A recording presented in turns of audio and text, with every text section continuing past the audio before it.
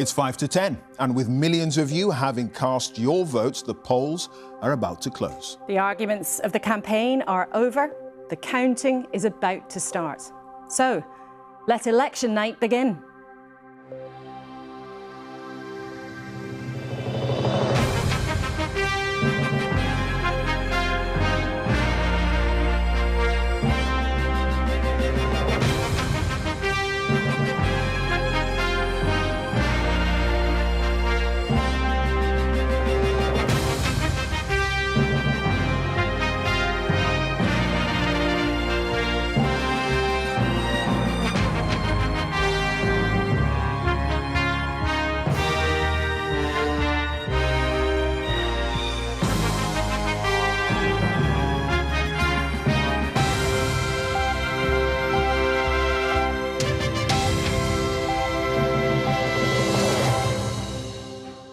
A very good evening to you. Welcome to our election night studio, your destination for unrivaled coverage over the next 10 hours as we discover whom you've chosen to walk through that famous door in Downing Street. Last time round, Boris Johnson was Prime Minister. Jeremy Corbyn led the Labour Party. We were still in the European Union and no one had heard of coronavirus. Today, of course, the political landscape is very different and the leaders of all the main parties have changed. Sir Keir Starmer cast his vote this morning. Only 4 Labour leaders have ever been elected Prime Minister. Has he done enough to seal the deal with the British people? And can he lead Labour to its first victory in nearly 20 years? Rishi Sunak is the 5th Tory Prime Minister in quick succession. He surprised the country with a snap election and has been fighting hard to hang on to power after the Tories' 14 years in charge. But can he cross Jeremy Vine's winning line outside number 10? Every paving stone a parliamentary seat. You remember 2019 when Boris Johnson won all these seats and paved a path to the door of number 10. This time, can Labour turn the blue seats red and send Keir Starmer through that historic black door, or will the Conservatives hold them off?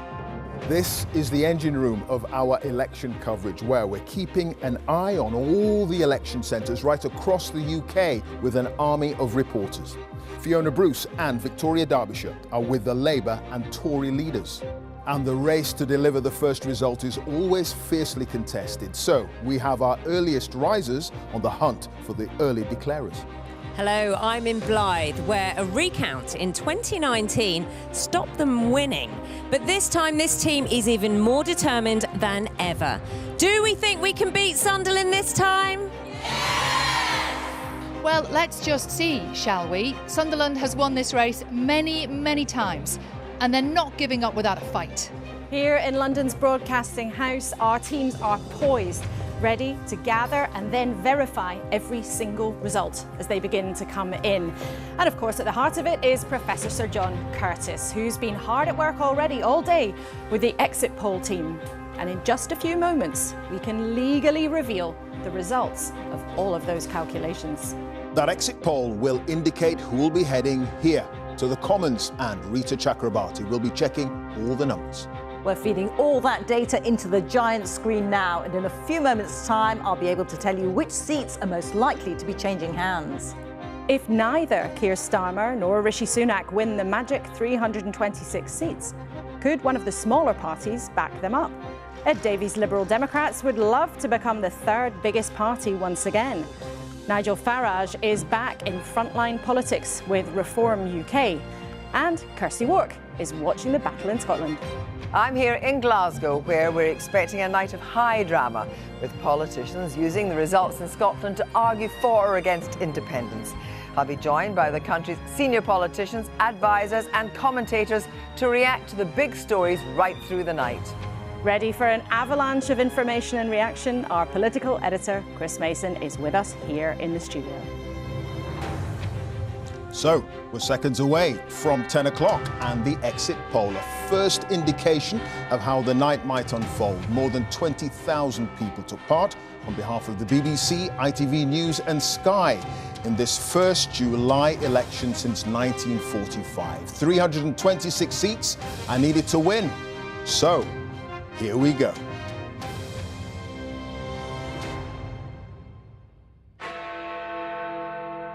And as Big Ben strikes 10, the exit poll is predicting a Labour landslide. Sir Keir Starmer will become Prime Minister with a majority of around 170 seats. The exit poll predicts that Labour will have captured 410 seats, adding 209. It suggests the Conservatives will have lost 241 MPs, landing on 131. On to the other numbers. The Liberal Democrats up 53 on 61 seats. Reform on 13 seats. The SNP down 38 seats. According to this exit poll, on 10, Plaid Cymru are on 4, they're up 2, and the Greens are up 1 on 2. All the pointers tonight are that Sir Keir Starmer is taking Labour back to power. Only the 5th Labour leader to win a general election. These are the first indications of what may unfold, but a moment of history beckons. Chris.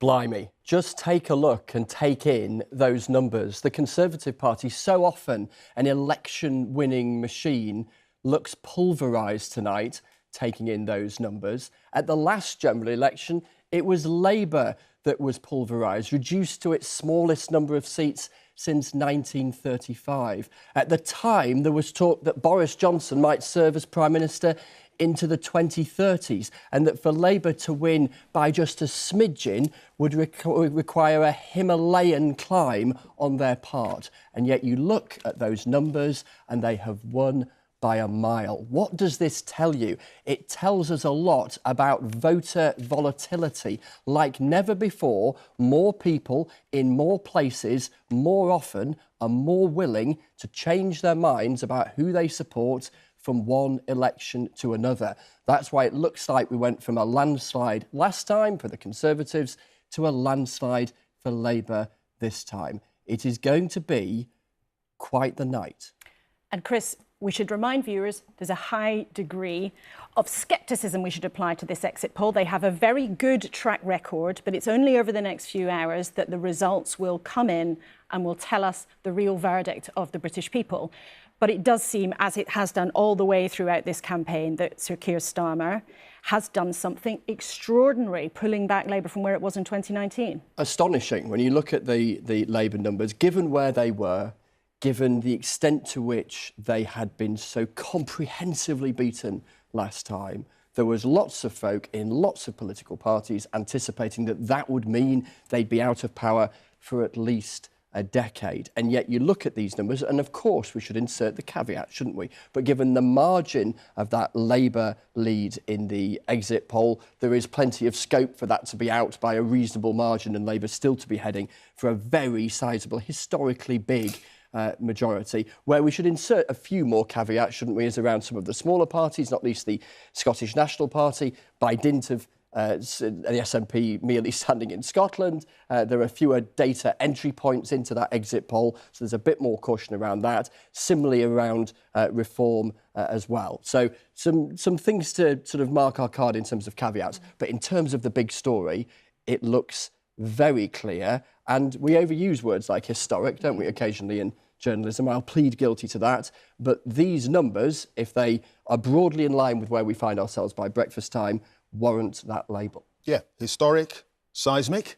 Yeah. What a shift in the political tectonic plates. No question that the polls have been all over the place in terms of measuring the size of a potential Labour majority.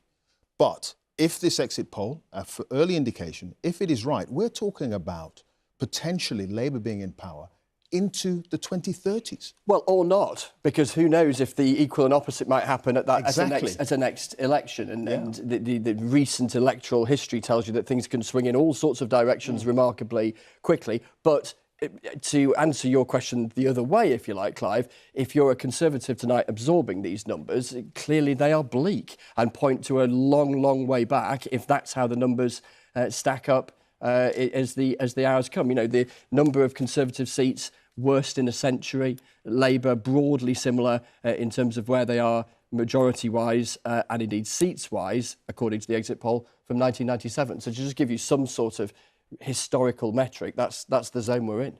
OK, Chris, thank you. We're going to be getting much more from you throughout the night, of course. We will, and through the night we'll be joined by a parade of political guests. Some of them will be in jubilation. Some of them will be very much at the other end of the scale. We're joined initially by Lord Mandelson, who is, of course, one already, of the architects of the 1997 New Labour victory. And Steve Baker, the Conservative, who doesn't know yet whether or not he has held on to his seat in Wickham. And we will come to them in just a couple of minutes. But I want to remind you of these numbers as they have been revealed by the exit poll, showing Labour on 410 seats, having gained 209. The Conservatives crashing down to 131, losing 241. 61, the Liberal Democrats, an incredible performance for them if they are correct, on 53 seats. The SNP crashing down to 10, Plaid Cymru gaining 2, the Greens gaining 1, and the Reform Party gaining 13. You can just about see them coming onto the glorious prow of Broadcasting House here in the heart of London. But as Chris was saying, particularly when it comes to the smaller parties, we will insert lots of grains of salt at this stage. Small errors, small margins of errors in the exit poll could end up with very, very different tallies for them by the end of the night. So bear that in mind. Yeah, health warnings will be the order of the night until we start getting the real results coming in. Hopefully the first result, possibly in the next hour, hour and a half. Who knows? Fingers crossed we'll be able to get that to you. Of course, if you're going to have a majority to Labour, according to the exit poll of 170, then that means a number of Labour gains, quite clearly. Right around the country, we're going to have a look at some of those that our psephologists suggest could be changing hands to Labour with a 95% level of certainty. Swindon South, Darlington, Rutherglen from the SNP. We already had the exit poll suggest the situation in Scotland there. Wrexham, Conservative, now potentially gone, according to our exit poll. Leon Atherton, Middlesbrough, Swindon North as well. And it's going to be very, very interesting indeed. Well, let's go straight to one of the people who it looks like is heading for government. Angela Rayner is with us tonight from Ashton-under-Lyne. Thanks very much indeed for joining us. Do you believe these numbers, Angela Rayner? Well, the numbers are encouraging, but of course the exit poll is a poll, so we haven't had any results yet. I think Keir Starmer has done a tremendous job of transforming the Labour Party and putting forward a programme for government that I'm hopeful that people have got behind. The numbers are a bit more than encouraging, though, for the Labour Party. I mean, you will have had thousands of activists out on the stump today, banging on doors, doing their own research with their clipboards, getting busy. Do your numbers at Labour HQ broadly match with what we've seen tonight? Well, if you look at where we were in 2019, just to get a majority of one, we'd have had to have a swing greater than Tony Blair's in 1997. So we know a number of seats were on a knife edge from our own data. But I also know that all of our activists and our candidates have been going out there, not taking anything for granted, and speaking to the electorate about what they believe matters to them and the concerns that they've had. And I think that the thing that kept coming back to us was that the 14 years the Tories have been in power and the chaos that they've had to tolerate is that they wanted that change.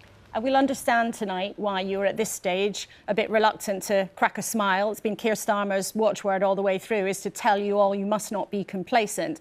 And yet you might be able to hear Peter Mandelson chuckling along in the studio here as you are nobly emphasising that it still may be uncertain for you. So do you think that you are going to be Deputy Prime Minister by the end of the weekend? Well, look, it'd be an absolute honour and a privilege to be re-elected, first of all, as the MP for Ashton-under-Lyne, but then to be in government as the Deputy Prime Minister. And the 9 years I've been an MP, I've not been able to affect change because we've been in opposition. So the ability and the opportunity to serve the British people and to bring about that change that they're desperate for would be an absolute privilege for me. But I'm not counting my chickens until we've got those results coming in. Angela Rayner, Clive Myrie here.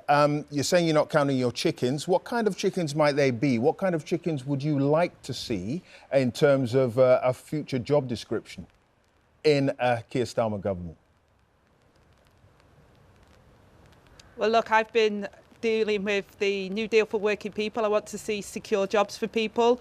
I want to see those 1.5 million homes that we've promised to be built.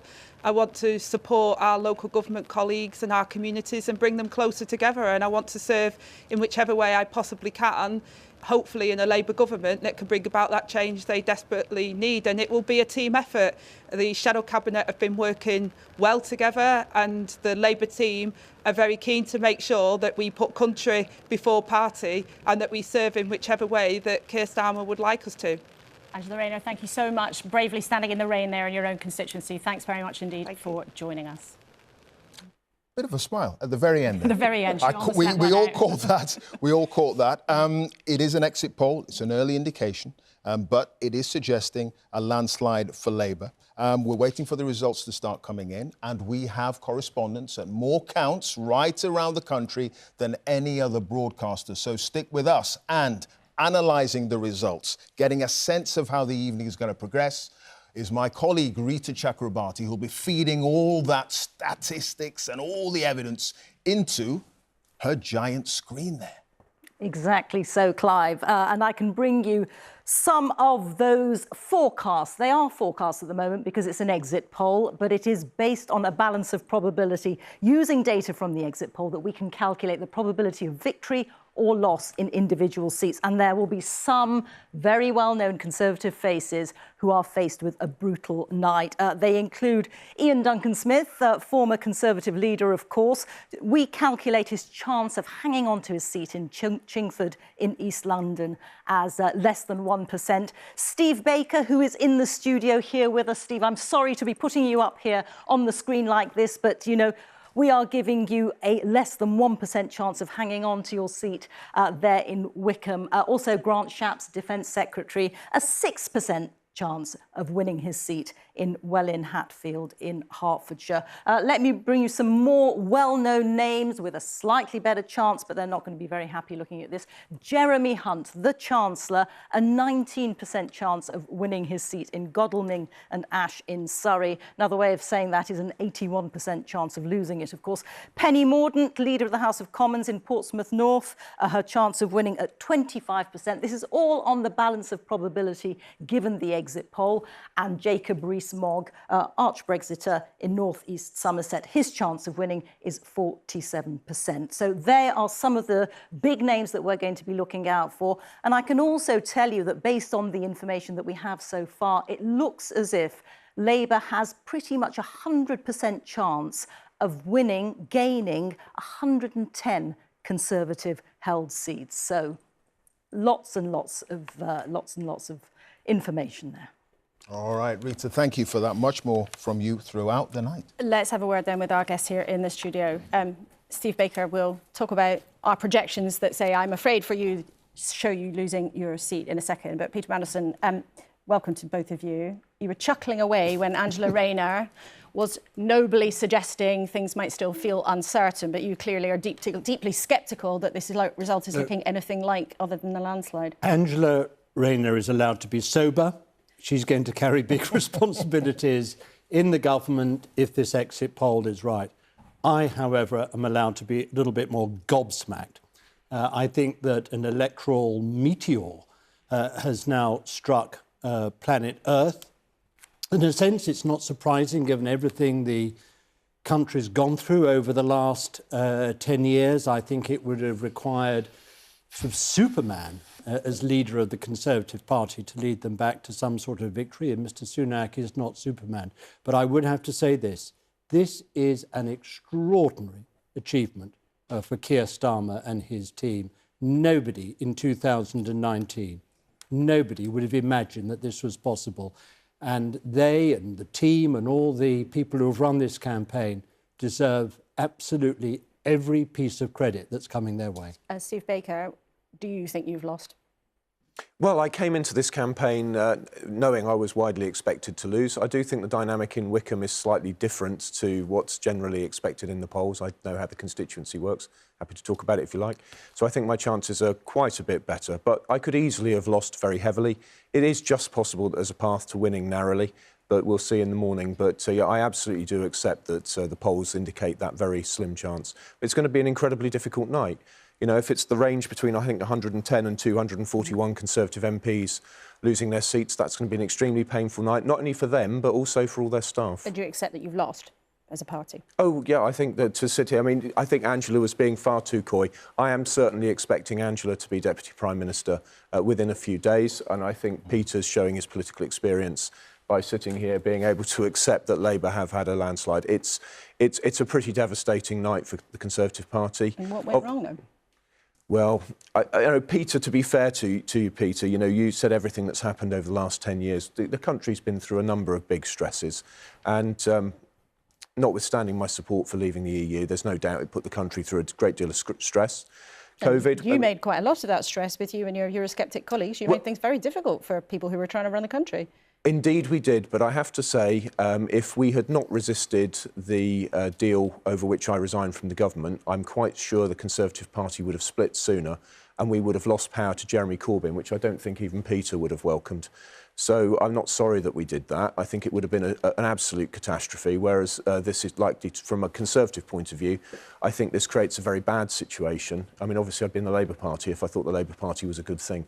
I think this will create a bad situation for the country, but one from which we can recover. But that wouldn't have been the case if Jeremy Corbyn and John McDonnell had taken power.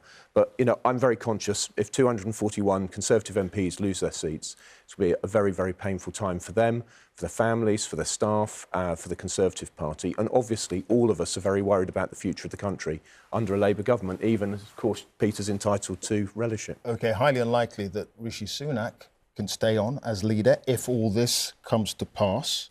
And if he does go, you're going to run, aren't you?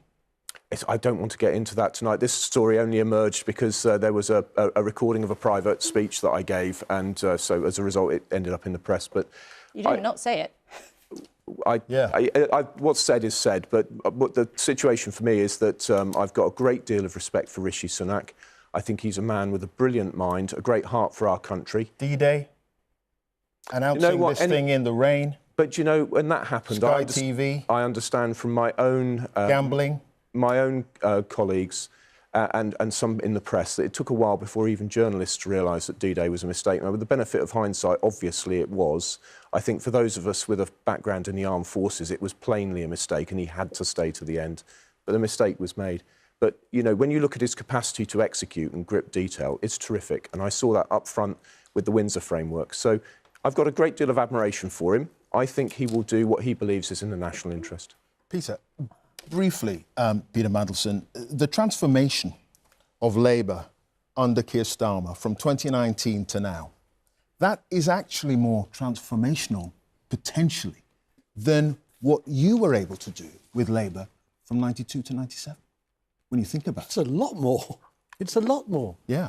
Before 1997, we had gone up in 1987 under Neil Kinnock. We went up again under Neil Kinnock to 1992. We were on an upward trend heading towards 1997. Now, of course, Tony Blair and all of us turbocharged the changes in the Labour Party that gave us our landslide victory in 1997.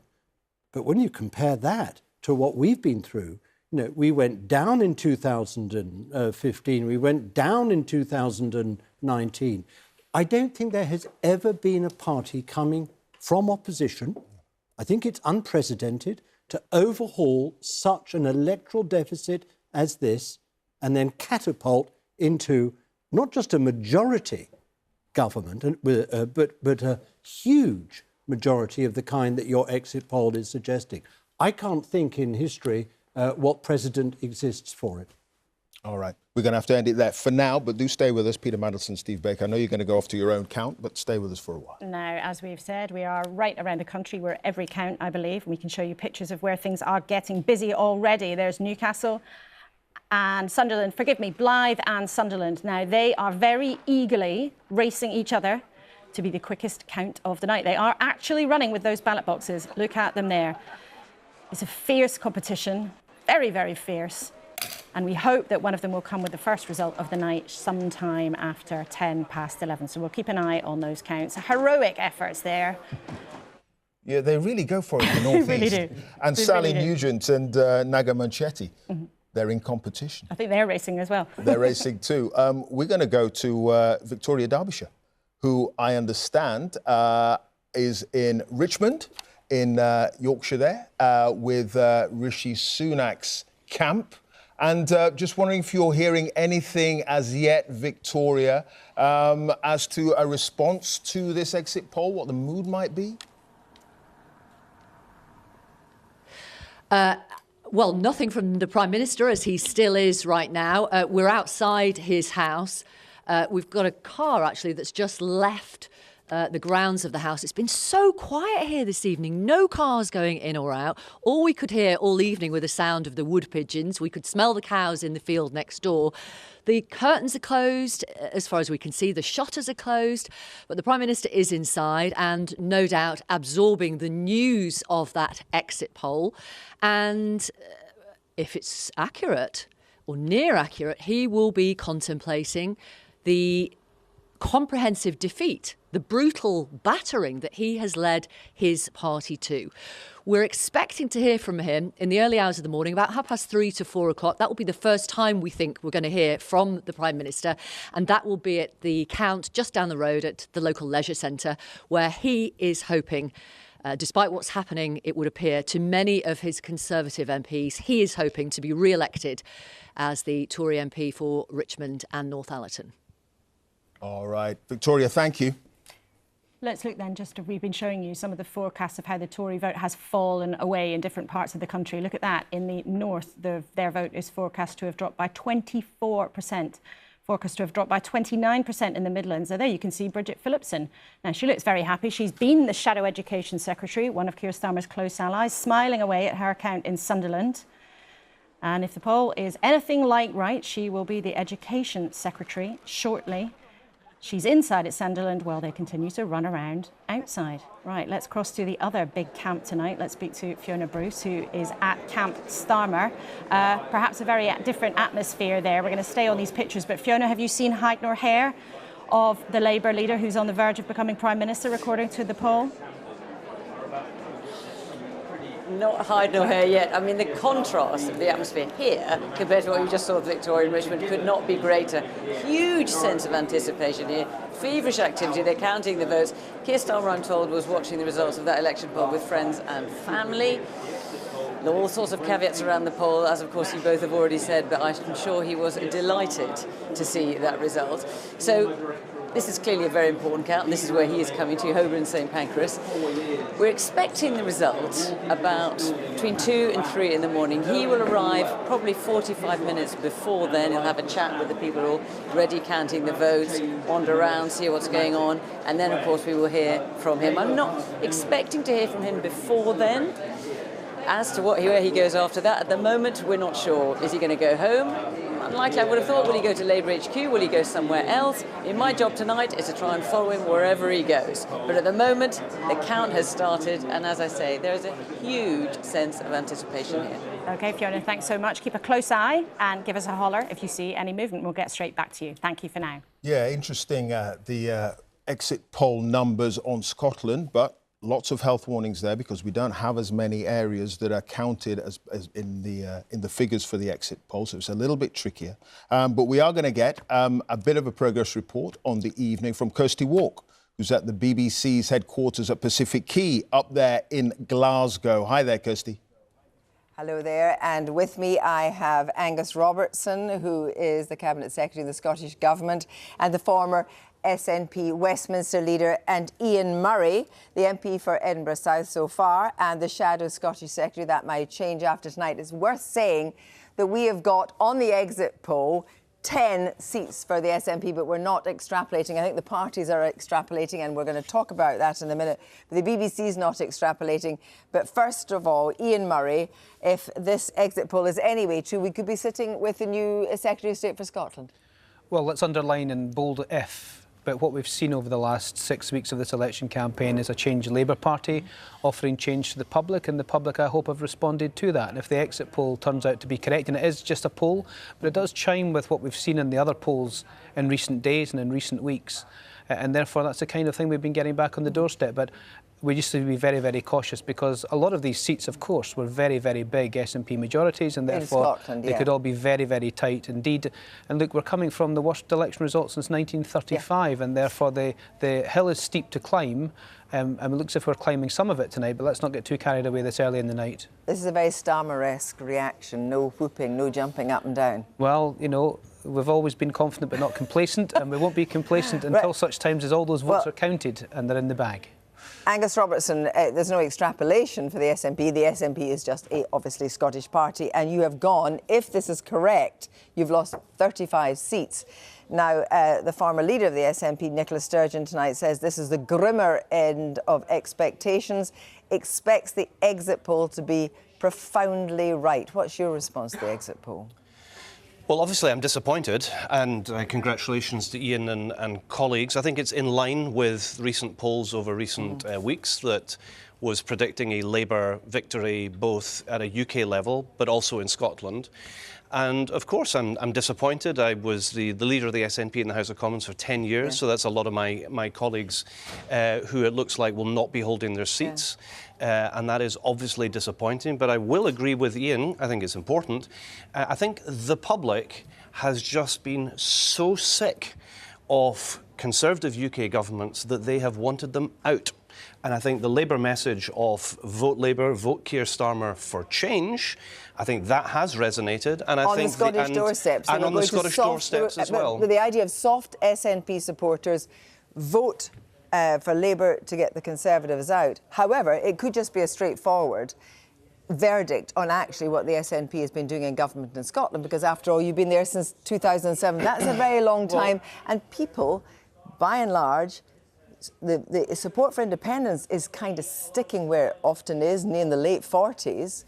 But actually, maybe they just feel that the SNP hasn't delivered for them. Well, if it was as simple as that, the SNP would be getting nearly 50% of the vote. It's not the way that Scottish politics work. This was a UK election where people had the opportunity of kicking out Rishi Sunak, getting rid of the Boris Johnson nightmare, getting rid of the Liz Truss government and the record of total Tory incompetence. And I think the change message chimed. We know that it's a very powerful message.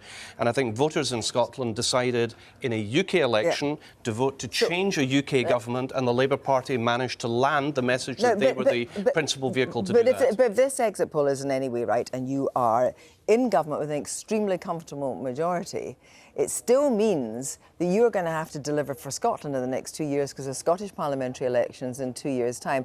And some of the things, and we will interrogate this later, that you've promised and offered may not be possible, because obviously there's fiscal rules to follow. You're not going to have the money to do stuff.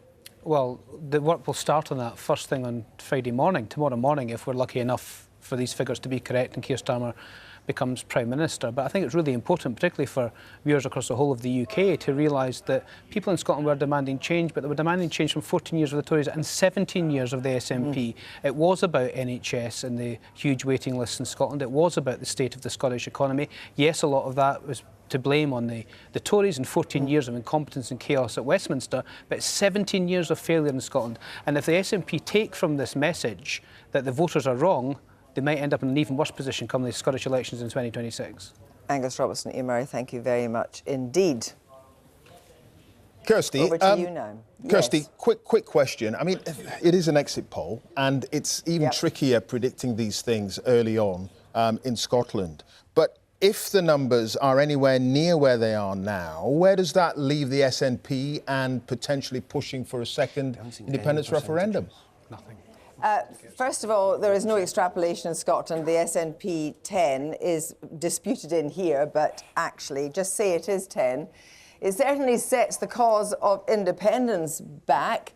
But you've also got these Scottish elections for the Scottish Parliament. People vote in different ways. This could be it could, as Angus Robertson said, be a protest vote against the Conservative government. It could, as Ian Murray says, be a verdict on what the SNP's record in devolved things like the NHS, like education is. So actually, it's a much more complex Rubik's Cube in Scotland. It's not just one chamber of power; it's a second chamber of power as well. Great. OK. Kirsty, thank you. I think we can hear them in the background arguing over the numbers and whether they really believe the poll. But tonight, there will be no arguing with Jeremy Vine's numbers. He's in Cardiff for the night, and we are going across to him now. Jeremy, let's see what you've got. Thank you, Laura. Yes, welcome to the headquarters of BBC Wales. And you can see this map here. You see the blue areas. They're Tory seats and the most marginal ones we put first. So we've got a board. Let's call it a battle board.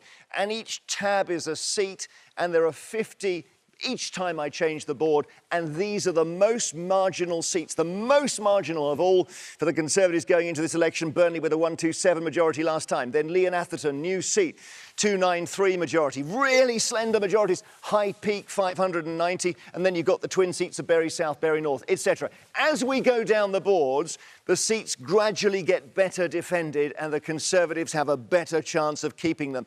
Now let's show you what the exit poll is telling us. The results we put up, of course, are not results yet. They are going to flash because they're just predictions. But you can see this board. Most of the blue has been washed off this board, except for, interestingly, listening to Kirsty there, the Scottish seats. The Conservatives are defending their Scottish seats better than anywhere else.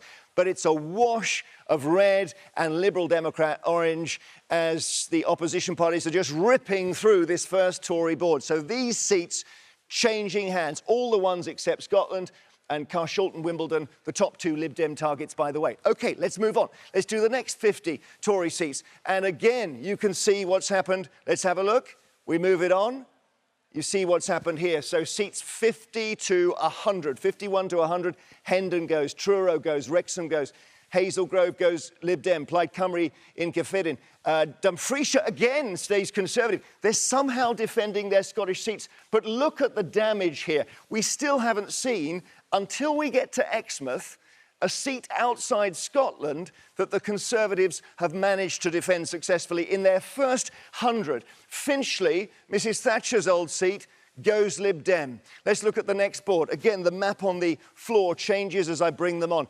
That's a peachy Lib Dem target, Sutton and Cheam, so they've taken that under our exit poll prediction. Woking, they take Brecon, Eastleigh. It's a phenomenal night for the Liberal Democrats when you think last time they barely had a dozen seats. But look at the red going down the board. The Tories are not defending anything in England at this point, and we're still in the first 150 Conservative seats. The colours on the map are changing. Let's have a look at seats 151 to 200. Where will the Conservatives start to mount a defence in England? Again, Telford Labour, South Devon Lib Dem. Let's have a look. Frome and East Sussex Lib Dem. Lib Dem's doing brilliantly. Labour doing brilliantly. Beaconsfield, there we are. The Conservatives seem to have defended Beaconsfield, but that's heartland Conservative country. Bassetlaw, Reform from the Conservatives. Tunbridge Wells, Bicester, Chelmsford. You're starting to see the Conservatives defend a seat here and there, but this is around about 180th, 190th target seats. Welling, Hatfield, Grant Shapps. Looks as though that one's gone under our prediction as well. Let's see the next board, shall we? Now we're 201 to 250. And again, even seats that are 200 down the target list, Labour are taking. Rochester and Strood, Isle of Wight West. Yes, some are being defended. Melstride back in central Devon, says our prediction. But look, they're taking Lowestoft. Gravesham is interesting. 199th on Labour's target seat list, and we've got them down as a Labour gain. Kettering, Mansfield, Wellingborough, Labour gains still in the majority on this board. You're seeing the Conservatives can't defend their own seats until you get to seat 251, right? So we're way down. We're in safe Tory territory now. Salisbury, Reigate, Tewkesbury, Cambridgeshire, North West, Beverley, Windsor. Even here, Labour are taking seats. Staffordshire Moorlands, Sutton Coldfield, Amber Valley, Herne Bay, Old Bexley, Broxbourne, Chatham, Solihull West. Even here, in their safest seats. Great Yarmouth was the seat of Brandon Lewis, the former Justice and Northern Ireland Secretary who stood down. That's gone under our prediction. So it is a horrible, horrible night for the Conservatives. Finally, here we are. And they mop their brows. Seat 300. And look, at last, the Conservatives are starting to mount a defence, but only in their safest seats. And even then, you've got Labour taking Cannock Chase, which had a huge Tory majority. So the whole map is changing tonight. It's just an extraordinary prediction we've got here.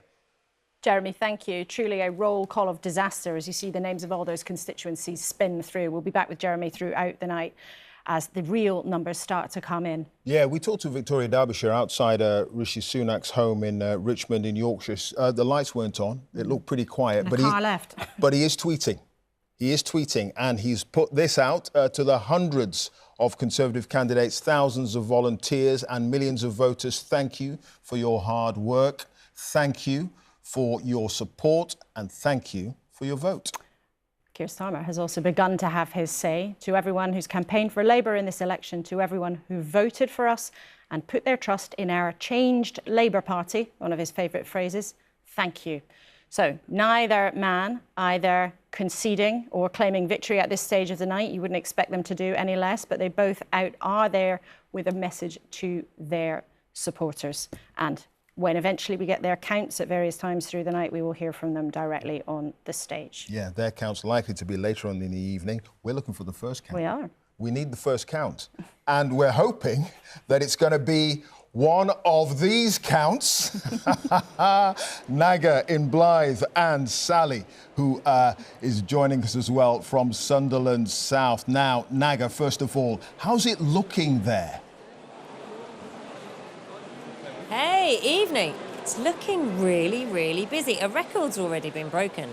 I was here in 2019 and it took 38 seconds for the first ballot box to come in. It took 30 seconds today.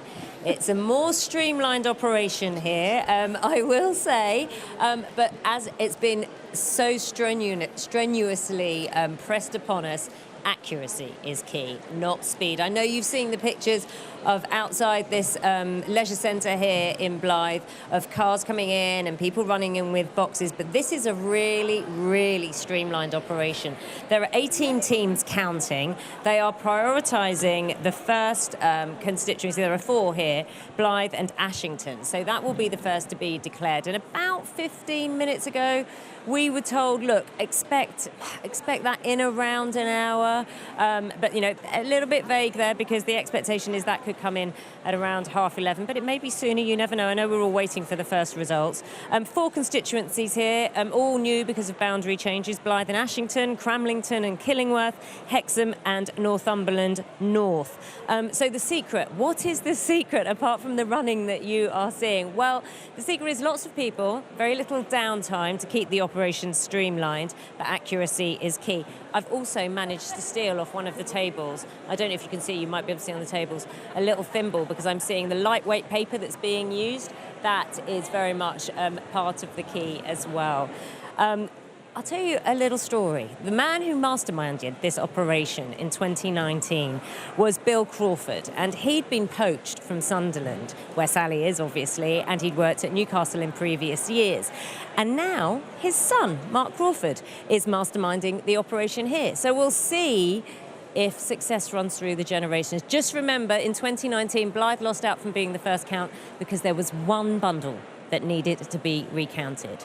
Everyone here hoping that won't be the case in 2024. All right, Naga, thank you. We're going to go over to where the head honcho was poached, nicked, in order to try to get the first count in Blyth. We're going to Houghton and Sunderland South. Sally, first of all, they're convinced they're going to be first there. But secondly, how are the Labour team there feeling about the night so far?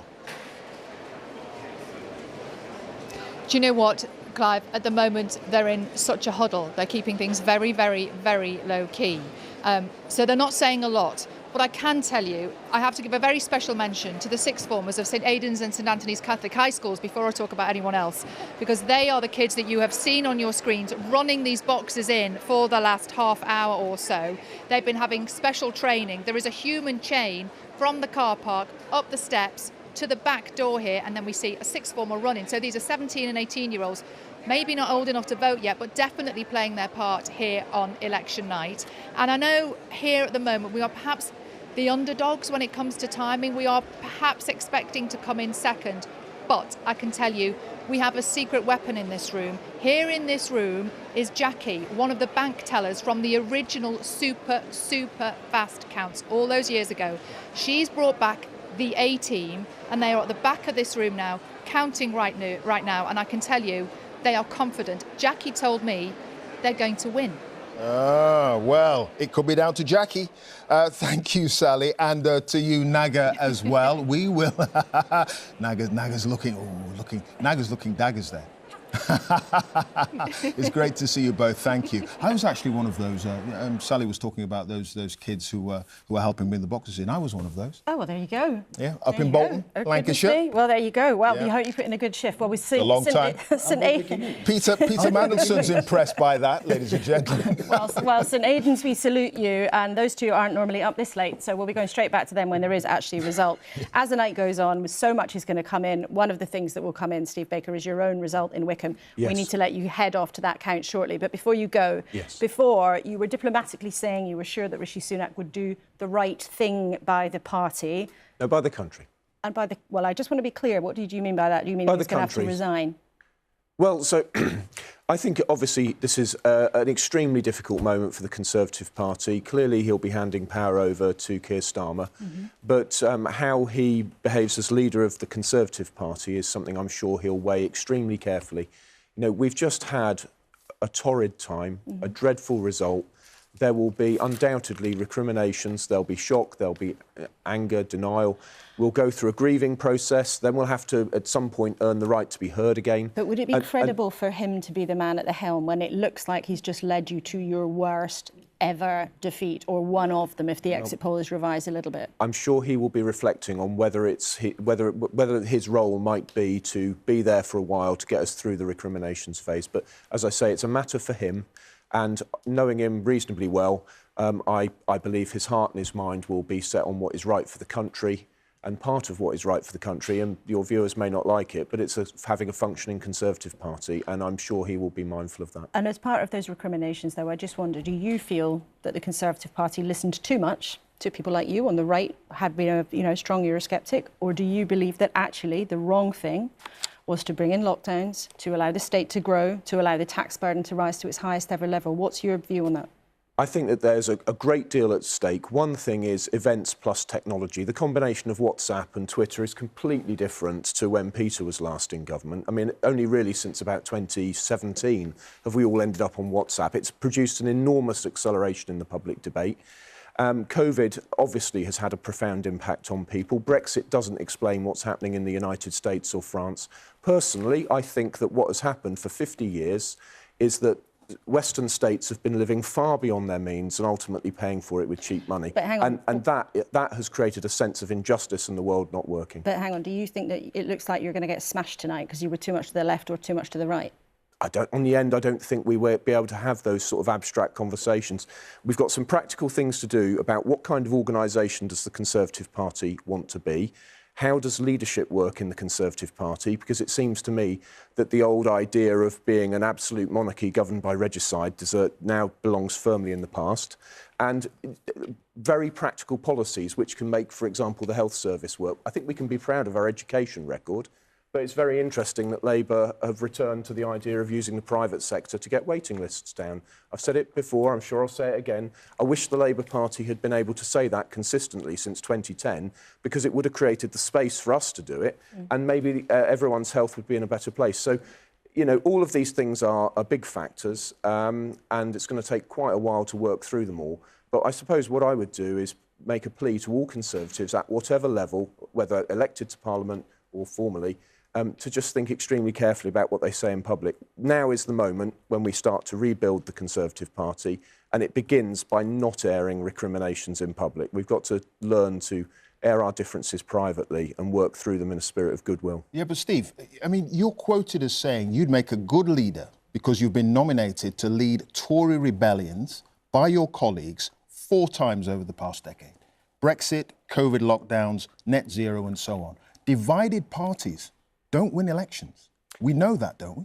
Well, yes, Clive, that is true. But if I... So you're part of the problem here, potentially. Well, you know, this is going to be a conversation. You know, I may well have lost my seat in a few hours. That, as you've articulated, is what is expected. Less than 1%. I'm expected to be swept away in a few hours, and I shall think that many of your viewers watching this will be cheering. But it is just a matter of fact that my colleagues asked me to sort out Conservatives for Britain before the referendum. I was asked to sort out actually a unifying project of the European Research Group afterwards, which of course went south. COVID, again, was asked to do it. What would have happened if we hadn't given voice to those people who thought it was extraordinary to be locked down at home? I mean, I think it would have provoked massive conspiracy theories if no one in Parliament had been willing to give voice to that, and I'm proud that I did.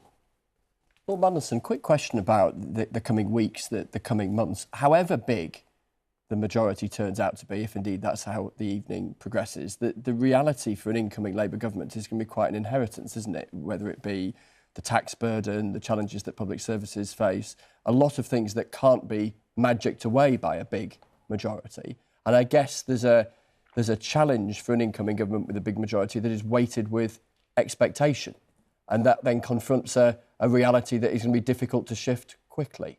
If I look back over my whole life and before, I must say I cannot identify a worse financial and economic legacy for an incoming government, frankly, since the Second World War. But it'll be Labour's problem in the morning, won't it? It certainly will be Labour's problem in the morning. But, you know, the legacy that the 45 government inherited wasn't due to the failures of a Conservative party. It was due to the fact that we had fought and won a world war. You cannot say the same about this legacy. This legacy has been brought to us, yes, by courtesy of COVID and the Ukraine war that had such an impact on energy prices. People don't want to hear you blaming the previous government, though, are they? They're going to want to know what you're going to do. Hold on, let me make my point. And blown many holes in our finances. But we have also brought this upon ourselves. We brought it upon ourselves with Brexit, not just the act of Brexit, but many years of divisions and indecision over how we were going to implement it.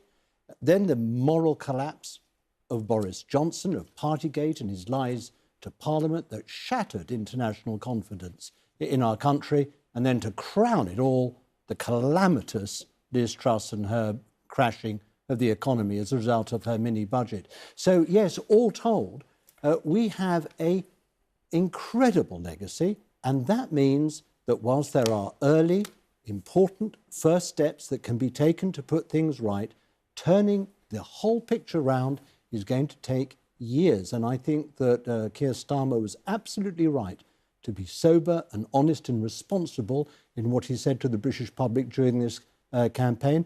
And I would expect him to continue to be so. OK, Lord Mandelson, thanks very much. Steve Baker, we have to let you get off to your count. I'd love trying to leap out of the seat. To rebut that. Shouldn't you have stayed in Greece?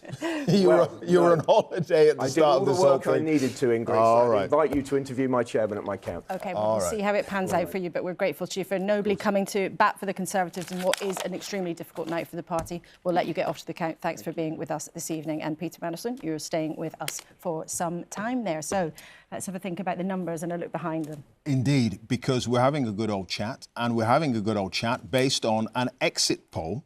And part of the responsibility for dealing with that exit poll is the result of the hard work of our election team and Professor Sir John Curtis, of course, who joins us now. John, there is so much to take away from this exit poll so far. Absolutely. What should we be focusing on? What do you believe is the figure or the element that is perhaps the most relevant, important, but also potentially accurate? OK, the crucial thing, first of all, you need to realise is that this seat forecast is not just simply a consequence of the national shares of the vote that we expect the parties to gain, but rather how they are distributed geographically and how that has moved decisively against the Conservatives. So, for example, support for the Conservatives is falling much more heavily in places where they are trying to defend a seat than it is in places that Labour already hold. But why is that happening? It's not because Labour are doing spectacularly better in Conservative-held seats. It's because Reform are. Much of the damage to the Conservative Party tonight is being done by Reform, even if it is the Labour Party that proves to be the beneficiary. That point two, then, however, the second thing that's making life difficult for the Conservatives is where are Labour doing best? Well, they're doing better in places where they're starting off second to the Conservatives. Oh, and by the way, also places, they also seem to be doing quite well in the battle with the SNP, which I'll come back to that. But equally, why is the Liberal Democrat figure so high? It's not because we're anticipating some spectacular rise in Liberal Democrat support, but rather that Ed Davey's hopes of doing particularly well in seats where the Liberal Democrats are the challengers to the Conservatives, it looks as though that hope is going to be realised. So there are two things that flow from that. First, an obvious health warning. While we are pretty convinced that this pattern will exist by the end of the night, whether we've got it exactly right is much more uncertain. Whether we've slightly overestimated or underestimated these patterns could make quite a lot of difference to the seat outcome. The second thing that flows from this is that although this looks like an election in which Labour are going to get a landslide in terms of seats, it does not follow, I will repeat, it does not follow that this necessarily means that Labour have got a landslide in terms of votes. So that's point number one about the broad picture we're presenting this exit poll, the health warning that goes with the estimate, but also the implications for how we might end up interpreting this result at the end of the night. There are then two other things to say. The two figures that I think has probably caused most surprise, most discussion, perhaps most controversy, are one, Reform at 13, and two, the SNP at 10. Those are the two figures about which we are least certain. Basically, what we have got in the exit poll is a lot of places where there is a small chance that Reform will win the seat, but we're talking about 20, 30% chance. And the question, and you know, we add up these probabilities, and that's how we get to the figure of 13. But to be honest, the figure could end up being quite a lot less than that, or indeed rather more, just depending on how the cookie crumbles. And meanwhile, equally, it's already been emphasising from the beginning of the night, inevitably we have fewer sampling points in Scotland than elsewhere. It does look as though the SNP have done particularly badly. But remember, there are lots of seats in Scotland which are marginal between Labour and the SNP. And we have just, even if we've just underestimated the SNP's performance relative to Labour by a little bit, then that SNP number will go up. So those are the health warnings. Of course, behind all of this, it does look as though, yep, Sir Keir Starmer is going to be the Prime Minister tomorrow. He's probably going to have a very substantial overall majority, and that, of course, is the crucial thing we're trying to find out. But there is still inevitably plenty of uncertainty in an election, which in many ways looks as though we're going to come up with all sorts of historical records in terms of shares, seats, and also the change in the geography of support. This is, in a sense, is going to be one of the most interesting and unprecedented elections in British psephological history. It certainly is, John, and you've given us the appropriate bucket of salt to be very careful about these early results, even though, as you've clearly explained, the seat numbers might be very different from those smaller parties. That very significant suggestion that Reform might be on 13 seats, and that equally significant suggestion in the other way that the SNP might crash to 10. You've been very clear that those numbers might change. However, are you telling us tonight that the exit polls suggest that those broad movements of voters, massively up for Reform and massively down for the SNP, are there, even if they don't translate into seats? Yes, and inevitably, well, certainly so far as Reform are concerned, we're very confident that they are doing something not a million miles away from what the final opinion polls were estimating in terms of vote share. It's a question of how that translates into seats, and that's much more difficult to estimate. In the case of the SNP, because we have fewer sampling points, it is just possible that we might have underestimated the SNP support. Though that said, we're pretty confident that the Labour Party is going to end up with most seats in Scotland. It's just exactly what is the gap between the two parties is going to prove to be. I thought it was interesting that Angus Robertson, at least on air, didn't seriously dispute our figures. It sounds as though the SNP are willing to accept that they're not going to remain the largest party in Scotland, but of course there's still that still leaves a possibility for the SNP to be, say, at 15 or 18 rather than at 10. Who knows? That's one of the reasons why our viewers should be staying up through the night, because the exit poll gives us a guide, but in the end of the day, it's only the ballot boxes that will tell us the truth. And I was going to say that. That's exactly why you have to stay up all night with us. But John, a very significant point there. If the SNP does look like it will be the smallest party, that suggests if they don't have a majority in Scotland anymore, that their push for another independence referendum will be significantly harder to make. Yeah, John keeping us honest there. No question about that. But the front pages, they're telling their own story, even from the exit poll. Look, the Daily Mail. Labour set for historic landslide there. And we've got the Sun. Britain sees red. Exit poll gives Labour huge 170-seat majority there. So the Sun actually sort of coming out and endorsing Keir Starmer yesterday. The Daily Telegraph is also suggesting on its front page that it's going to be a Labour landslide. So the front pages clearly reflecting the views of that exit poll. And we'll show you them when we can. For some reason, they weren't firing, but all the newspapers so far, the front page is predicting a Labour landslide indeed. All right, OK.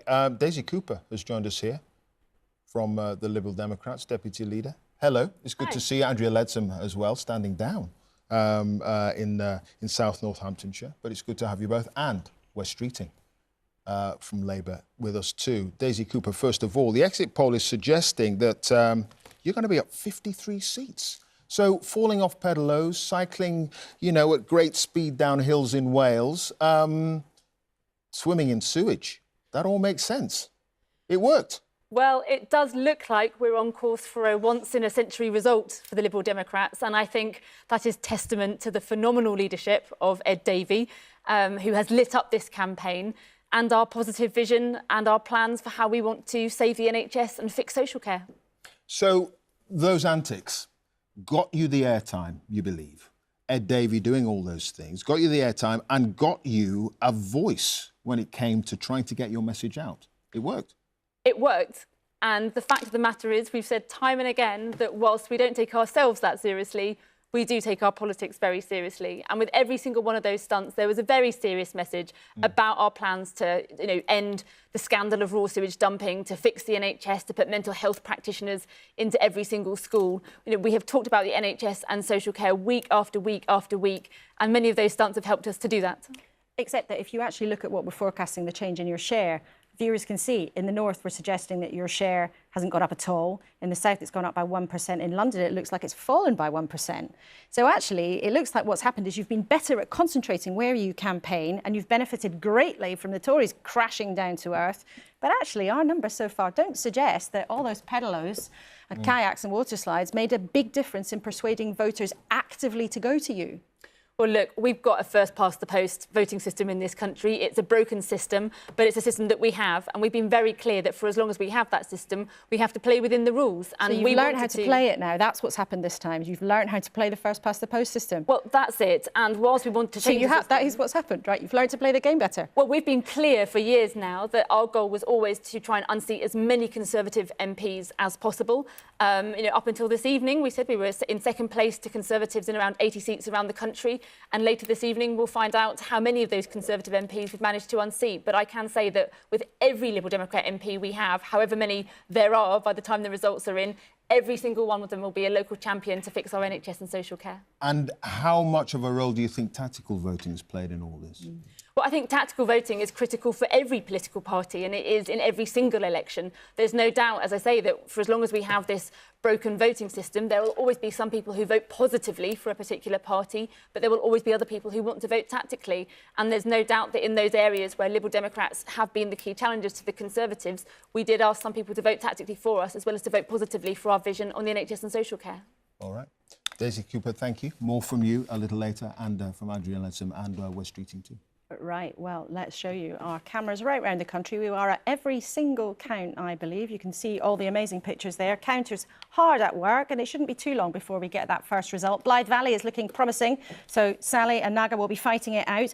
But Rita, let's turn to you. You've got some analysis of where things have really gone wrong, according to the exit poll for the Tory vote. Absolutely, Laura, but there's some interesting stuff about the Labour vote as well, actually. So what you can see here is some analysis based on the exit poll and what has happened to the share of the vote in seats that voted in 2019 for the Conservatives versus seats that voted Labour. Let's take a look at the Conservative seats first. So you can see the Conservative vote has plummeted here, down 28% in those seats that voted Conservative 5 years ago. Labour up by 5%, Lib Dems and Green up as well. But the big winners here, are the Reform Party, and that 18% is up on what the Brexit Party got last time round, 18%. So that has really, one can only assume that has really hurt the Conservatives there, and that is what senior Conservative figures have been warning about in the last few weeks.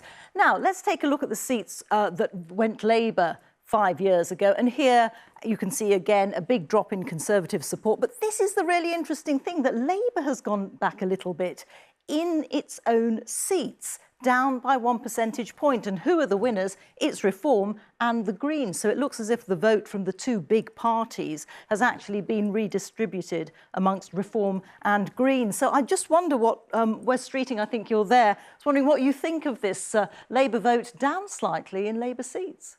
Well, we'll wait and see what the results actually come through and say. But we've run a ruthlessly disciplined campaign, and we knew that it wasn't good enough just to stack up more votes in seats we already hold. We needed to win seats from the Conservatives. And gone are the days where Labour Party leaders make excuses for poor results and pretend that defeat is really a victory, like in 2017, where you'd almost have thought it was just benevolence that led to Theresa May going back into Downing Street because we didn't want a forced eviction on our hands.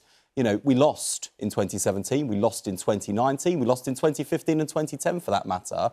We are in this position today to be able to win a general election because the Labour Party has fundamentally changed. We understood why we lost in 2019, listened, and I mean genuinely listened, as to why we lost support from people we should have never broken faith with. And as well as rebuilding trust with those voters, we also built a big tent that enabled millions of disaffected Conservative voters to look at Labour and think, well, I might vote for these guys. And we'll soon find out how many of them actually did. But this is a remarkable exit poll. They're not results, it's an exit poll. But in 2019, we were on the brink of extinction and told that in order to get a majority of one, we would need a 1997-style swing. This exit poll shows a 1997-style majority. So, well, you know, I'll believe it when I see it. But this is a remarkable exit poll and a testament to the change that Keir Starmer has led in the Labour Party. I don't think that guy's had nearly enough credit for the steel, the determination that he has shown to really grab the Labour Party by the scruff of it. Wes, I wonder if I can force it to learn why we lost. I wonder if I can just jump in. I mean, nobody's taking away from you the things that you are saying again based on the exit poll, but these figures do suggest not a resounding enthusiasm for the party in those seats that voted for you 5 years ago.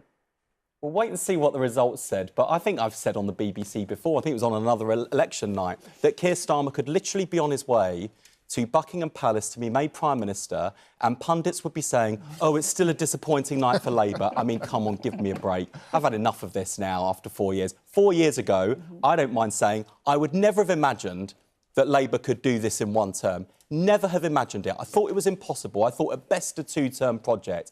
And yes, the implosion of the Conservatives and the SNP has put wind in Labour's sails. But the only reason we've got sails on the ship, and the ship is ship-shape, is because Keir Starmer took the vessel from the shipwreck in 2019, rebuilt it, and made it ship-shape and seaworthy again. And Wes, just as you've been speaking there, Wes Streeting, you seem to have a little bit of a flicker of a bit more excitement about what happened rather than your early message of, oh, this is an exit poll. Are you ready to say you're sure you've won? Well, I used to watch the 97 results back and thought that the Labour spokespeople who were on then sounded kind of crackers, really, when the exit poll came in. They were still saying, we'll wait and see the results. I now know exactly how they felt. Like, honestly, it sort of looks and feels too good to be true. We will judge the results by the results and not the exit poll. Of course, I'm delighted by the exit poll. I have seen many exit polls over the years. They don't tend to look like these ones. And if we have won this general election, that is historic for the Labour Party, but even more importantly, it's an opportunity for the country for us to rebuild our economy, rebuild our public services and rebuild trust in politics. Wes Streeting, thanks for now. Daisy Cooper, I think you have to go in just a few minutes, so thank you very much indeed for joining us now. We've talked a little bit about the projections for reform seemingly a very significant result for them, according to the exit poll, getting 13 seats. Their deputy leader, Ben Habib, has just tweeted, "This is a huge bridgehead. This is politically seismic." I hope that we can show it to you, but we can show it to you. "This is the beginning of the fight back for the nation state of the United Kingdom."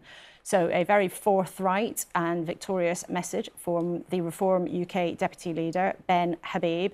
Let's find out then what the mood is like in the Reform camp. That's given us a taste of it. Our colleague Alex Forsyth is in Clacton, where, of course, the leader of the party, only lately rejoining in that role, Nigel Farage, is hoping at the 8th time of asking to be heading to Westminster himself. Alex, what is the mood there?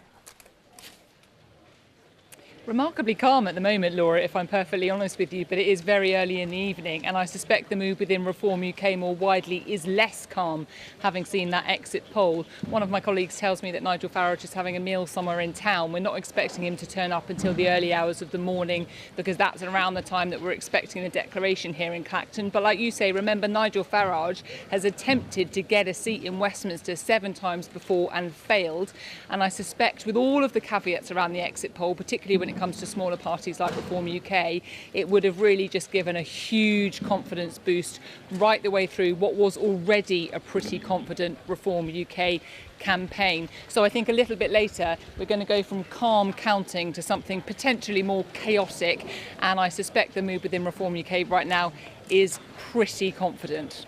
So there is confidence then that Nigel Farage is going to take that seat? Well, I think this is his best chance, many people think, because of the wider political picture that he's had in the 7 times of standing. But you have to remember that in the previous parties that Nigel Farage has led, for example, UKIP back in 2015, they had a high vote share. They polled 4 million votes, but that translated to only 1 win in terms of seats. And the seat that they won then, this one in Clacton, with the former MP Douglas Carswell, who had, of course, defected from the Conservatives, triggered a by-election, won it as UKIP, and then retained it at the 2015 general election. So when you take all of that into account, and the fact that Clacton has been at the centre of Nigel Farage's campaign for the past few weeks, he's been here a lot with rallies out in the town, making himself very visible. It feels like it's the best chance for Nigel Farage to get what has proved elusive for him so far, which is a seat in Westminster. But of course, for the party more widely, Reform UK, what will be really important is, yes, how many seats they get, but also the impact that party has in terms of the number of votes it gets, and what that might mean for the Conservatives, the damage potentially that Reform UK does right across the country, as well as any seats they win themselves. Alex, thank you so much. It could be much worse than any of the Conservatives had imagined, but we will see how it develops. Yeah, now, if you're out and about, what are you doing? You should be at home watching us. But if you are out and about and you happen to be in central London, around Oxford Circus, and you go past the glorious building of the BBC, you will see there the results of the exit poll. Now, remember, this is a first indication of what we think will happen tonight. We still haven't had a single result yet, but the Conservatives down to 131 seats.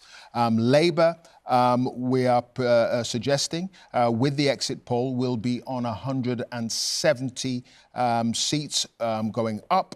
Liberal Democrats on 61. Reform Party on 13 there.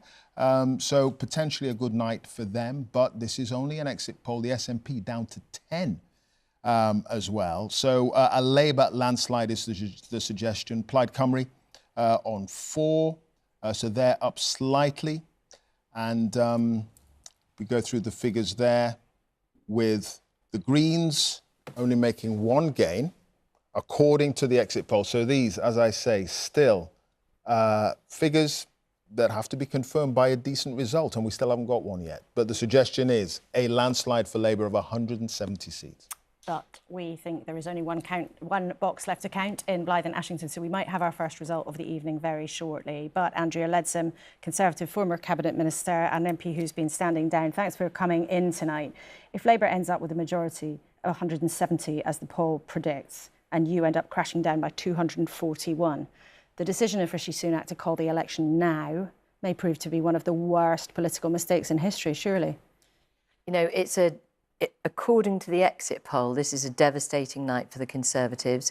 But I'd just like to reflect that it's actually a fantastic accolade for democracy in our country that we can have an election where, as Wes has said, in 2019 it was the Conservatives' night to have a huge majority, and it was potentially unassailable for 2 terms. And I think what this does show is that our democracy is alive and well. Devastating for my party, a clear need to rethink, to regroup, to regain the trust of the people.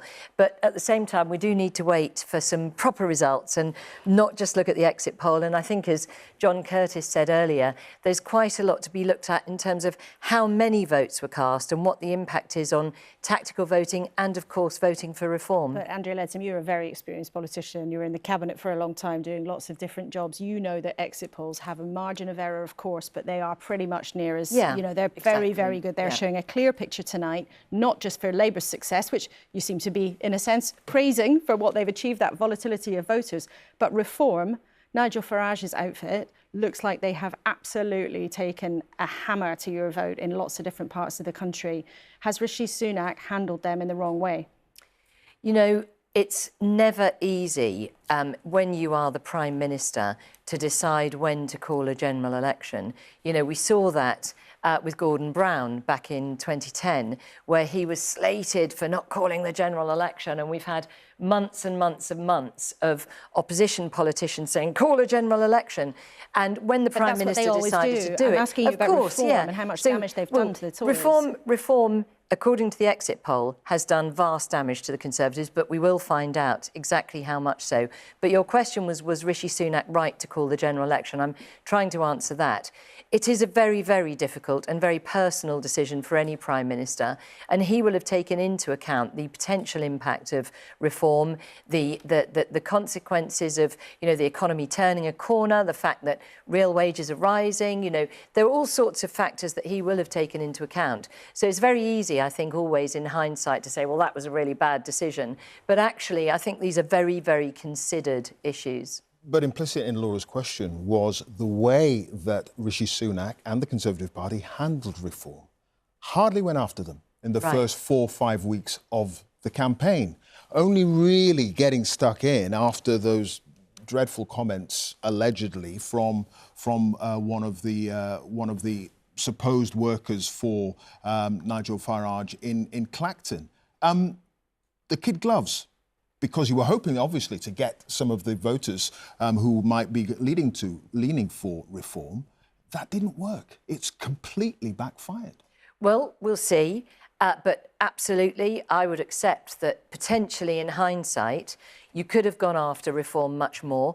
But the Conservatives actually have some very strong achievements to their name. And I think genuinely the desire was to highlight what the Conservatives in government have done. You know, 4 million more people in work, low unemployment, real wages rising. We turned the corner. We got through the COVID pandemic. We're recovering fast, doing equally joint first in the G7 in terms of growth last month. You know, there's a lot, all of the net zero achievements and so on, plus what we considered was a very real concern about what Labour will do, as continues to be the case, a very real concern about what Labour will do with people's taxes.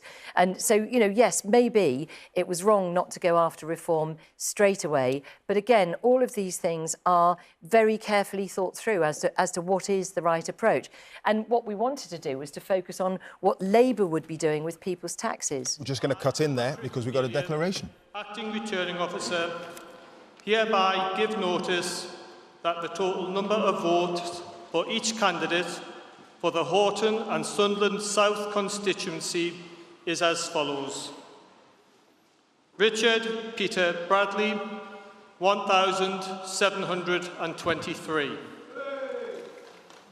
Chris Bernicle, 5,514. Paul Edgeworth, 2,290. Bridget Maeve Phillipson, 18,837. Sam Woods Grass, 11,668. The number of rejected ballot papers was 101. The turnout was 51.2%. And that Bridget Maeve Phillipson has been duly elected to serve as member for the said constituency. So a delighted Bridget Phillipson there, who can now expect not just to stay as the MP at Sunderland South, but who can expect to become the Education Secretary, having done that job as the shadow for Keir Starmer for the last few years. She receives more than 18,000 votes, but Reform have beaten the Conservatives into second place. Let's listen in to Bridget Phillipson's victory speech. She's likely to be in the Cabinet by the end of the weekend. Tonight, the British people have spoken. And if the exit poll this evening is again a guide to results across our country, as it so often is, then after 14 years, the British people have chosen change.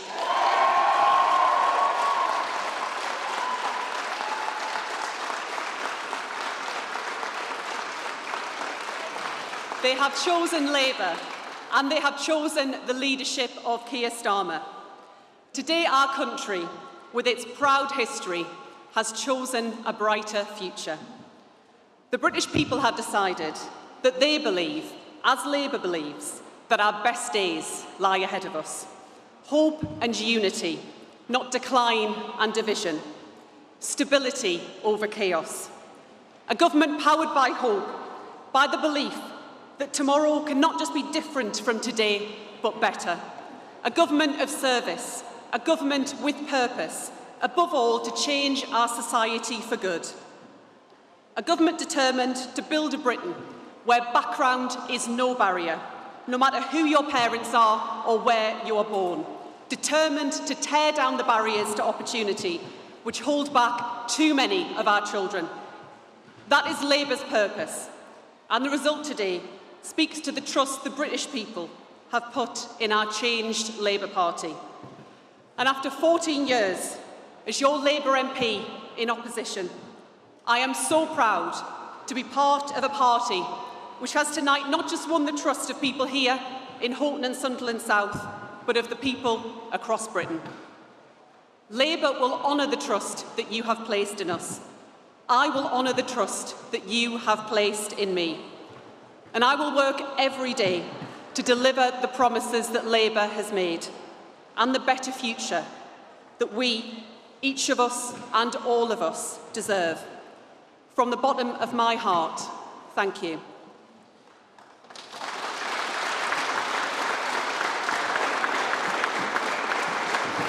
And lastly, I want to say thank you to all of the people who've worked hard to organise and secure today's election and counted the votes this evening. You are the people who deliver our democracy, and we are grateful for your contribution. My thanks to the fellow candidates here in Houghton and Sunderland South for a good-tempered campaign. To my fantastic local Labour Party for your unwavering support, and to my wonderful agent, Les Scott. Thank you. Bridget Phillipson there, delighted, beaming away, not just having won her seat, but expecting now to be in the Cabinet. And in her speech, she said, the British people have decided. Labour will return government to service of the people and create a country where background is no barrier. Bridget Phillipson there very decisively saying that Labour has won the general election. We'll discuss that a bit more in just a sec. Yeah, and Labour's vote increase there in line with our exit poll. And that's the first result we've had all night. Jackie, the bank teller.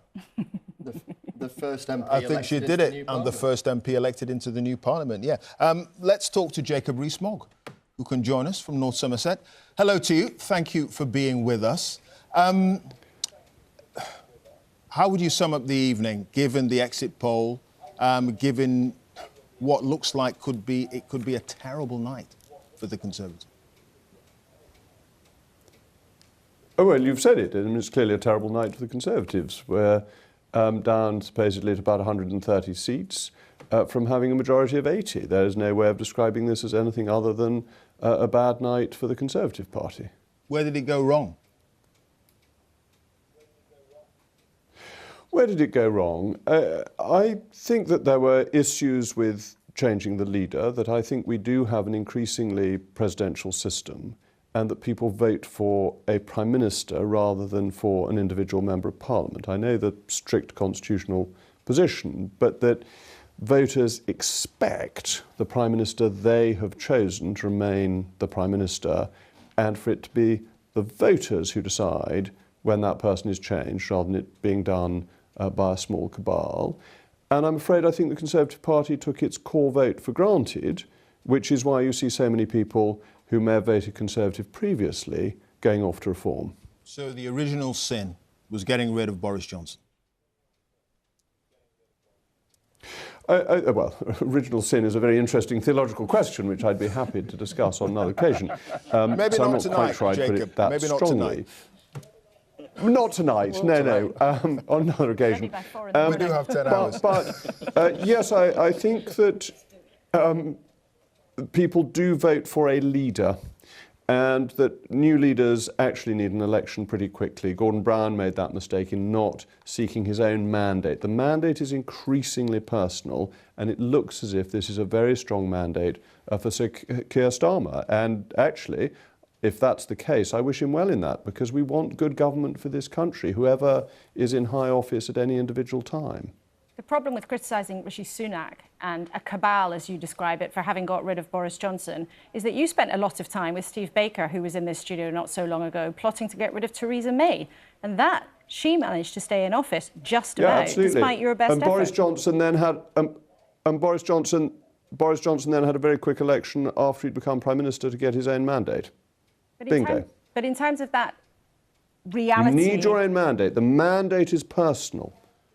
But that's exactly why Rishi Sunak called it an election, isn't it? I mean, do you think it would have been impossible for him to win because of the kind of politician he was? I'm not entirely clear about whether or not you think he should have called an election sooner in order to have that personal mandate, or that if you had lost the country because you got rid of Boris Johnson, because he was followed by Liz Truss, who you backed. I think the fundamental problem is that in this election we were taking our base for granted. And that is always a problem. And our base was peeling off to reform. And we have no divine right to votes. We need to win voters at every single election. And if you take your base for granted, if you don't manage to stop the boats coming over, if you don't manage to control migration, when that's what your voters are concerned about, your voters will look to other parties. So I think failing to deliver on conservative core principles did us a lot of harm. Could there be a return of Boris Johnson in some regard, that if you think that removing him was the problem, might him coming back be part of the solution for the Tory party after this election? You'll need to interview Boris and ask him what his plans are. I can't act as a spokesman for him. He's a very big and powerful figure, and as we see from Nigel Farage's success, as far as one can tell from the exit polls, big figures in politics make a difference, big charismatic figures. We are, in spite of the constitutional niceties, which I think are very important, and our system of individual MPs has strong residence, we are nonetheless an increasingly presidential system, and the charismatic individual leader is very important, and Nigel seems to have shown that in this election. Should Nigel Farage find a place in the Conservative Party then, perhaps? There's been a discussion among some of your colleagues in the run-up to this. You might have avoided disaster if you'd welcomed him in earlier along. Well, we are where we are, and the disaster doesn't seem to have been averted. Again, you'll have to ask Nigel what his plans are. I think he looks for and seeks a realignment of the right of British politics, and it'll be interesting to see whether he can achieve that. Do you think that you are safe in your own seat just before we let you go, Jacob Rees-Mogg? Look, I see what you've said about it on your programme earlier. I will wait and see that the votes are being counted, or at least verified while we speak, and we will know in the early hours. So, as the Earl of Oxford and Asquith used to say, wait and see. You must have an inkling, though. I wonder just what's on your mind tonight. I think behind you there's perhaps a picture of Winston Churchill and Margaret Thatcher looking on. Maybe I'm incorrect, but I think just spying that, is that who they are? And what do you think? You're quite right. So there is, yes. I recognise Mrs. Thatcher's hairdo there, even from this distance. Excellent. Well, Jacob Rees-Mogg will let you... But no, I have no inkling at this stage other than your exit poll. OK. Well, Jacob Rees-Mogg, thanks very much indeed for joining us. And, of course, we'll bring everybody watching the results from his count much later on in the evening. Yeah, Andrea Leadsom. Should you have stayed with Boris Johnson? it is an unknowable question at this point, isn't it? I do agree with what Jacob just said, that we are becoming increasingly presidential, and I do think that that is a challenge for Keir Starmer. He is not a presidential big character. He's obviously done incredibly well this evening, can't take that away from him at all. But I do think that the shine wears off very, very quickly. And actually, as I said at the start of the interview, we do see change much more quickly now. It's fantastic that we have an alive and kicking democracy in this country, but people do need to look to the very quick turnaround. And, you know, where Sir Keir's concerned, we had the issues with Sue Gray, who did for Boris, arguably, the permanent secretary, who wrote the Boris Partygate report, did for him. Next thing we know, she's Keir Starmer's chief of staff. These are all things that come into the mix, and people will be putting a spotlight on those in the weeks and years to come. We're keen to get counts around the country, but I have to bring in Wes Streeting. You are making faces as Dame Andrea is making those claims. No offence, Andrea, but I think the suitcase is full of wine did for Boris Johnson. I think the vomit on the carpet in Number 10 did for Boris Johnson. I think the habitual lying did it for Boris Johnson. And then you guys made the mistake of calling in Liz Truss, the spectacularly worst Prime Minister in modern British political history, then crowned this other guy to come in, Rishi Sunak, who was meant to clear up the mess. And you didn't, you know, it's the worst thing you can do to a leader. You didn't back him and you didn't sack him. He was too weak to lead the Conservative Party. You've got the foxes in the hen house of the Braverman wing of the Conservative Party, who actually kind of, you know, the provisional wing of reform in the Conservative Party. And what were the One Nation Tories doing? You know, plotting in the corner, saying, oh, don't worry, after the election we'll sort it out. You know, I'm afraid that the reason why the Conservative Party has been swept out is because it's been a clown show and people are paying a heavy price for it. The reason the Labour Party has been in a position to win is because we've changed, and we didn't choose the unity of the graveyard either after 2019. We had some fights and some arguments to reconnect the Labour Party with the people we lost and the people we needed to win over to form a majority. But the Conservative Party, I mean, I actually don't care about the Conservative Party. Their problem, not mine. We've got to clean up the mess of the Conservative Party, just like the Downing Street cleaners who had to clean the vomit up after Boris Johnson. I feel like you two are just starting to warm up. More from you shortly. And it's a long night, so we're all looking forward to it. We're going to go to Darshini David now, who is in Hazelmere, which I think is going to be the count for Godalming and Ash, and their Chancellor, Jeremy Hunt. How's it looking there? Indeed, Clive. Yes, good evening from the Surrey Hills. They're no strangers to drama here. They're the location for the filming of Harry Potter films and James Bond films, but that's nothing compared to what may unfold here, because fair to say that Jeremy Hunt's team were braced for a pretty tricky night, but that exit poll suggesting that he may well be the first Chancellor in modern times to lose a seat with just a 19% chance of hanging on to it has led to some pretty devastated faces in his camp. But any Chancellor will tell you, real life is not a spreadsheet, and Jeremy Hunt has been hoping to buck the national trend by focusing on his personal vote. So even though this has been a campaign about the economy, he knows many people don't feel it, even though the numbers say they're moving in the right direction. So when the numbers came out suggesting inflation has hit target once again, he was actually here, focusing on local issues, pounding the streets, things like the NHS sewage. He's been focusing on that, but so too has his Lib Dem rival Paul Follows, also a local lad and a councillor as well. Boundary changes, however, should favour the Conservatives, and the fact that there are more candidates standing. The Lib Dems accept that it's quite difficult sometimes to get tactical voters to change their mind on the doorstep. Having said all that, of course, they know the spotlight's on here, so they've overturned convention. They're going to count Godalming and Ash first, so that means we may get a result around 3:30, 4 o'clock. In the meantime, the acting returning officer is trying to keep people going by handing out his favourite snack, biltong, hoping to keep energy levels up. We'll see if that works. In the meantime, there's going to be plenty to cheer over here. It could be one of the key dramas of the night. Biltong. Plenty to chew over. I mean, and it sticks in your teeth as well. I did allow her and then you to do an amazing pun. This is true. This is true.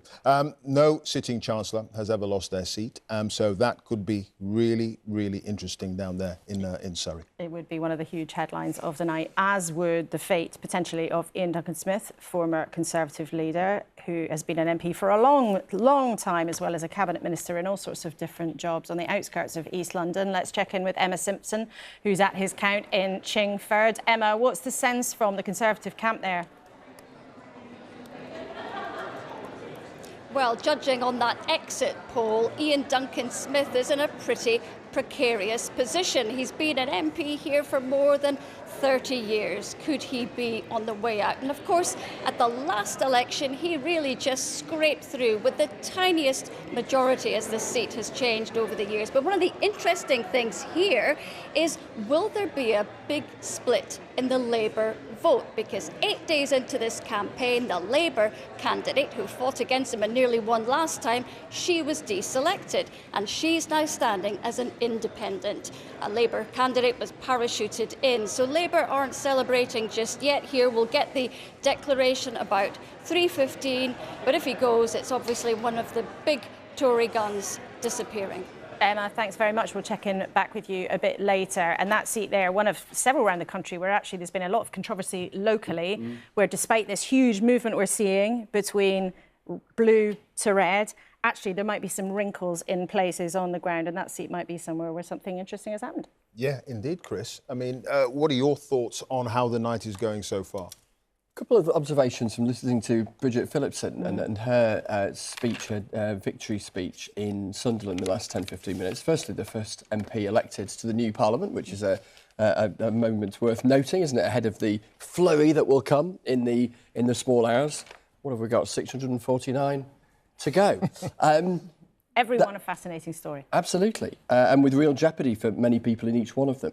That struck me as a national victory speech as well as a MP. Chris, we're going to cut you off. We're going to Blythe for a declaration. I'd now like to invite the returning officer, the High Sheriff of Northumberland, and candidates onto the stage for the declaration.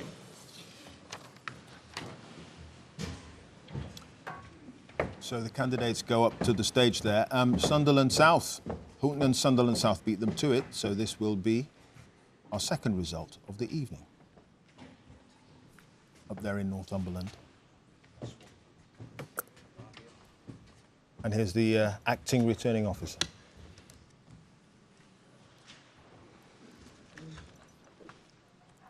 Best outfit of the night so far. I, Lucia Bridgman, returning officer for the Blythe and Ashington parliamentary constituency, hereby give notice that the total number of votes given to each candidate was as follows. Ian Lavery, Labour Party, 20,030. Maureen Levy, the Conservative Party candidate, 6,121. Steve Leyland, the Green Party, 1,960. Mark Peart, Reform UK, 10,857. Stephen Anthony Salidas, Liberal Democrats, 1,433. And that Ian Lavery is duly elected as the Member of Parliament for the Blythe and Ashington constituency.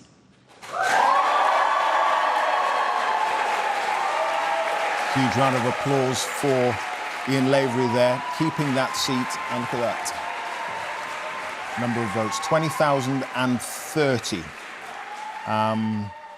Reform, 10,857. I mean, really quite astonishing there. Andrea Leadsom, that's part of the problem That for Labour, really for the Conservatives, isn't it? That really is. I completely agree. I mean, it does look as though it's reform that's caused a huge amount of damage. And I think the interesting thing there, which is something for the Conservative Party to think about, for all of us to think about, is that Perhaps it's that we've not been conservative enough, you know, that maybe we've lost the trust of people. I mean, just this evening before I came here, I was in the pub actually in my local village, and it's Silverstone, it's the Grand Prix this weekend, so the pub was full of people who were there for the Grand Prix, and they were saying to me, you know, the trouble is the Conservatives are just not normal, they're not conservative enough, and so, you know, people have been looking to reform for that, and there's an awful lot of analysis we're going to have to do after this. But you say you don't look like you've been normal. I mean, that's quite an accusation. Let's show the It share is, of the yeah. to be clear, it's a Labour victory here. This is a Labour-held Absolutely. seat. But what we're looking at is what's happened underneath that. And the Yeah. share of the vote, 27% to the Reform Party. Way ahead of you on 15%. And let's show you the change in the share, 18% up for Reform, minus 18 for the Conservatives. Now, it's worth remembering that part of the world was very strongly Brexit backing. Indeed, yeah. But you've just said you didn't look like you were normal. And what to I many meant, voters. What do you mean by that? Yeah, so what I meant by that is that specifically what this group of people were saying to me is they're sick of all this woke stuff, they're sick of all this, you know, trying to be more left-wing than Labour, and they don't feel that the Conservatives are being conservative enough. But what do you mean by that? All this woke stuff? Can you define you know, what that actually means for people changing their vote? You're going to bring back national service. Yeah, well, national service in the sense of supporting young people to be able to do something worthwhile to put into their community, not national service in the sense of going around shooting people. So I think that was misrepresented, if I can say that.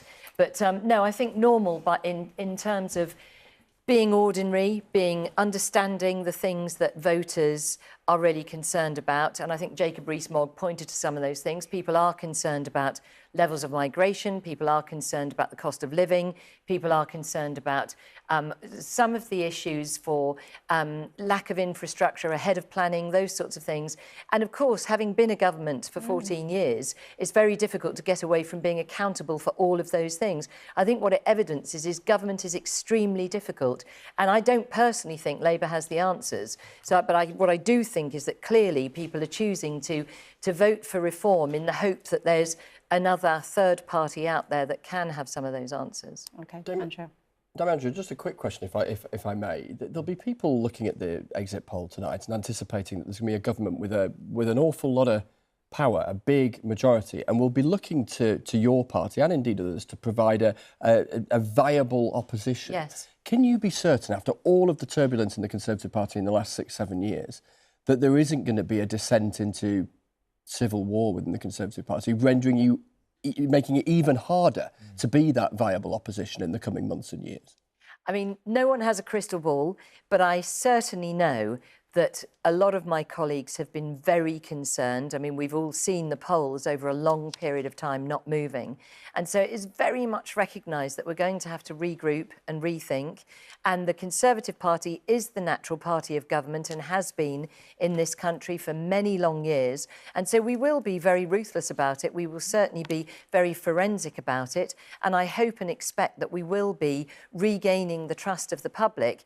And as potentially the shine comes off the Labour Party, because there hasn't been that enthusiasm necessarily, I think we will start to see people coming back to us. OK, well, a promise of ruthless recriminations there, Andrea Leadsom. Thanks for now. We're just hearing, as part of those recriminations may perhaps come from Sir Robert Buckland, former Cabinet Minister. We're hearing on the ground in Swindon South, his seat's a classic bellwether. We're hearing that the Conservatives are conceding defeat, but we'll bring you that as soon as we know for sure. That would be fascinating. Let's go to Professor Sir John Curtice. John, I just want to check. The results that we've had, are they in line with the exit poll, particularly what seems to be on the surface success for reform? Yes and no is the answer, Clive. So far as Labour is concerned, the 2-point rise in Blyth and the 7-point rise in Sunderland South is pretty much in line with what we were expecting. The rise in reform support, although quite substantial, up 13 and 18 points, is actually a little bit less than we were expecting, and therefore, conversely, the decline in Conservative support is rather less. Now, the truth is, although these are both Labour seats, and therefore, normally we're not expecting the Conservative vote to fall that heavily in Conservative seats, or relatively not so heavily, but these are also heavily Leave areas, and we were therefore anticipating that perhaps with reform would put in a strong performance and push the Conservative vote down to rather a greater extent than we expect in other Labour seats. So we'll have to wait and see. But broad message, Conservative votes down very heavily, Reform is up a lot, and Labour are making a modest advance. So that broad picture, at least, is there with the exit poll. It's just the fine detail. We've still got to see where we end up at the end of the night. And turnout has been down as well. How much has that been a contributing factor? Well, we don't know whether it's a contributing factor, but I think there has been a widespread expectation that turnout would fall, and these first two results are at least consistent with that expectation. And to that extent, at least, we may well discover that we're heading towards one of the lower turnouts in general elections in post-war electoral history. And, you know, that's what the polls were anticipating. It's what you would expect in an election in which the polls were suggesting it's pretty clear who was going to win, and where there wasn't that much difference, despite both parties' denials, that much difference between Conservative and Labour in much of what they were offering the electorate. All right. Thank you, John. You're welcome. Now then, let's go to Jeremy with what he has from our latest calculations as they develop. It looks like it could be tonight, Jeremy, a really massive redrawing of the map. Oh, look, handy. Yes. You've got a big one Look there. at that. That was so brilliantly cued in. Thank you. Thank you. Yeah, look, here is our map. This is from last time, though, crucially. So this is the 2019 map. And you see, don't you, the wash of Conservative blue from Boris Johnson's 80-seat majority. And I'll switch it now to what the exit poll is showing us. And we stress again and again, just predictions. But look at the way Labour red spreads out from the urban areas to cover so much of England. Bear in mind, a lot of the Conservative seats are larger geographically. That one I'm just stepping on there is Rishi Sunak's, for example. So this kind of map can give you a false impression that there are more Tory seats than there are. I will just say, though, it's very interesting to see maybe Reform less strong in Scotland and the Conservatives here in the south of Scotland and the middle of Scotland as well. Scotland and the Conservatives is going to be an interesting subtext in this story of the night. Now, let me do something that will help us understand what the map is looking like, and it's this. If I change every single seat and make it the same size, make them into hexagons, it then shows you really clearly what we're looking at. So we're back in 2019 here. Back in the, and you can see the scale of the Boris Johnson victory, can't you, with so many of these blue hexagons. I'll now change this to the exit poll, so just have a look at the change here. Okay, this is 2019 still, and I'm showing you the majorities. The majorities are shown by the height of the hexagon. The taller the hexagon, the clearer the win for the party whose colour the hexagon is. So you can see an awful lot of 2019 big majorities here for the Conservatives, particularly in the south of England. So now let's change to 2024 and let's have a look and see what the exit poll is showing us. And look at those hexagons lowering. The Conservative seat majorities going down, being replaced by red ones. You've got, for example, Portsmouth North, Penny Mordaunt's seat just over there, Leader of the House of Commons, has gone from quite a sizable Conservative hexagon to a red one. So that is what we're looking at. It's an amazing map, that, isn't it? Because when you make the constituencies all the same size, you get a real sense of just how much Labour red is covering the UK. And of course, the interesting thing as well is that you're seeing some marginal Conservative seats, which have been blue for a long time, turning into safe Labour. Back to you. Jeremy, thank you very much indeed. He's got all sorts of new snazzy toys, but it does show you what might happen in really, really vivid detail. OK, so we've had a few results in. Chris? Reform UK. It's quite a standout. I know we've reflected on it in the last couple of minutes. I'm sorry, I was just typing something away there for the BBC News app. But given what I've just typed, I might as well say it out loud as well. You're moonlighting already. Yeah, a bit of, you know, exactly. You know, those first two results, seeing how well Reform were doing, as we were reflecting a few minutes ago, yes, in parts of the world in the northeast of England that significantly backed Brexit. But here is a party that, I mean, I'm exaggerating mildly, but was sort of, you know, came about a week last Wednesday. It's a new entity on the political stage. One of the standout moments of the election campaign was Nigel Farage's decision to come back in, be the leader of the party, be a candidate too. And one of the big questions was how much difference would they actually make? And the early evidence, both from the exit poll, but with the caveats around smaller parties. And these first two results is they are making one heck of an impression, more than a quarter of the vote in those first two results, and how that maps out through the night. And then, crucially, particularly if Reform managed a number akin to what we're suggesting in the exit poll of 13, the dynamic in the House of Commons of the Reform with potentially around a dozen MPs and a rump of a Conservative Party thrashing around trying to find out who it is, what it wants to be and what went wrong, is a very interesting kind of conversation that we're going to see alongside a period, as it would seem, that a new Labour government is taking office and getting its head around what it's going to do. All right. Chris, thank you for that. Well, let's have that conversation then right now with Dr. David Bull, who joins us from the Reform Party. You are looking extremely chipper, I have to say. Yes. Do you think, from your own data, that actually achieving 13 seats is something that looks realistic? Yes is the short answer. If you look at this, and if that exit poll is right, this is an historic moment. As Chris said, we're 4 years old. We're an insurgent party. This has come out of nowhere, literally. I remember talking to Richard Tice 4 years ago about how we were going to do that. And of course, I think what you're seeing is actually the shy reformers coming out in droves. You know, we saw this with Brexit, didn't we? The shy Brexiteers. So the pollsters were caught off guard, and once again, they've been caught off guard. Now, if that is true, and we get 13 seats, that is extraordinary. And Nigel has made this very clear. This is the beginning of a much bigger movement. And it is a movement. It's from the ground up. Chris mentioned something else, which is actually in the northwest, in the northeast. We're taking votes not just from the Conservatives, we're taking them from Labour as well. People who say this country is broken and they want it back. I mean, where do you feel you have been picking up? Is it a uniform picture, or is it, as you might expect, from areas that were very strongly Eurosceptic, voted Leave in large quantities? Because you say it's come out of nowhere. It hasn't really. You had UKIP, then the Brexit Party, then the Reform Party. This has been,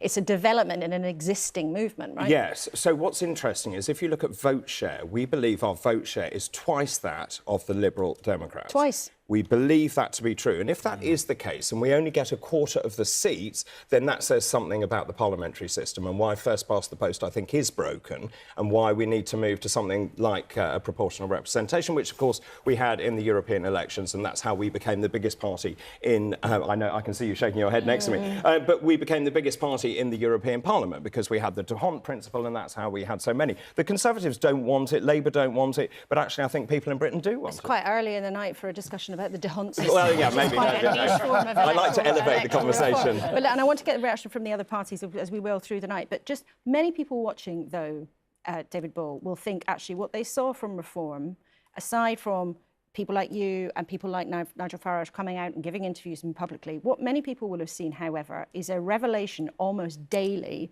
of truly vile and offensive remarks and views that had been shared by a significant number of your candidates. Some of them were condemned very quickly by the party's leadership. Some of those people were still allowed to run as candidates despite having expressed things that were really offensive to many members of this country. So that, do you think let's be very clear. chances? It is a minority of those people. We had really strict vetting procedures in play. But they didn't seem to work very well. Well, let me just explain that. So over the last 4 years, we've been vetting candidates really thoroughly. We paid a company a lot of money to vet those candidates. They let us down. But also, when the Prime Minister called the election, it caught us on the hop slightly. It caught the Conservatives very much on the hop. But and then we had to expedite that process. Now, we have gone from nothing to fielding 620 candidates. And we have said, and I have been very clear about this, we will not tolerate homophobia, Islamophobia, anti-Semitic behaviour or anything like that. And if any of us find out that that is the case, they're out. But why do you think that kind of unsavoury character is so attracted to Reform? Well, I think it's in every party. If you look, there were 20, weren't there, in the Green Party accused of anti-Semitic abuse. So it is in every party. The Conservative Party has a similar problem to a lesser extent. But not after they were formally nominated. But remember, but also we're 4 years old, so we had to literally sprint to get those candidates. And I think anyone who looks at the rise of Reform will see that actually what we're doing is breaking political history. I said this before. Everyone said in that Brexit result, you won't do it. We changed history. We're about to change history once again. Do you know where your 13 seats, if you get that far, will be? I mean, you hinted earlier, you say you're picking up everywhere, but do you have a clear view of where you're likely to take? Was Nigel Farage likely to take? I don't want to bet on it, but Clacton, I hope with Nigel. I hope Richard Tice. I think Rupert Lowe, Great Yarmouth, would be a very good bet. Ben Habib in Wellingborough. Let's see. Look, I'm standing in West Suffolk. It has a majority of 23,000, which should be a safe Conservative seat. I'm against Nick Timothy, who was Theresa May's Chief of Staff. Matt Hancock had that seat, of course. That was in the height of the COVID pandemic. That hasn't played very well. I think it's about local candidates with local issues. Is there a personal vote there as well? I don't know. We'll find out in the middle of the morning. OK. Dave, thank you for now. Thank you. Thank you. And Andrea Leadsom, you are going to be leaving us quite soon. But I just wonder, we've talked about reform. They seem to be doing the most damage in some of the seats that you are likely to lose, according to the exit poll. Was there enough of an attempt at the beginning of this campaign to try to win over their supporters? So obviously the exit polls suggest not, and we will be careful to analyse that at the end of the night. But at the same time, there's no doubt that the Reform Party has been a party of protest against people not being Conservative enough. I mean, I've had a lot of people saying to me, join the Reform Party. I'm a Conservative voter and I want you to join Reform. That makes it a protest. And we've just heard that it's only been around for a short period of time. And that can happen. And obviously it's been a great result for Reform, according to the exit poll. A terrible night for the Conservatives. But what it does mean is we need to regroup, rethink, regain the trust of the population in order to come back fighting next time around. Dame Andrea, thanks very much Thanks. indeed. Relieved that you stood down rather than having to go through all of this. Yeah. Devastated. You knew this was going to happen. Yeah. Well, no, not necessarily. My passion is early years, as you well know, and I want to go and do some of that before I'm too old. OK, well, not a bit of it. We thank you for coming in and spending some of the evening with us. Thank you. All right, we're going to go back to the northeast where we had our two results this evening. Blyth and Ashington and Hooton and Sunderland South. Naga Munchetti and Sally Nugent are standing by. Naga, I'm sorry, it was Jackie from the bank who did it for Sunderland. They got in there first. I heard Sally say that was their secret weapon, and there were lots of kind of indications here at Blyth and Ashington that we were just about to declare a few minutes to go, and then it kind of went quiet. Sally and I were messaging each other, actually, just going, who do you think it's going to be? But yes, we had our declaration for one of the 4 constituencies here that are having results. Ian Lavery from Labour winning, as you've been discussing. And interesting that Reform came second here too. A little point, there are 4 constituencies, as I said, which are going to be declared. You saw Maureen Levy on the stage there when the declaration happened, who is Conservative. She obviously didn't win, but her husband, Ian Levy, who's also up for the Conservatives, is also waiting for his declaration. That will be for Cramlington and Killingworth, which will happen around 12:45. So we're still waiting for more results here. But yes, Sally won. Sunderland won. Congratulations, Sunderland. Yeah. Doesn't mean that. Sally 1-0 over Naga. And it sounds as if it was Jackie from the bank who did the damage. What won it? What won it? I tell you what, when I walked in here tonight, Jackie took me to one side and she said, we are going to win, which is what I told you earlier on in the programme. And I believed her. But I tell you, there's something else about this count here that was quite interesting, was that I think they quite liked being the underdog tonight. I know they weren't the favourite to take back the crown of being the first count to declare, but there was a quiet confidence. There was a little bit of underestimate us at your peril.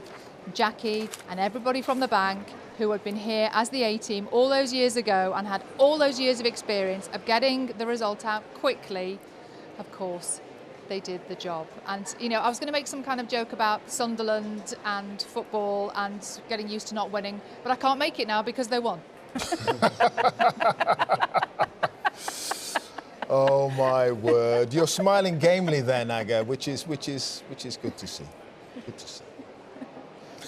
All right, Sally, Naga, thank you from Blyth and Sunderland South there. See, that's friendly rivalry, but I'm afraid that elections aren't all about friendly rivalry. Some of the battles are absolutely as bruising as they come. I was going to say, actually, Peter Mandelson just picked me up on my pronunciation of Houghton.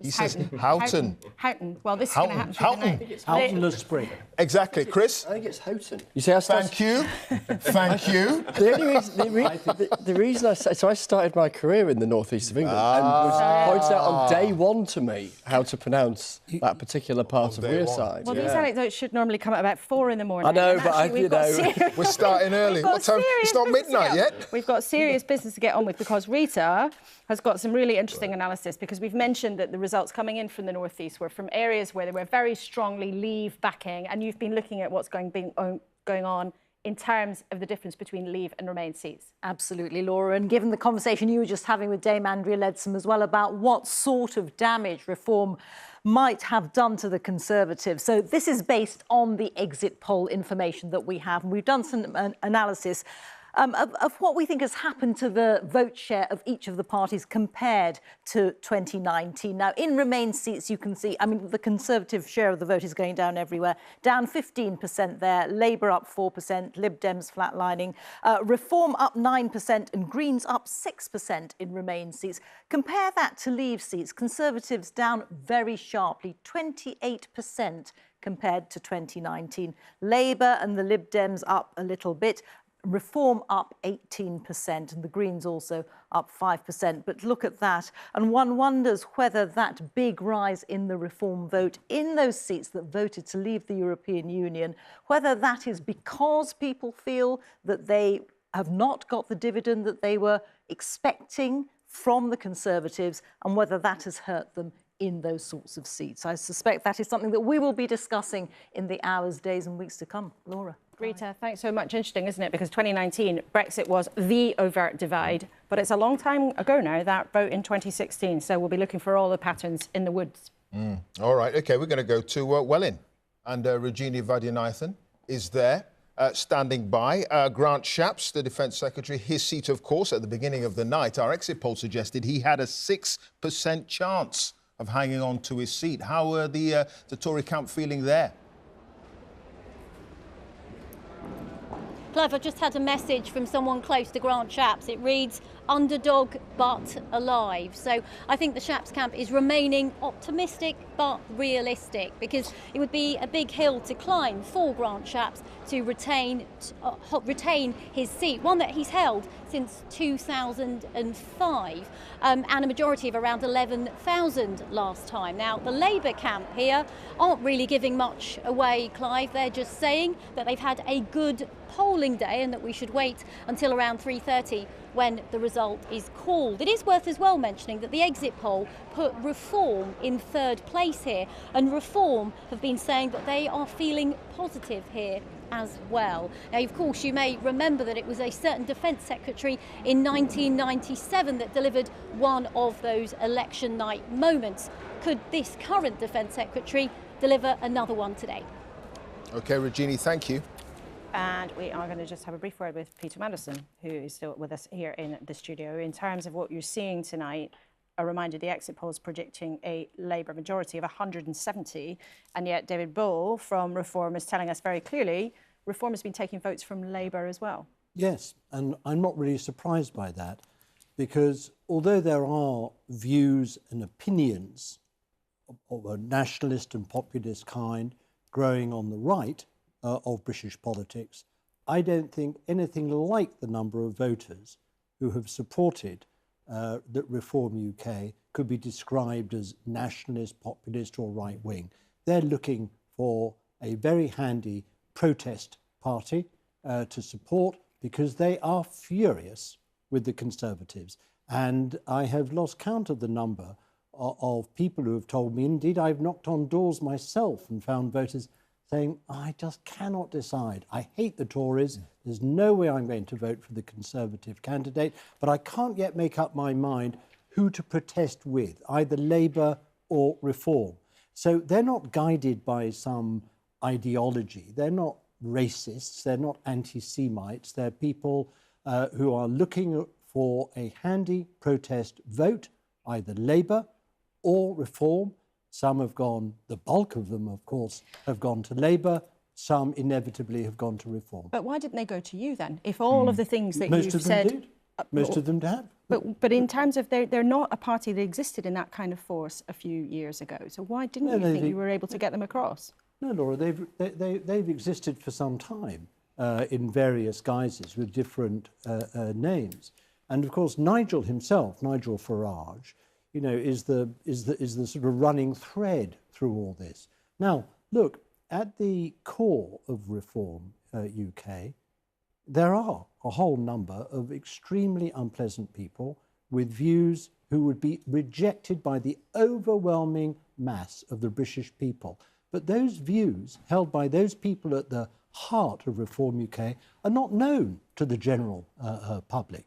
The general public are looking for parties to back or candidates to support in order to lash out against the Conservatives, and Reform have been the beneficiary. With the greatest of respect, that's absolute nonsense. These are a We've seen your candidates. There are a very small... We've seen your candidates. Let me finish, please. We've seen your candidates. There are a very small number of candidates, and we have removed them and dealt with them. Let me just make one thing very clear, which is that we stood down. We gave Boris Johnson an 80-seat majority because he said he was going to get Brexit done. He did not get Brexit done. We have put a border in the Irish Sea. We've annexed the United Kingdom, annexed Northern Ireland. Now, that is unacceptable. Tell me another country that goes around purposely annexing parts of its own territory. I think it's unacceptable. And actually, what people want around the country, they see Labour, you're going to put taxes up enormously by £15 billion, it seems, and people are against that. They want low tax, low regulation and high growth, and that's what we offer. I'm not sure that people voted Reform because they want less protection and more exposure to market forces,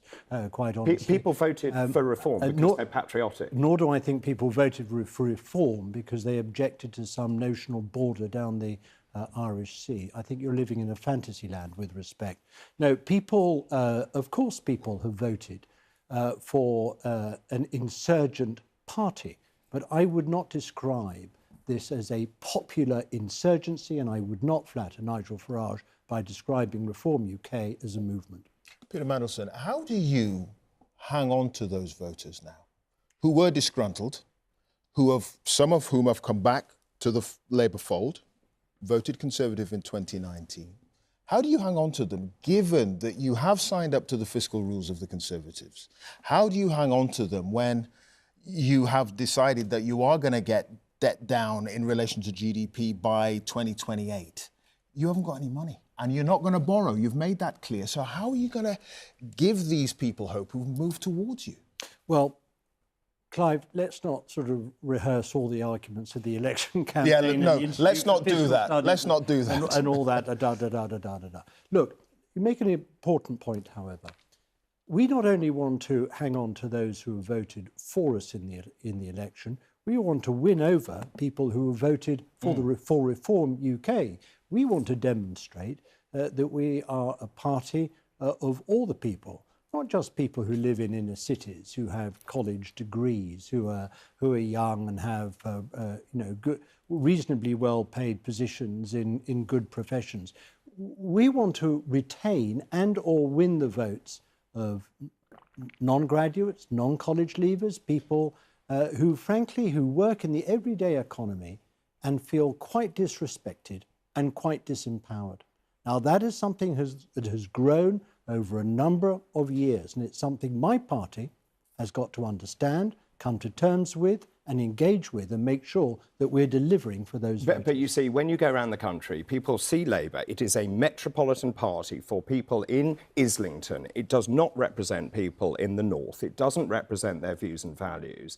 And that is what Reform UK does. This is... But David, how do you account for all the seats that we've won in the north east and north west of England? But do you not think that for a small party, a new party... By the way, let me be very clear. We are a new party, completely new party, new structures. Okay. And we have done extremely... If that poll is right, and it may not be right, but if that poll is right, then we have done extremely well. Also, what are you going to do with regards to the European Union? You're going to take us closer and closer to Europe, and that is not what people want. We've got a declaration coming in. Let's listen in to what's happening in Sunderland. The result for Sunderland Central. I, Patrick Melia, Acting Returning Officer, hereby give notice that the total number of votes for each candidate for for the Sunderland Central constituency is as follows.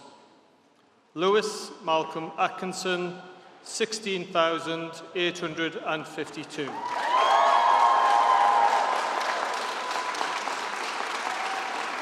Chris Einon, 10,779. Rachel Sarah Featherstone, 2,993. Niall Dane Hodson, 3,602. Greg Peacock, 5,731. The number of rejected ballot papers was 99. The turnout is 52.6%, and that Lewis Malcolm Atkinson has been duly elected to serve as member for the said constituency. Well, beaming Lewis Atkinson there, NHS manager who's won the seat for Labour with 16,852 votes. But again, we see that fascinating state of the race there. Reform not just beating the Conservatives into second place there, but almost getting twice as many votes of them, leaving Labour with a majority of 6,073. No surprise whatsoever, that's a Labour hold, but fascinating and worrying for Conservatives seeing Reform in second place. Yeah, and a low turnout as well, and that's been a feature of the first two races that we brought you the declarations from. Let's look at the share. You've got Labour flatlining there, Reform up 15 points, the Conservatives down 21. There you go. That is what is happening so far, and it's early days, no question. But Reform are eating into the Conservative share of the vote there. And look at the swing there from Labour to Reform, 7.7%. And you see that kind of move there. And Peter Mandelson, we're hearing from our numbers that there is a 91% chance that Reform might take your old patch, the constituency of Hartlepool. If Hartlepool is won by the Reform Party, how would that feel for you?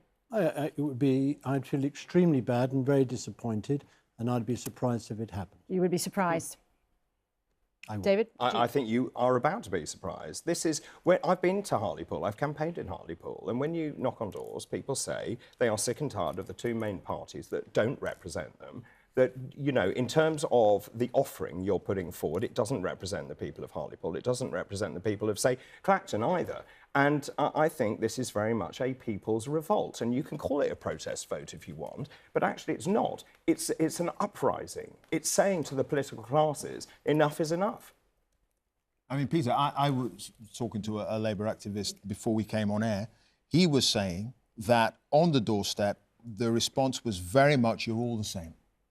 You're all the same. And in that kind of atmosphere, it is going to be the insurgent party, potentially, that gets the nod. Clive, I think people over the last 10 years in all parts of the country have almost literally had the hope beaten out of them and their trust in the whole political system beaten out of them by one disaster after another.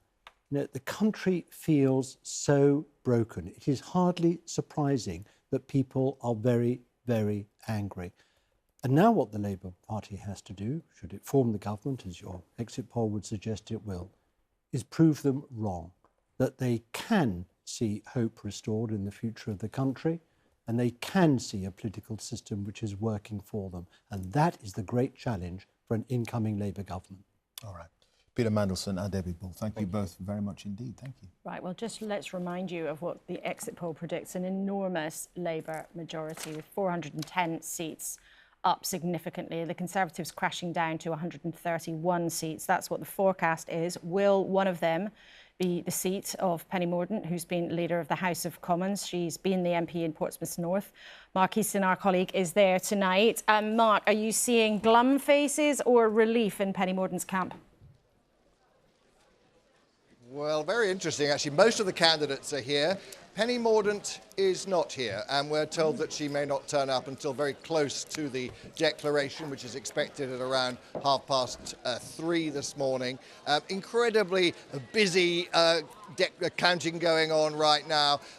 This would be, I think, a very significant shock if Penny Mordaunt was to lose. I saw Jeremy Vine earlier saying it was a blue hexagon that was going to go red.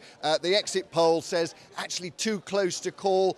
but at the same time, says Penny Mordaunt, has just a 25% chance of holding on here.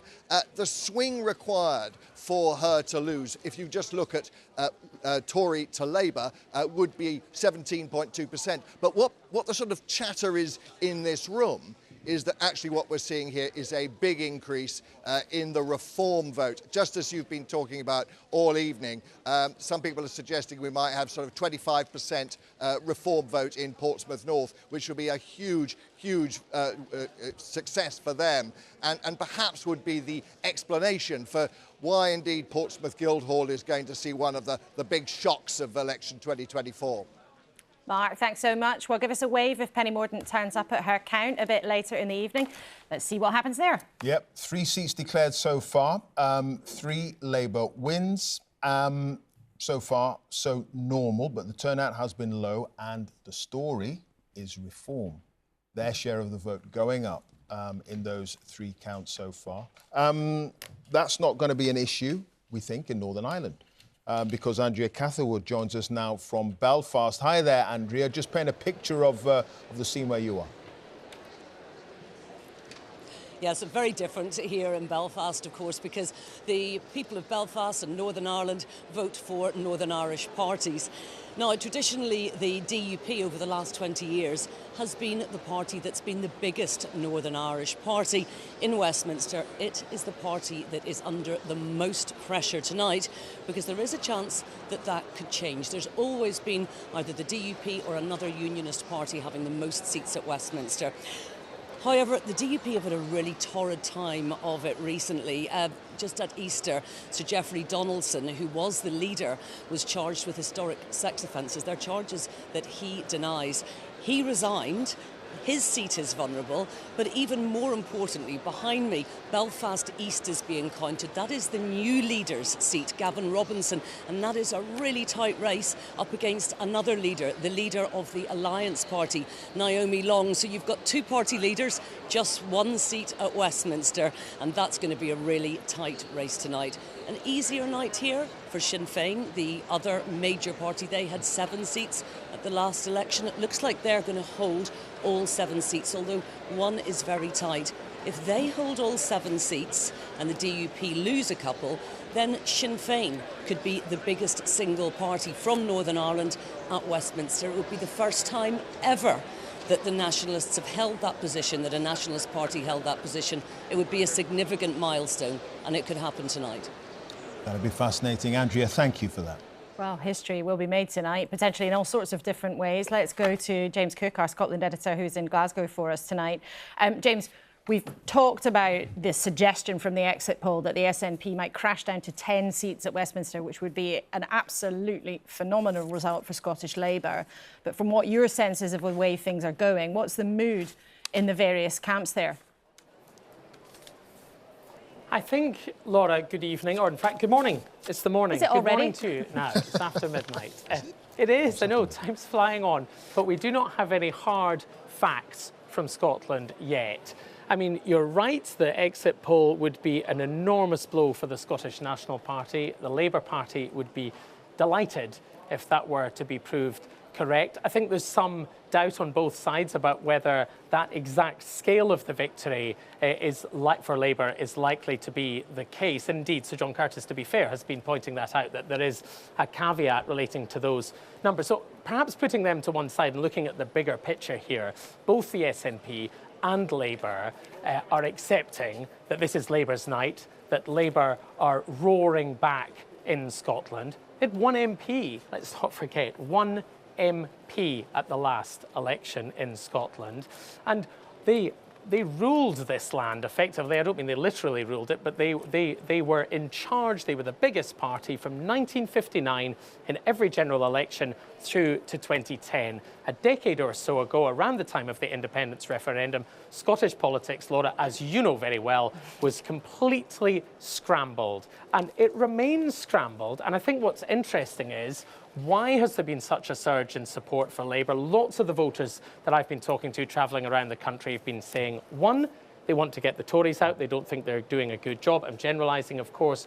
2, they're not delighted with the performance of the SNP. I'm concerned about some of the other things going on with the party in terms of a police investigation into its finances and so on. But 3, have I heard massive enthusiasm for Labour from voters?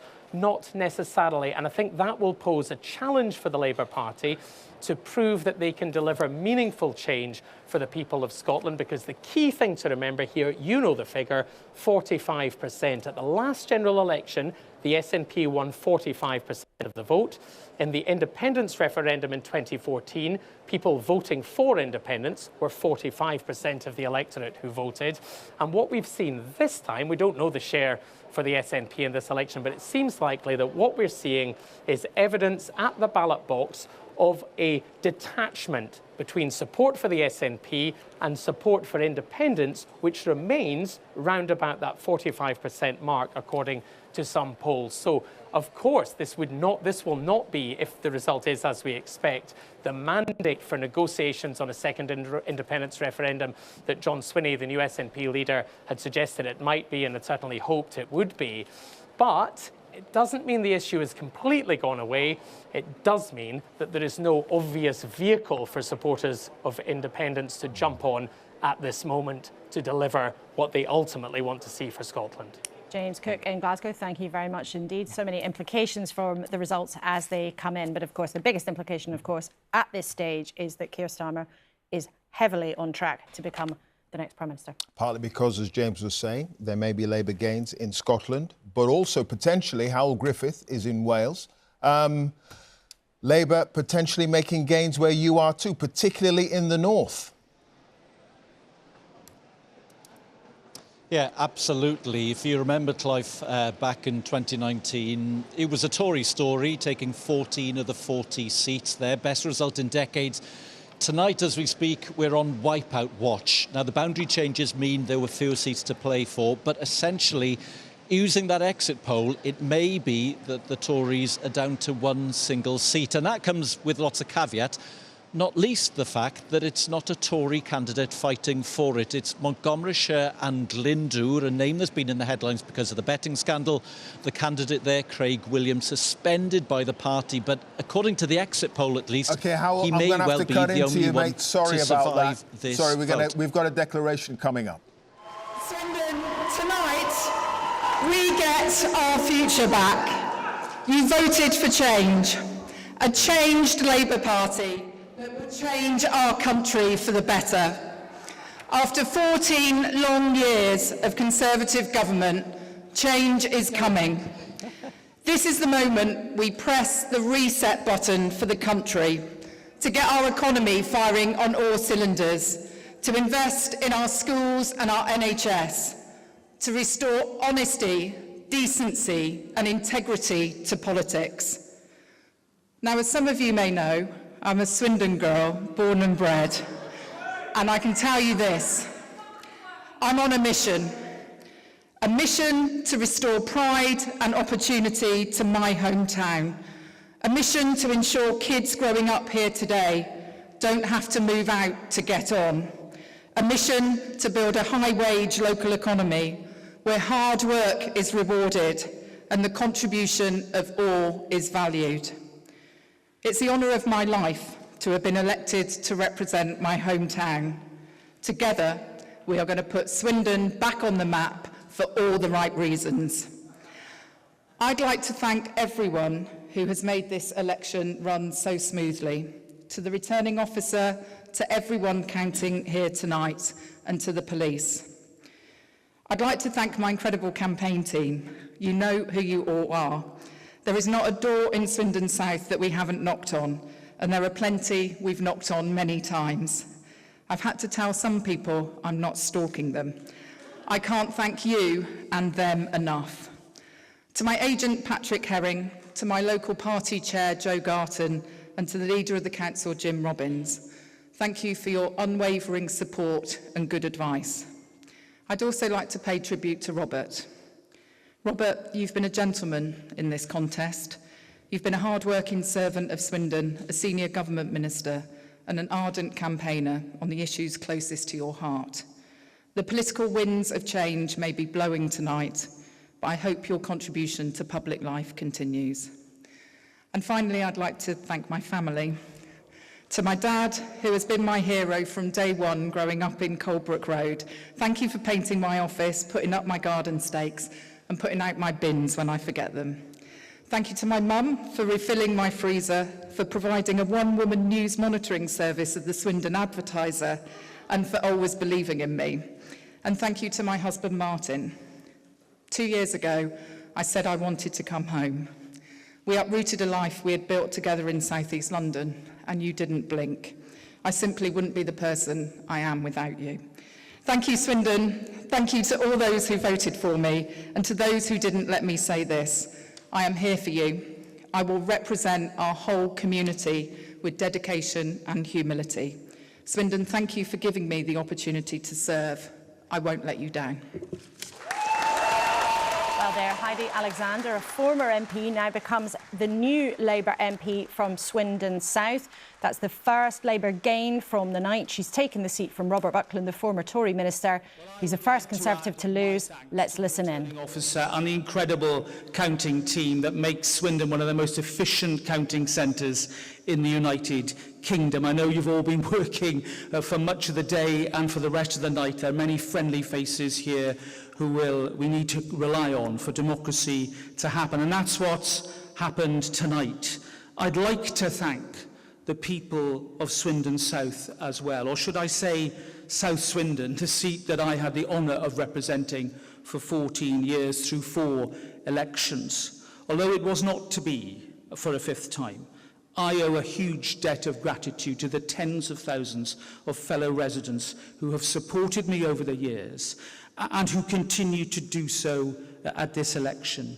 And to those who didn't, I say my good wishes and that my hopes go with you for the future of our town, my home, and our country. And I want to thank Heidi for her heartfelt words, and I genuinely wish her well. She is a person who comes to this with goodwill and the right motives, and I'm glad that on a personal level she is able to serve once again.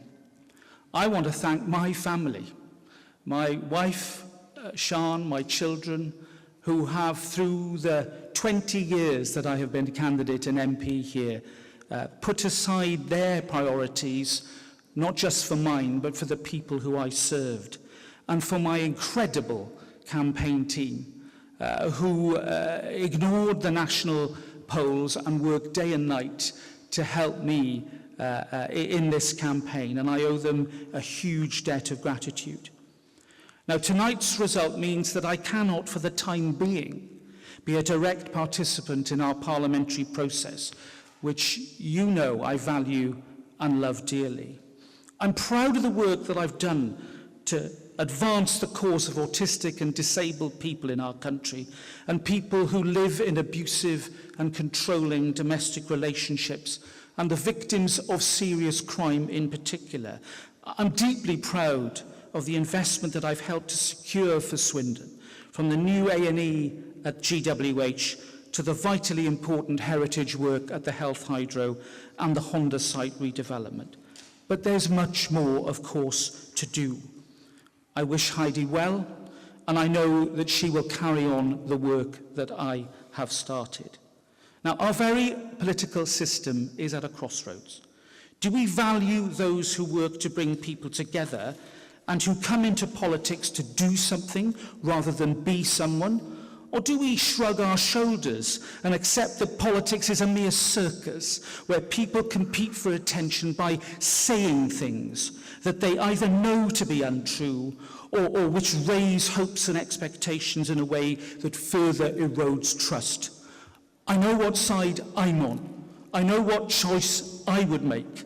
And I believe with sincere and fierce conviction that my party has to make the right choice too, if we are to inspire a new generation with the real promise of a better future. Thank you, Swindon, for giving me the opportunity of my life to make a positive difference to our town and our nation. Well, two speeches full of strong convictions there. The main headline, Heidi Alexander, who was a former Labour MP, has got a huge swing of 16% and will return to Parliament this time as the MP for Swindon South. But also a very fierce speech there from Sir Robert Buckland, the former Conservative Cabinet Minister, who accused some in his party, not directly, but it was very clear what he was saying. He was asking whether they value people who work together or whether those who accept that politics is a circus and say things to be untrue. So, a taste there of some of the very fierce fights that may well be ahead for the Conservative Party as the night and the days progress after what appears to be on course to be a shattering defeat for them. Yeah, and the civility shown, both well, it's something that you don't see that often, frankly, in our modern politics. And I think it's important that we reflect on that, Sadiq Khan, because Heidi Alexander left a very good job in Lewisham as the MP to go and work for you. And you were saying, as she was giving her speech there, that you were taking credit for that, that victory. Heidi, I wasn't. I was with Heidi 2 days ago in Swindon North and Swindon South, 2 seats we've got to win. And it looks like we're going to win those. I've got to give credit both to Robert and to Heidi for those speeches. I think you won't see two classier speeches during the course of this night. But it's, I think, the start of what's going to be a great night for Keir Starmer's Labour Party. I think you're going to see across every region of the country Labour making gains. I think you'll see Labour, the biggest party in England, Scotland and Wales. And it's quite remarkable because Heidi and I sat through 2019 when we were genuinely fearing our party was on the brink of extinction. Heidi came to work for me as my Deputy Mayor for Transport. Lo and behold, in 4.5 years, Keir Starmer's taken us to the cusp of power. Quite remarkable, unprecedented. And hopefully during the course of the night, you'll see more and more Labour gains, Labour gains, Labour gains. That's the first one. Did you think this night could ever be possible within the space of one Parliament? And remember, we are still talking about an exit poll here, but it seems to be going a certain way with the results. So I've known Keir for almost 30 years. We're both lawyers together. When he first told me 4.5 years ago he wanted to be leader, I wasn't clear whether he could go on to be the Prime Minister. I was unclear what his motives were, bearing in mind how difficult the task was. But he had a sense of conviction and confidence that made him think he could do it. He made us believe he could do it, and he's worked so hard. He's built a team around him. The shadow cabinet, MPs, candidates, our staff, our volunteers have followed Keir's confidence and leadership. It's been difficult. There's been some wobbly moments. There have been times where, we've thought it wasn't possible. In my wildest dreams, 4.5 years ago, did I think we'd be here? No. Keir did, though, and he deserves massive credit for getting us here. Sadiq, Mayor of London, you sound a bit like, though, you thought he was crackers to take it on. Well, look, I love Keir, and I said to Keir, one of my best friends took on this job in 2010. We fell short in 2015. Ed Miliband, you're referring to? Yeah, I've seen great politicians take on the worst job in politics, being leader of Her Majesty's official opposition. Keir said he believed in himself, he believed in his vision. He knew about hard work, but Keir's motivation is public service. This guy took on cases for me without taking a fee. He would act for clients without asking for money. He believes in hard work. I think what you'll see is him being magnanimous tomorrow, him being humble, and him demanding every Labour MP served with humility. Just to say that we've got another Labour hold. This is in Washington and Gateshead South. Labour have hung on to that seat. Sharon Hodgson is re-elected there as the MP. So that is 5 seats for Labour, 4 holds, 1 gain. So a lot of those seats, in fact, all those seats are in the north. No, Swindon, we had Swindon South. So most of those seats in the north. What is it about the northeast? It's a special place, the northeast. It's just a special place. And interesting. They're hard to add up, yeah. Well, Naga and Sally told us about all the lengths that they'd gone to and the special paper and all the stuff. But interestingly, that seat in Washington Reform also, it appears, in second place there. But we'll bring you that result in detail when we have it. But Reform, just one of the headaches for the erstwhile Conservative leader Rishi Sunak. But of course, the huge move to Labour we're seeing is the biggest problem for him of all. Let's check in again with Victoria Derbyshire. Victoria, you're at the count now. Have you managed to glean anything from Conservative supporters there? Honestly, Laura, not particularly. I can tell you that the verification of the ballot papers is almost complete, and the actual counting of the real votes will begin, I'm told, in about half an hour. There's a sort of quiet hum here as the verification continues. What I can tell you is, and I'm sure it's the same for you, Laura, the number of WhatsApps I've been receiving from senior Conservative politicians, which range from despair to some scepticism about the exit poll, particularly when it comes to the number of seats Reform are projected to win, and also some Tory MPs trying very, very hard to look for some positives in that exit poll. One senior MP's reaction to the exit poll was an expletive, which obviously I won't repeat right now in the early hours of the morning. A family show, Another like said, tonight. the exit poll is yes, exactly, which is why I'm not repeating it. Another said it was dire, and that he actually couldn't see the Tories even getting 131 seats. He thought Reform would get more than 13. Somebody else who's standing down was a senior cabinet minister, on a much more upbeat note, said, look, if Labour can turn the worst result since the 1930s into their best result, then we the Conservatives have it all to play for over the next 5 years. Just been chatting to the Reform candidate here, one Lee Taylor. He says he is hopeful of, quote, making a massive dent in Rishi Sunak's majority. The first time we are going to see the Prime Minister, as he still is, we're expecting at about 3:30, so in about 3 hours this afternoon, he will arrive with the other 12 candidates here, and we're expecting the result in Richmond and Northallerton at about 4 a.m. this morning. Victoria, thanks very much indeed. We'll talk to you later. Also with us here in the studio is Gus O'Donnell, former Cabinet Secretary. And it looks as if we're going to have a new Prime Minister. Yes. Now, how is the civil service preparing for that?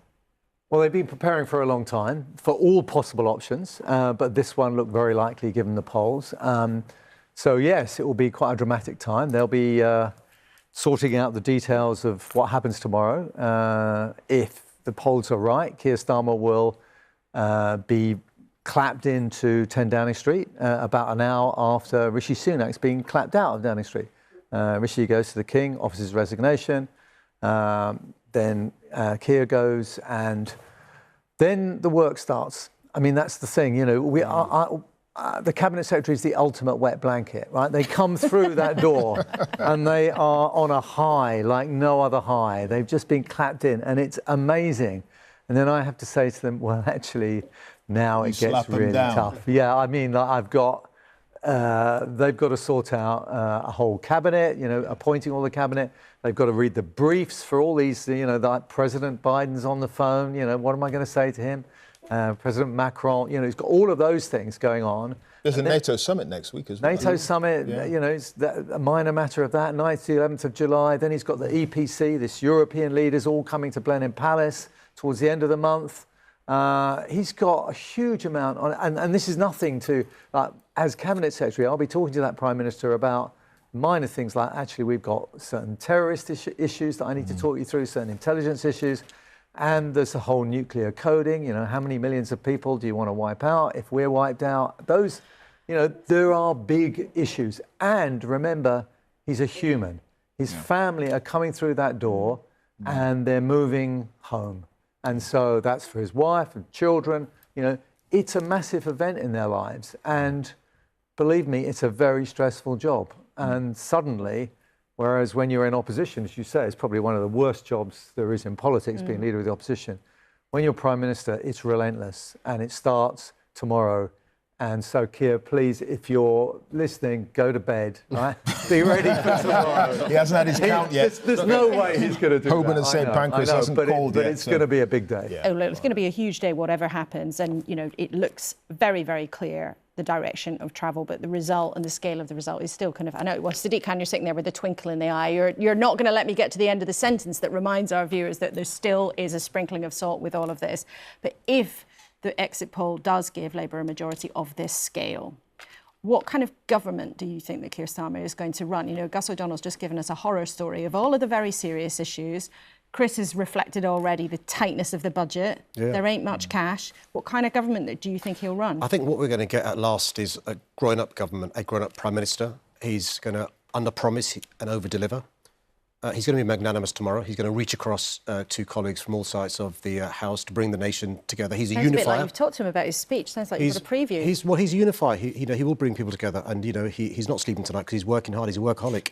He's getting ready for tomorrow, big day tomorrow. That sets a tone in relation to managing expectations, but also making clear Team Labour knows what's expected from us. High standards, public service. You heard what Robert Buckland said about the consequences of bad leadership. We've had 5 since 2010. Can be very different. It's interesting, though, you say he's a unifier. Actually, not everybody in your party feels that way. Quite a lot of people feel in your party that actually he's booted out people who didn't fancy his agenda. Some of his colleagues also would privately boast about how ruthless he was to do that, and he had to make those decisions in order to be in a position to win. So I'm not sure that Keir Starmer, unity candidate, is what everybody in the Labour Party would say. Yeah, you speak to those 410 Labour MPs tomorrow, and they'll tell you how united and unified we are. Any new MP is going to say nice things about the leader on day one if that's what comes to pass. We are a united party. We've worked incredibly hard under Keir's leadership. We are not, doing somersaults to celebrate this victory. We get one night to enjoy it. Tomorrow, back to work. OK, Sadiq Khan, thanks. I know we have to let you go, but it's been great to have you with us here in the studio. Right, we're going to show you in graphic form what has happened so far this evening, and that is that Labour have 5 seats there, 4 holds, 1 gain. And it looks as if Reform are in second place there, but that's actually because of the wonderful way that their share vote has been holding out. They have been coming second in so many of the seats that have taken place so far that we've had declarations on. So that's why they are up there with Labour, because of the size of the share of their vote. But all the declarations so far this evening have been for Labour wins. Now, let's take you back to Swindon South. That result there, which was the first Labour win of the night, the first of them taking a seat from their opponents. We can speak to Sir Robert Buckland, who gave that very strong speech from the stage. Robert Buckland, like many people who will be losing their seats tonight from different parties, commiserations to you. We say that to all of the candidates who may lose out. But in your speech, you gave a very strong warning. It was clear to your party not to carry on behaving in the way that it has, and not to go into some kind of circus in the way that you clearly feel they have done in recent years. Yeah, Laura, I'm fed up with performance art politics. I've watched colleagues in the Conservative Party strike poses, write inflammatory op-eds and say stupid things they know have no evidence for, instead of concentrating on doing the job that they were elected to do. I've had enough of it. I want the Conservative Party to get back to the ethos of doing stuff well and being competent, not pretending to please the media. If we can get back to that, then I think we have more than a fighting chance at the next election. But we need to do it quickly, and we need to wake up now. Who in particular are you thinking of has done that? You even say people have said things that are untrue.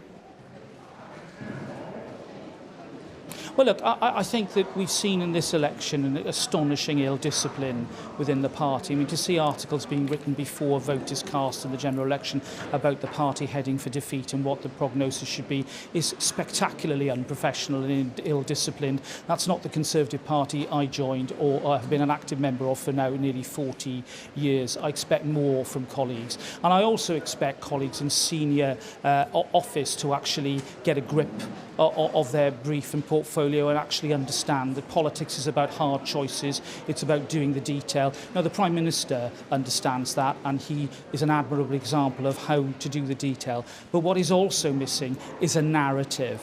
What are we saying, particularly to younger voters? You know, in Swindon, I've got a younger than average demographic. What are we offering to them about owning their own home and having a share in the future of our country? Where's this ambition gone for our country? You know, the Conservative Party is more than just a desiccated management machine. We should be representing with passion the hopes of the next generation. And whilst we have done admirable things on education and supported older people in our society, we've really now got to look fundamentally at what we do for younger people. And it's not about left and right, Laura. It's about actually those who want to come into politics to do things rather than to be somebody. Now, I've lost my position. You know, I'm a member of the public again. great, I'm Joe Public, but I tell you this, my political career is not over, and for the party that I love, I will do everything I can to make sure we are a credible party of the nation once again, because that is where the Conservative Party wins, and that is what millions of people out there are crying out for. Those people who stayed at home today were telling us just as much as those who switched that they weren't happy with the Conservative Party. We've got to do better, and we've got to accept the judgment of the electorate quickly. And everyone watching will hear, Robert Buckland, tonight, the conviction in your voice and how strongly you feel about where it's gone wrong for your party. You say it's been spectacularly ill-disciplined and ill-judged for colleagues to talk about losing the election before it has actually happened. I assume there you're referring to Suella Braverman, the former Home Secretary, who did as much in the pages of the Daily Telegraph yesterday. Yeah, and I'm afraid that's not an isolated example. You know, I'm fed up of personal agendas and jockeying for position. You know, the truth is now, with the Conservatives facing this electoral Armageddon, it's going to be like a group of bald men arguing over a comb. You know, I came into politics to actually do government and to responsibly exercise power in order to make change in this country. I did that in office for many years. I'm proud of my legacy. I changed the lives of victims of crime, victims of domestic abuse and autistic people. I wanted the chance to do more for the people I care about. I've been denied that because the party around me just can't get its proverbial together, and I'm not going to use a four-letter word even though we're well after the watershed. Robert Buckland, Clive Myrie here. I mean, there is going to be a battle for the soul of the Conservative Party after this. If these early results are borne out more widely and the exit poll is correct, there is a sense that the party could lurch even further to the right and have those kinds of characters that you're criticising be in charge of the party. Well, that would be a disastrous mistake, and it would send us into the abyss and gift Labour government for many years. You know, what happened tonight was a big vote for change. Now, Labour are going to get a big majority, but, you know, and congratulations to them and good luck to the new Prime Minister. But it's not necessarily going to be the deepest of majorities for them, and they're going to need to listen to those who are in the minority. I'm so sorry, I'm going to have to interrupt you there. We've got a declaration here. Central and West Ward is as follows. Ali Afe, Liberal Democrat, 1,946. Francis Lazok, the Conservative Party, 4,228. Ashton Hector Muncaster, Reform UK, 7,815. Chi Onwurah, Labour Party, 18,875. John Pearson, Green Party candidate, 3,228. Habib Rahman, Independent, 1,636. Yvonne Ann Ridley, Independent, 3,627. And that Chi Onwurah has been duly elected to serve as a councillor, as a Member of Parliament for the Newcastle upon Tyne Central and West constituency. Thank you. The Reform candidate is unwell and has had to leave the count. So I now invite Chi Onwurah to speak. Thank you.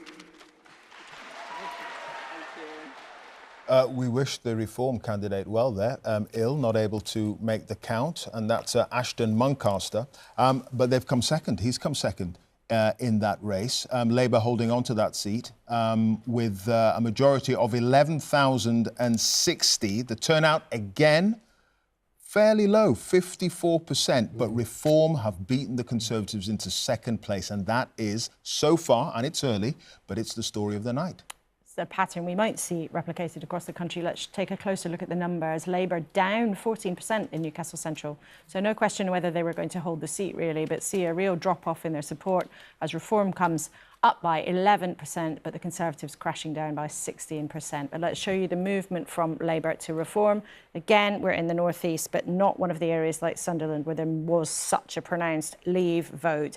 A very interesting pattern we're seeing there, Chris. I mean, we should underline it's a Labour win, but what's happening between Reform underneath the surface is fascinating, isn't it? It is, isn't it? And then we can piece together, I think, an element of what we see there in the numbers, not just in that seat, but in some of the early ones as far as Reform's performance, and then unpicking the language, the words that Robert Buckland was using to you there, Laura, in your conversation. Robert Buckland, a mild-mannered chap, but my goodness, you could hear his fury, his anger at his own colleagues, not just that article written by Suella Braverman, the former Home Secretary, in The Telegraph just the other day, but sketching out, as he sees it, what the party needs to avoid in the post-mortem that we're now seeing playing out on our programme tonight. Bald men fighting over a comb, talking about the prospect of the row to come in his own parliamentary party, which he won't be a part of. Really angry, though. Really angry. And as I say, you know, Robert Buckland, for viewers who perhaps don't follow politics as keenly as others may, is not someone who grabs megaphones and shouts loudly into them for the sake of it. He's a mild-mannered, understated chap by normal demeanour. And there you could see just how angry he is, and just how angry he is in particular at his own colleagues, in his view, contributing towards the difficult night for the Conservatives and his own demise. Yeah. All right, Chris, thank you for that. It's going to be an interesting night, clearly, and we've got enough results now and the exit poll, and I don't know about you lot, but I think it's about time we saw the swingometer. Ooh, indeed, yes. And Jeremy Vine has the swingometer in question in Cardiff. Jeremy. Funny you should mention that. Yes, right here with it, Clive. So let's just explain. The swingometer measures the movement of votes between parties from one election to another. And if the proportion of votes stays the same, then the swing would be 0, and you can see the needle here. And if that were to be the case, then all the red seats stay red and all the blue seats stay blue. It's not going to be 0 after tonight. We were listening, weren't we, to Robert Buckland. You can see over here, his seat would fall on a 6% swing. There it is, Swindon South, and so it did. But Labour are going beyond that. I could put the half-dozen results that we've had into the swingometer, and we can measure the actual swing. Not the exit poll now, this is the actual swing. So let's just move it and see what's happening. Before we look, 12.7% is the swing required for a majority of one. If you have 12.7%, Labour have it in every single seat, they get a one-seat majority. Where are they now? Just slightly shy of 11%. So that would have them, if it was 11% swing in every single seat, on an extra 98 seats. So you're thinking to yourself, how come this is an extraordinary night for Labour with what seems to be a fairly modest swing so far? Now, OK, as we get more results, the swing may go up. At the moment, if it's 11%, if you simply paint them in logically, these seats are all Labour and these seats stay Conservative. But here's what's actually happening. In places where they need a bigger swing, Labour are getting it. So have a look at what our exit poll is projecting. And I'm just going to wash the red across the right-hand side of the screen here, and you will see. This is the remarkable thing about Labour's performance, is that where they didn't need a very big swing, for example, in their own already safe seats, they haven't got one. Instead, they've targeted seats they desperately need. Maybe they're in second place to the Conservatives. And it looks like, from our exit poll, predictions only, at 13%, they're taking all the seats. At 14%, they're taking nearly all of them. At 15%, and you know what? We should move it round a bit more. Where does this very targeted Labour swing stop? This is the secret of Labour's victory, if victory it is. This, remember, is our prediction. It's our exit poll. But it shows them, possibly in Romford, Redditch, Herne Bay, getting seats on a swing of 20%. Now, part of what's happening is the targeting of the Labour vote. The other thing is that the Conservatives seem to be hemorrhaging most in places where they're stronger. So for them, it really is a perfect storm. All right, Jeremy, thank you for that.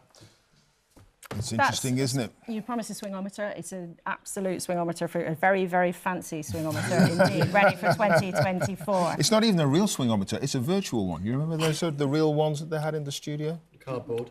Bit of cardboard, yeah. Well, it's all high-tech now. I got paid £100 by the BBC to programme swingometer. Oh, really? You got, hang on, so former Cabinet Secretary Gus O'Donnell, this is a big revelation. We should welcome Dawn Butler from Labour, who's sitting alongside. You got 170 quid for working on a swingometer.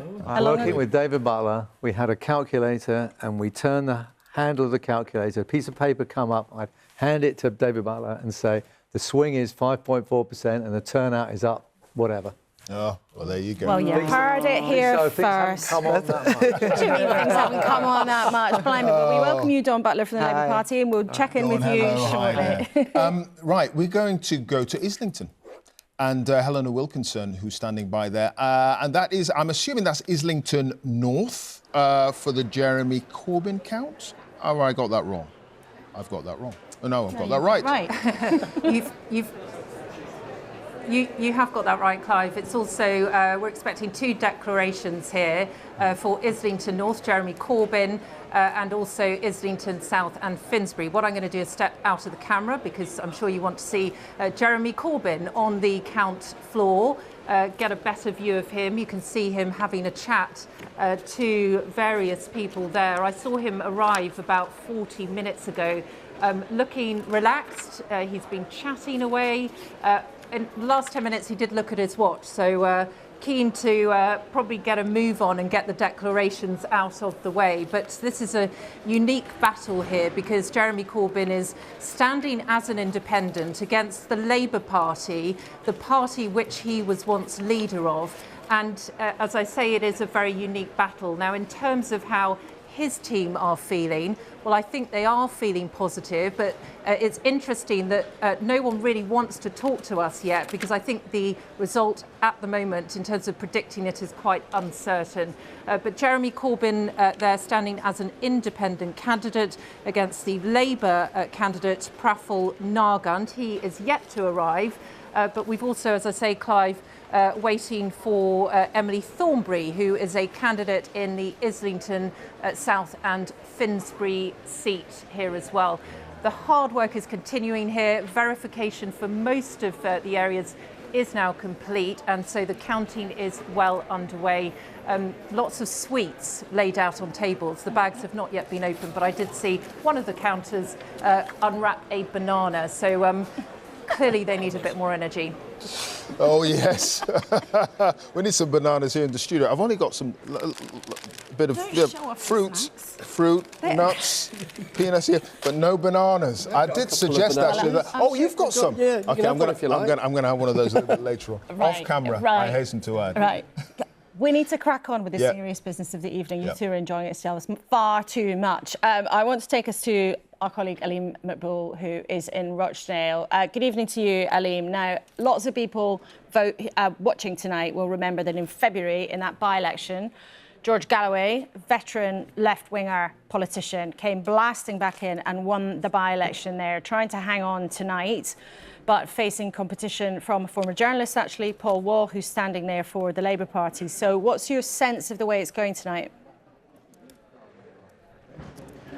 Well, recent polls have shown that it's pretty close. Labour Party members who are looking at a bit of sampling seem a touch more relaxed now than they did at the beginning of the evening, but it is close and extraordinary, given the national picture that you've been talking about over the last few hours, that we are talking about Labour nervousness in seats which are long-time Labour strongholds, like Rochdale. But about 2 weeks ago, they actually called for more help canvassing in other seats they considered battleground states. Again, a similar profile where, in some cases, they won in 2019 by more than 20 points. What do all these places have in common? Well, they have high Muslim populations, and the feeling is that there will be, in a lot of those constituencies, a protest vote against the way Keir Starmer and the Labour Party have handled the Gaza crisis, the fact that they abstained from that November ceasefire vote, for example. So, as well as Rochdale, where you rightly say George Galloway is looking to hold on to the seat that he won in February, there are other seats to look out for later in the day. Some in Birmingham, Ladywood, Perry Barr, Leicester South as well, the Bradford seats as well, and other Lancashire seats in Blackburn, for example. So, as I say, interestingly, given everything that's going on, that potentially the Muslim vote from 2019 could have gone down from around 80%, according to a lot of research, to perhaps 60%. But that has also led to a lot of apathy among Muslim voters, if research is to be believed. Elaine, thank you so much. It's one of the really interesting patterns we're going to be looking out for, not just as he was saying there in Rochdale, where there was that enormous impact with the Galloway by-election earlier this year, but in lots of other pockets of the country, something that Labour has been nervous about. Yeah, in those early declarations that we've had, the Reform vote going up, their share of the vote, beating the Conservatives into second place in a number of those seats, all of them so far being held by Labour, or one, as in the case of Swindon, by Labour from the Conservatives. And one of those seats that they're keeping their eye on, Reform, is Ashfield. And Sean Dilley is there for us now. That is where Lee Anderson is standing. Local boy, a minor, started out as a Labour councillor, then he went to the Conservatives, then he was an independent, now he's standing for Reform. And they clearly are hoping, Sean, that they should be able to win this. Yes.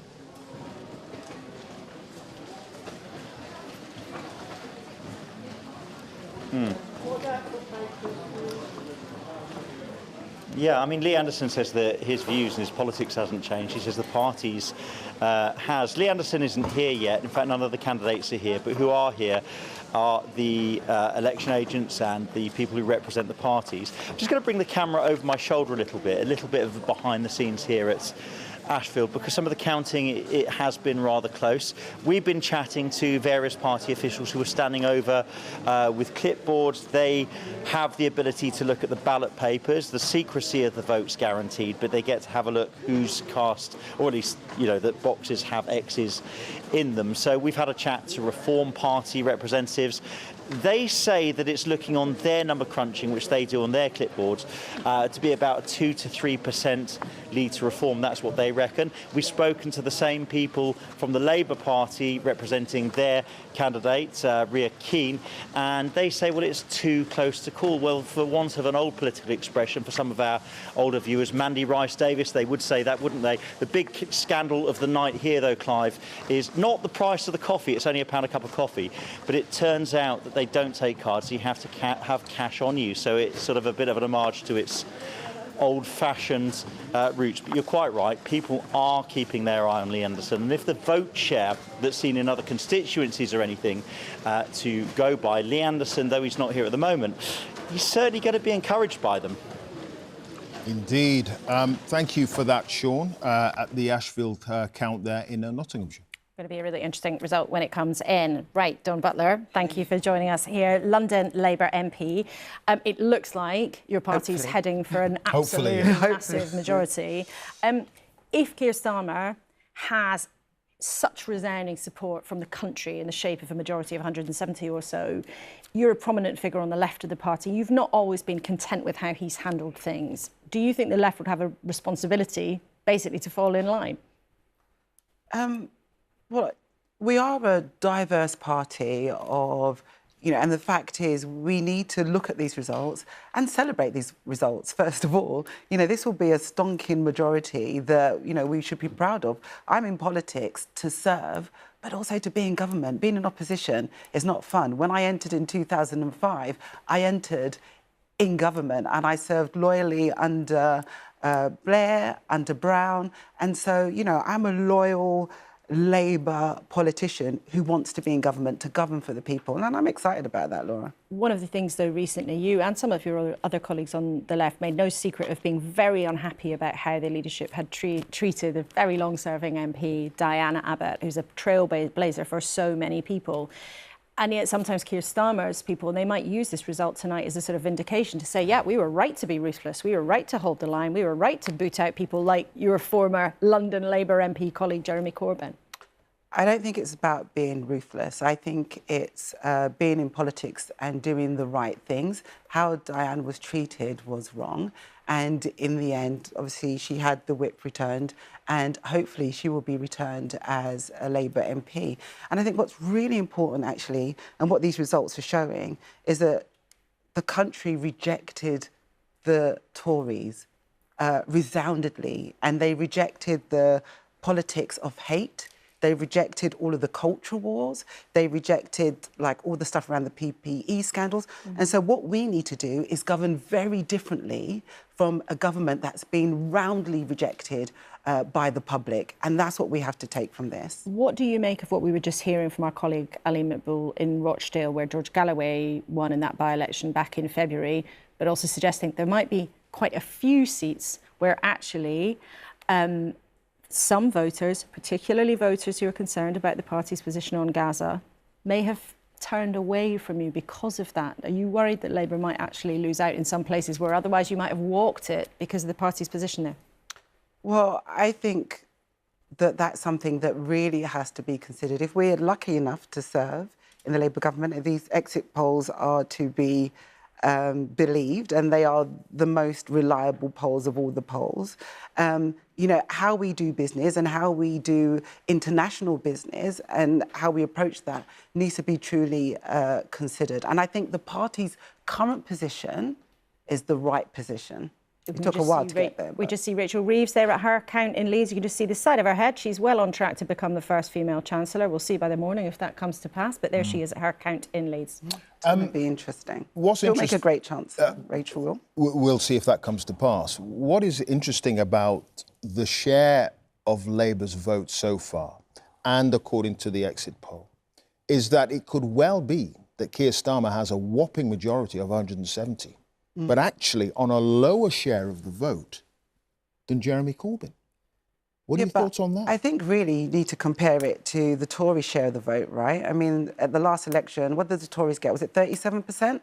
The lowest share of the vote in, I think, 23 years, and they served in government. So what I think we need to talk about is, you know, they had a right to govern with that. So let's look at where we land at the end of this and what Labour's share will be. And at the end of the day, you know, we will hopefully be in government. But given that share for Jeremy Corbyn in 2017, does that potentially mean that even with a majority of 170, people on the left are going to feel that they have a right, they do anyway, but have even more of a right to make their voice heard from the backbenches? I think what the discussion will be about is PR, proportional representation. I think there'll be lots of people talking about PR. I think if you look at... But you're not talking about that. Well, I think the people, public, will be talking about proportional representation and whether we need to have a debate about it. And I've always said that we do need to have a debate about it around the country, because I think we're going to need to look at the share of the Green vote, the share of the Lib Dem vote, the share of the Labour vote, and then we need to do the number crunching when we see that.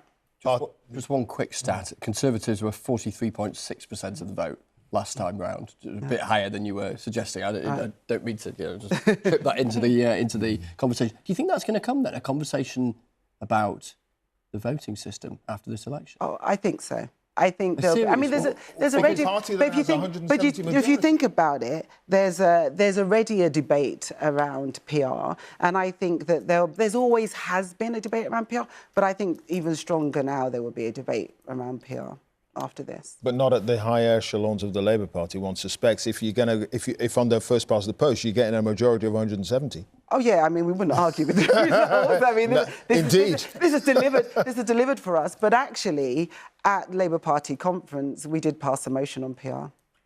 Yeah, well, Keir Starmer, I think, once upon a time believed that PR was a good system, but it's not something that made it into the Labour Party manifesto. But Dawn Butler, thank you very much indeed for now.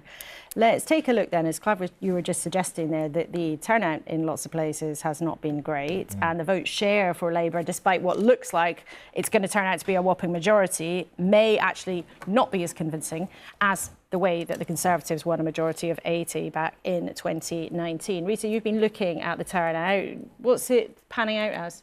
Panning out is quite low at the moment, Laura, and this is based on the results that we have in so far. So we've had 6 seats declared so far, and we're looking at 54% turnout based on those 6 seats, which is, you know, it's not resounding, really, is it? 54% was what we got in Newcastle Central. Let me show you the whole graph here, because it does make for interesting reading. We go right back to 1980, when Margaret Thatcher was in power, and you can see there the heady days of turnout were in the high 70s. They went up, actually, in 1992, you know, just peaking there at a little bit below 80%. Then you see something of a decline after 1997 when Tony Blair came in. We have Blair, Brown, Cameron, May, Johnson.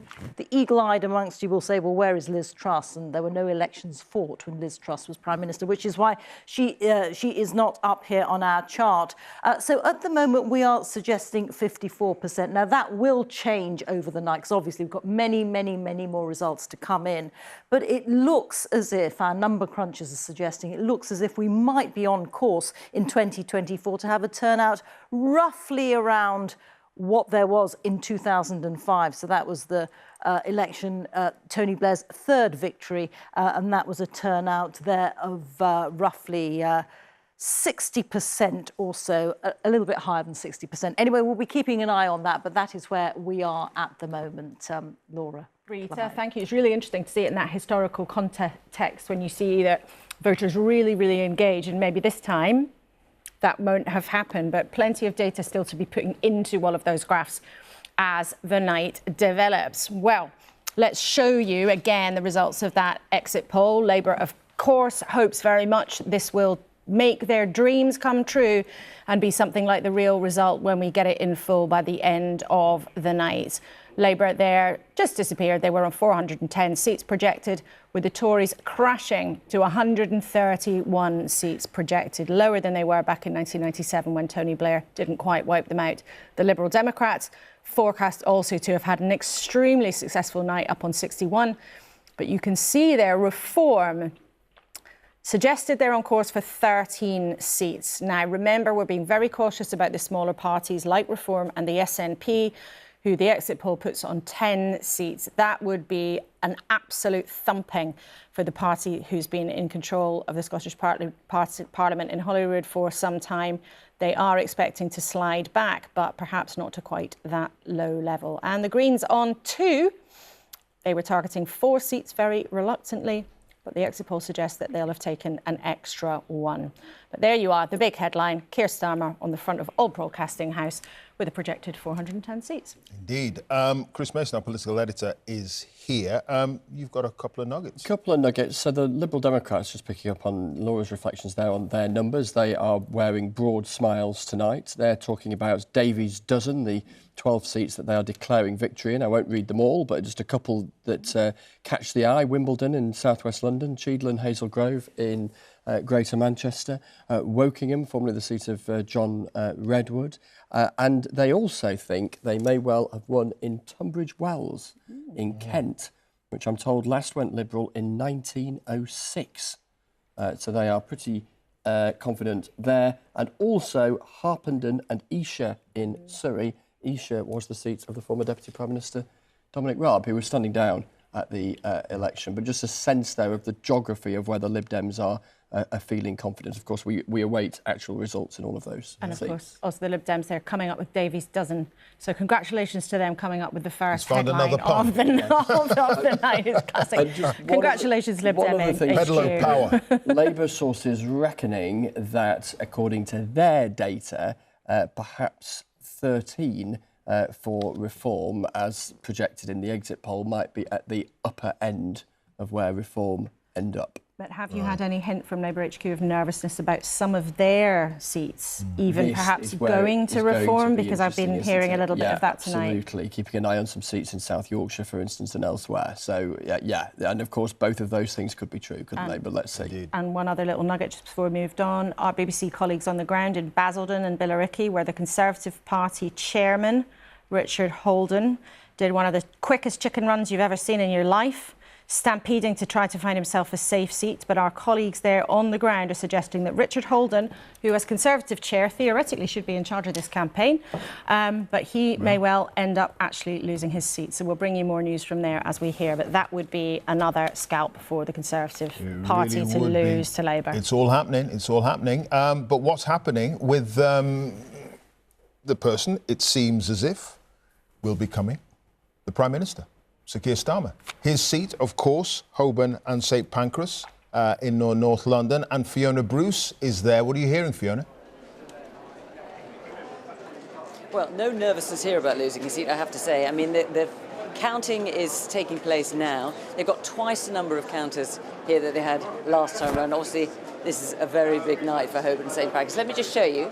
So there you've got the ranks of desks, people counting. There's actually 2 constituencies being counted here. Holborn St Pancras, which is Keir Starmer's, then Hampstead and Highgate, which is a new constituency because the boundaries have been withdrawn. So they're counting there. They're actually counting on 2 different floors.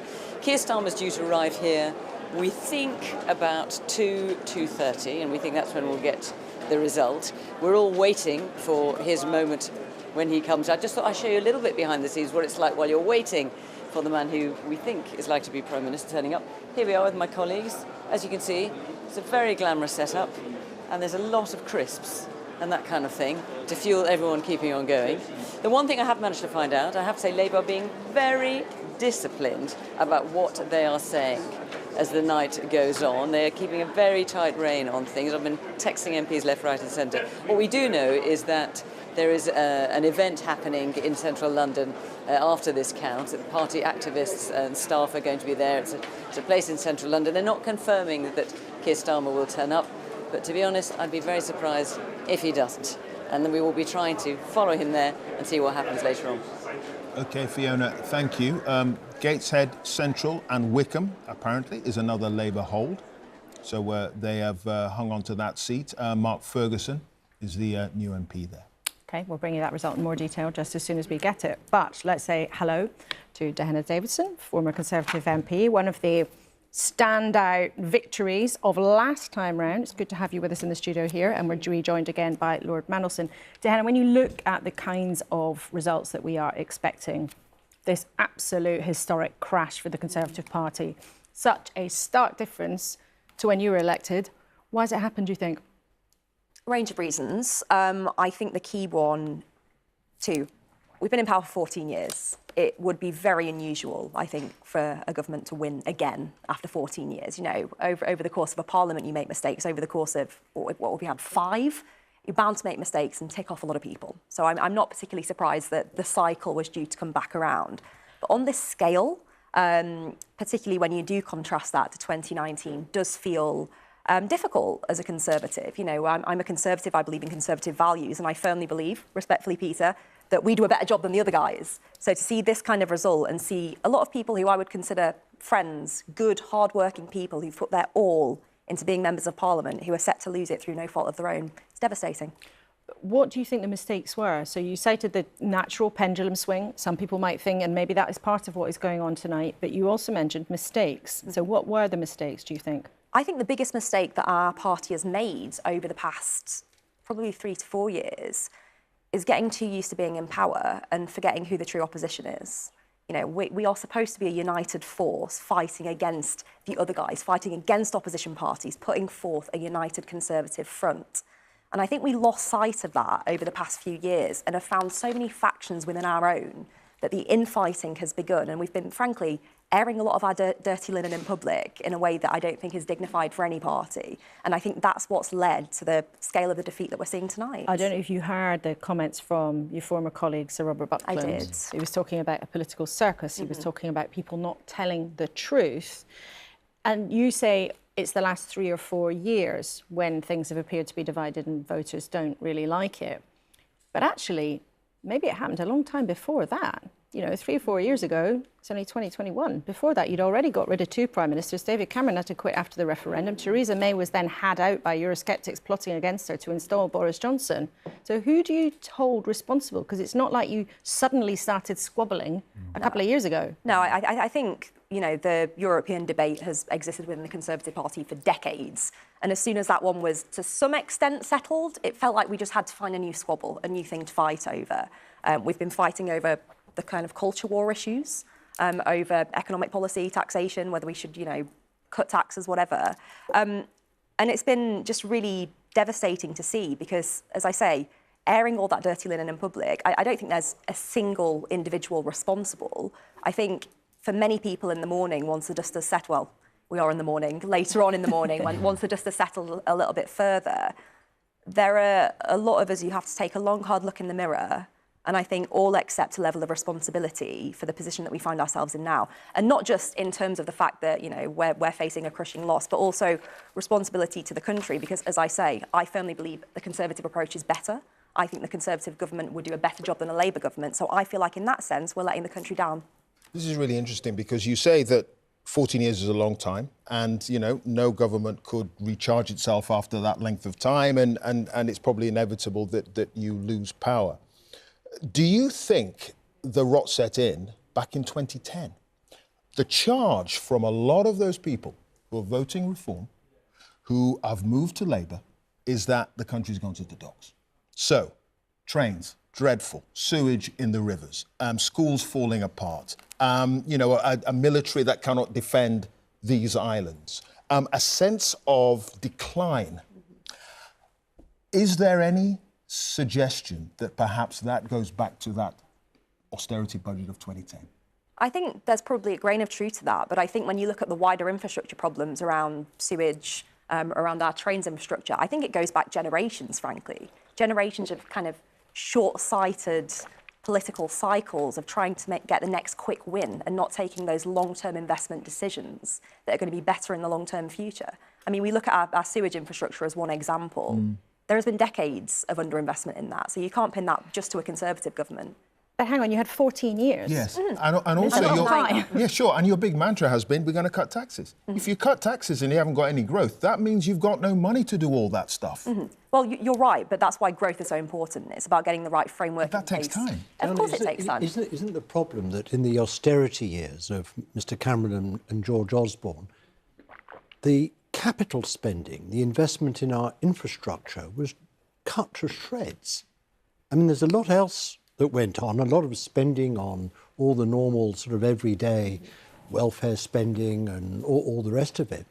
But it left the infrastructure, the sort of fabric of the country and of our society and economy so much more weakened. So that when we did experience COVID and when we did have the unexpected outbreak of war in Ukraine, which took another sort of swathe through our finances, the core of the country was just not strong enough to withstand this endless battering.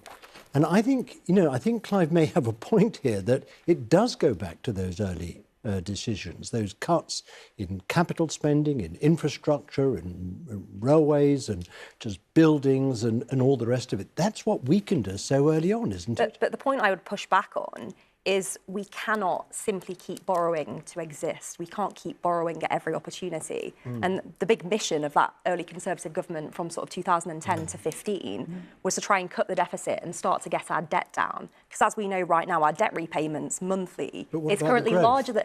I know, but our debt repayments monthly is currently larger than our entire education budget. At some point, we have to take responsibility for that. That's interesting. That's really interesting because John Curtis made the point a few days ago that the polls suggest that the public aren't interested in tax cuts if the NHS is falling apart.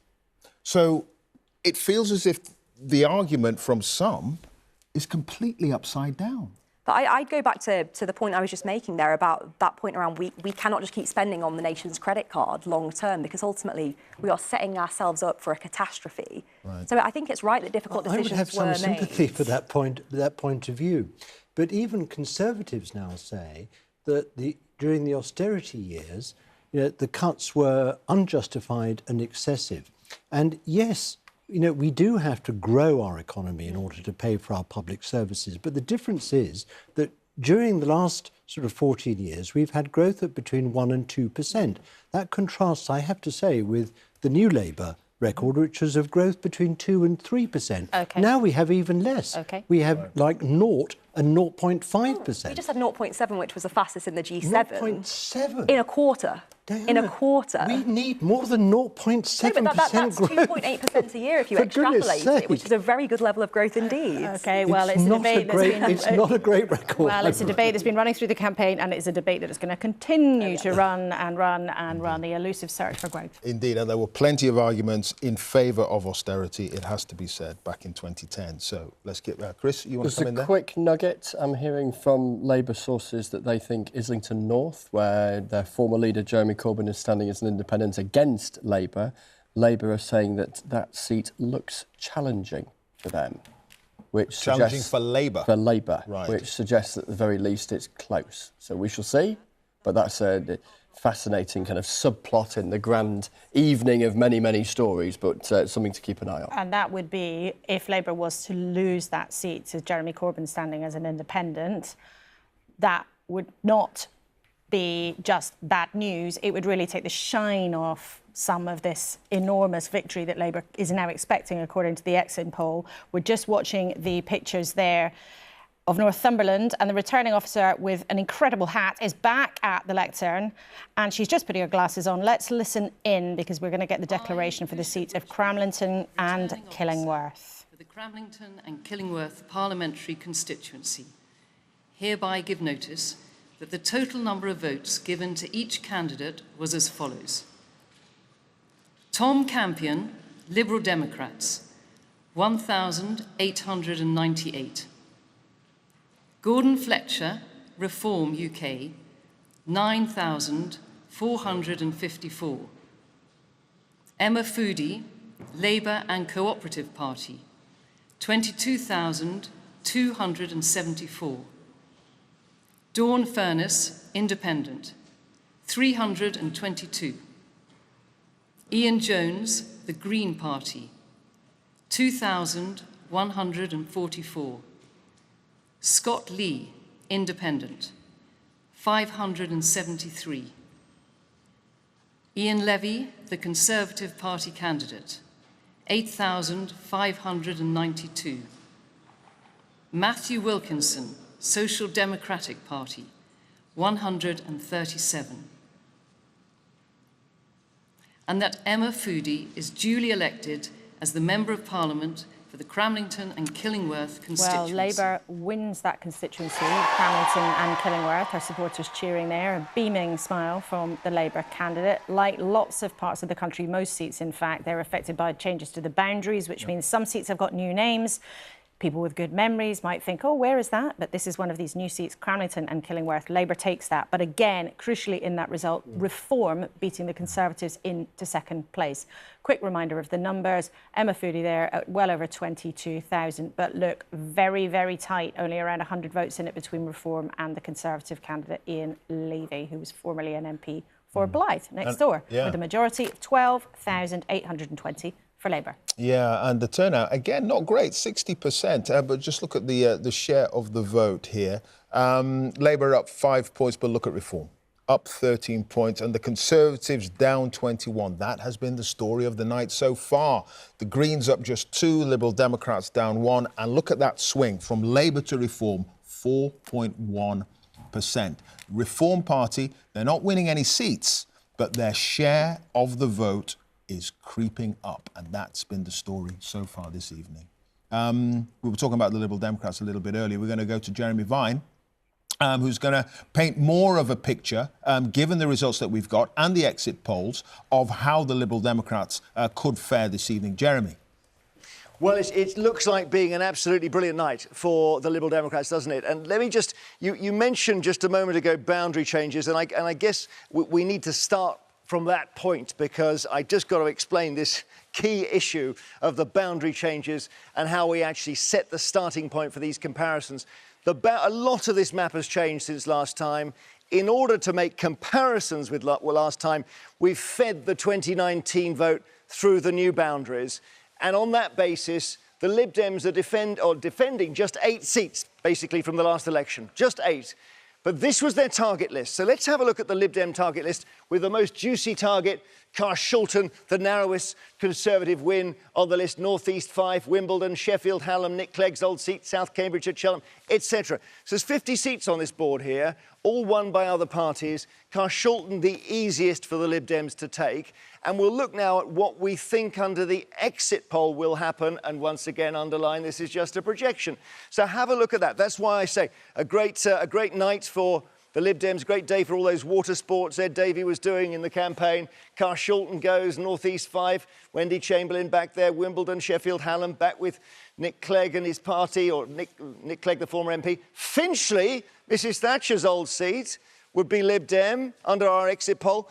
And the rot only stops, from the Conservatives' point of view, at Tunbridge Wells, where Our exit poll suggests it stays blue, but we'll see as the night goes on what actually happens. Next board. At what point does the Lib Dem advance stop? The late Paddy Ashdown would have enjoyed seeing Yeovil back in the orange column, North Norfolk, North Cornwall, Epsom and Ewell, the old seat of Chris Grayling, who's gone into the House of Lords tonight. That's gone Lib Dem. Surrey Heath, Michael Gove's old seat, Mid Dorset, and then basically Torbay. Torbay. Let's have a look. Just down here in the southwest, Torbay is that point on the map there in orange. So what you're seeing with the Lib Dems is this onrush of advances across the southeast and southwest, taking back seats that they would have had in years past, but they haven't had this many for a very, very, very long time. As somebody said earlier, it's a once-in-a-century result for them. It's really extraordinary, and it's caused by one thing and one particular thing, which is the crash in the Conservative vote. And if you're a Lib Dem and you're in second place last time and the Conservatives melt down, it's your seat. OK, Jeremy, thank you. Continuing the theme of the Liberal Democrats, we're going to go to Kingston and Surbiton. Ed Davies' seat, and Nick Watt is there for us. Nick, are they feeling confident there, given how the evening seems to be panning out? Well, the Liberal Democrats, Clive, are indeed feeling very confident. In the last minute, I've just heard from a Lib Dem source who is saying, we now believe they are saying that they've won 47 seats, and that would beat the 1997 result, which was obviously their big breakthrough. And they're saying tonight, this is an astonishing night for the Liberal Democrats. One seat they're claiming to have won is Tunbridge Wells.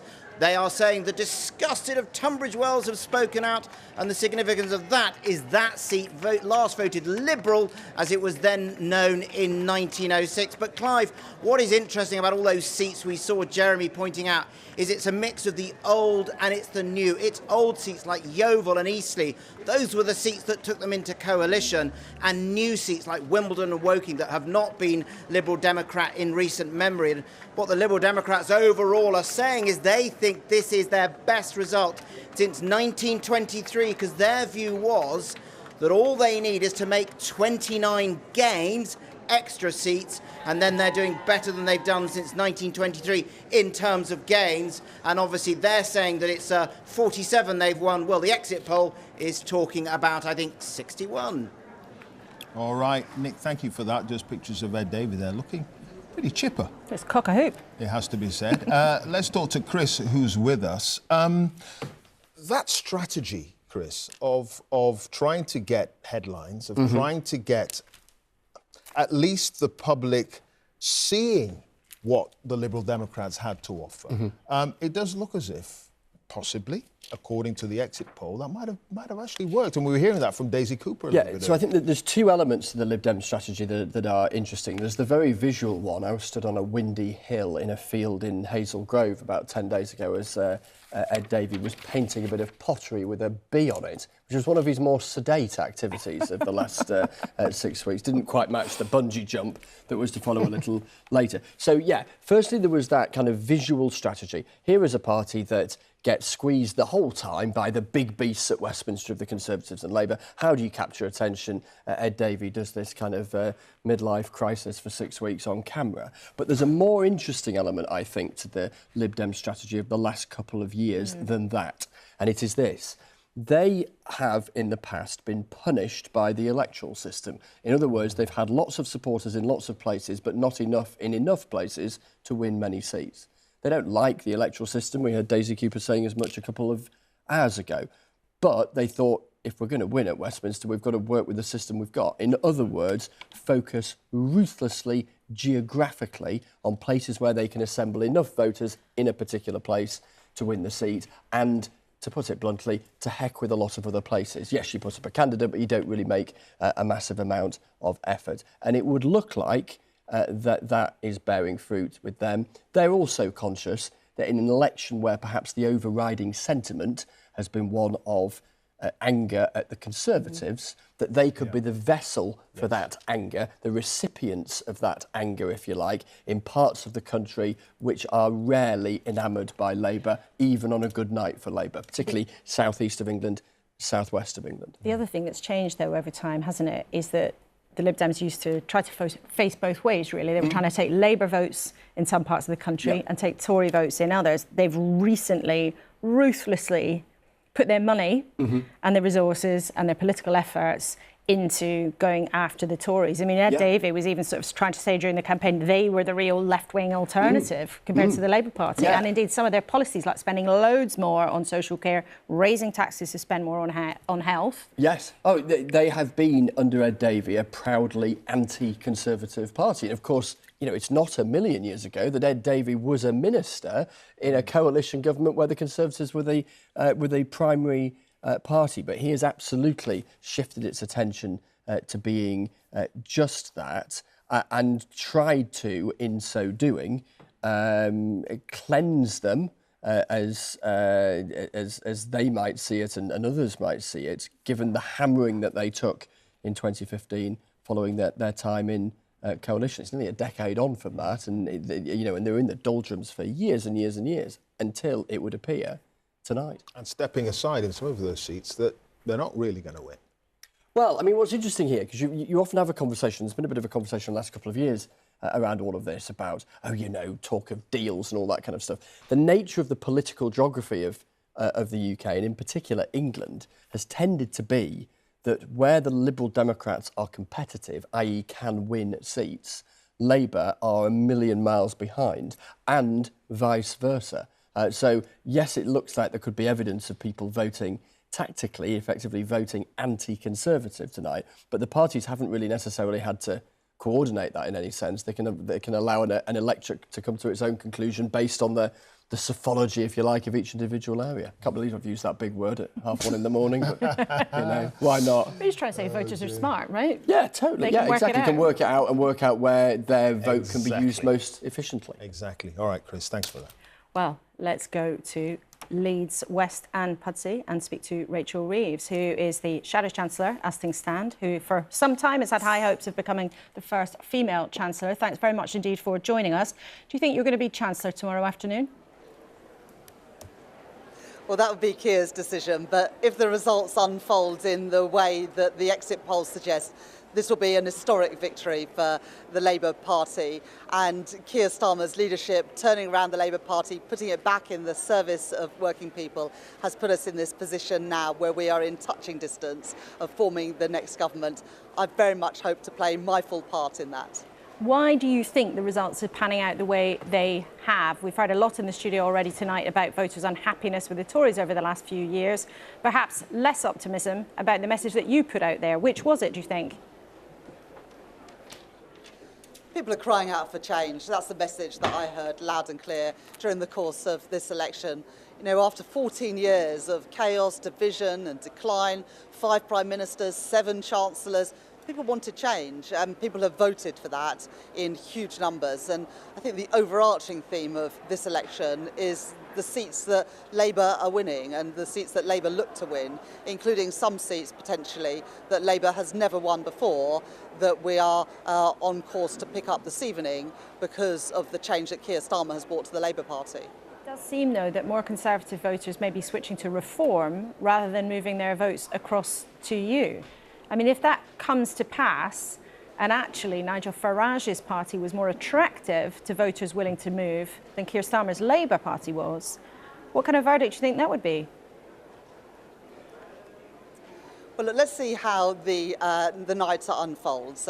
We haven't had that many results yet, and so far it's been Labour that's been picking up seats, including directly from the Conservatives, for example, in Swindon. That is good news for Labour, and we're on course for being able to provide the strong leadership that this country needs, with a strong mandate to deliver the change that we set out in our manifesto, to bring stability back to the economy, to create those 40,000 additional appointments every single week in our National Health Service, the recruitment of 6,500 new teachers in our state schools. So that's what we sought a mandate for, and we very much hope tomorrow to be able to start getting to work on that job. But in terms of the enthusiasm for the Labour Party, I mean, as you point out, it's just an exit poll. It is still early in the night. We haven't had that many real results. But the exit poll does point to an absolutely thumping majority for Keir Starmer, and yet it also suggests that Labour's share of the vote is up around 1%, and the Reform share of the vote appears to be up around 14%. Are you confident that Labour will not lose seats to the Reform Party tonight? Well, look, let's see what happens on that seat-by-seat basis. But if the results unfold in the way that it looks likely, this is going to be an almost unprecedented landslide majority for the Labour Party. That will give us the mandate to make the changes that our country needs. People are crying out for change, and it looks like people are putting their trust in the Change Labour Party under Keir's leadership, and it's now up to us to repay that trust by starting to deliver on the things that we set out during the course of this election, to bring stability back to our economy, wealth creation and jobs and opportunities in all parts of the UK, to tackle the cost of living crisis. That is the change that our country needs, and that is the change that I know that Keir and the whole team is determined to deliver if we have that chance from tomorrow. Rachel Reeves, Clive Myrie here, but are you confident that you're going to be able to deliver in the way that you would like to, given that you've signed up to the fiscal rules of the previous government, if you do win eventually this evening? You have put yourself in a straitjacket. You are not going to raise taxes, at least on those that are out there, concerning your tax lock, as it were, no rises in VAT, national insurance and income tax. You're going to be in a very straitened and difficult position. And yet you're saying that you're going to be able to deliver for all those people who now have put faith in you. How are you going to do that? So everything in our manifesto is fully costed and fully funded. So we have set out in the manifesto the immediate injection of cash we will provide for our public services. The 6,500 new teachers in our state schools paid for by closing the loophole whereby private schools don't pay VAT or business rates today. Closing the tax loopholes whereby non-doms still are not paying their fair share of tax in the country that they make home. And we will put that money into our National Health Service. So an immediate injection of cash. But what we sought at this election was a mandate to grow our economy. And that requires tough decisions and difficult conversations and fights ahead, for example, on our planning system. But we're determined to bring growth back to Britain. I talk to so many investors and businesses who say they've got money to invest, but they're choosing not to invest in Britain today because of the lack of stability, because of a planning system that is stacked against actually getting stuff built in Britain.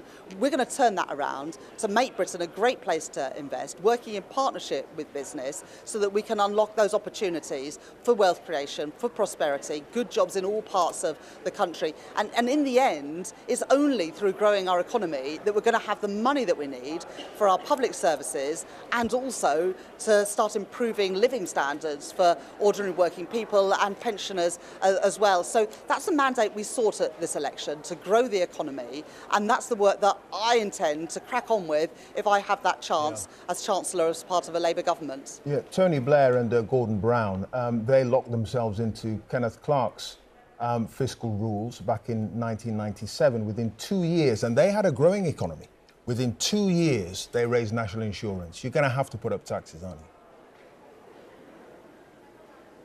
Well, that's not true.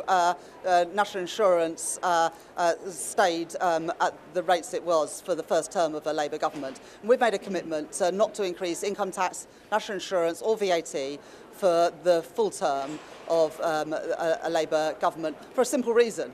People have gone through a massive cost of living crisis these last few years, and whacking up taxes on working people is not the way to address a cost of living crisis.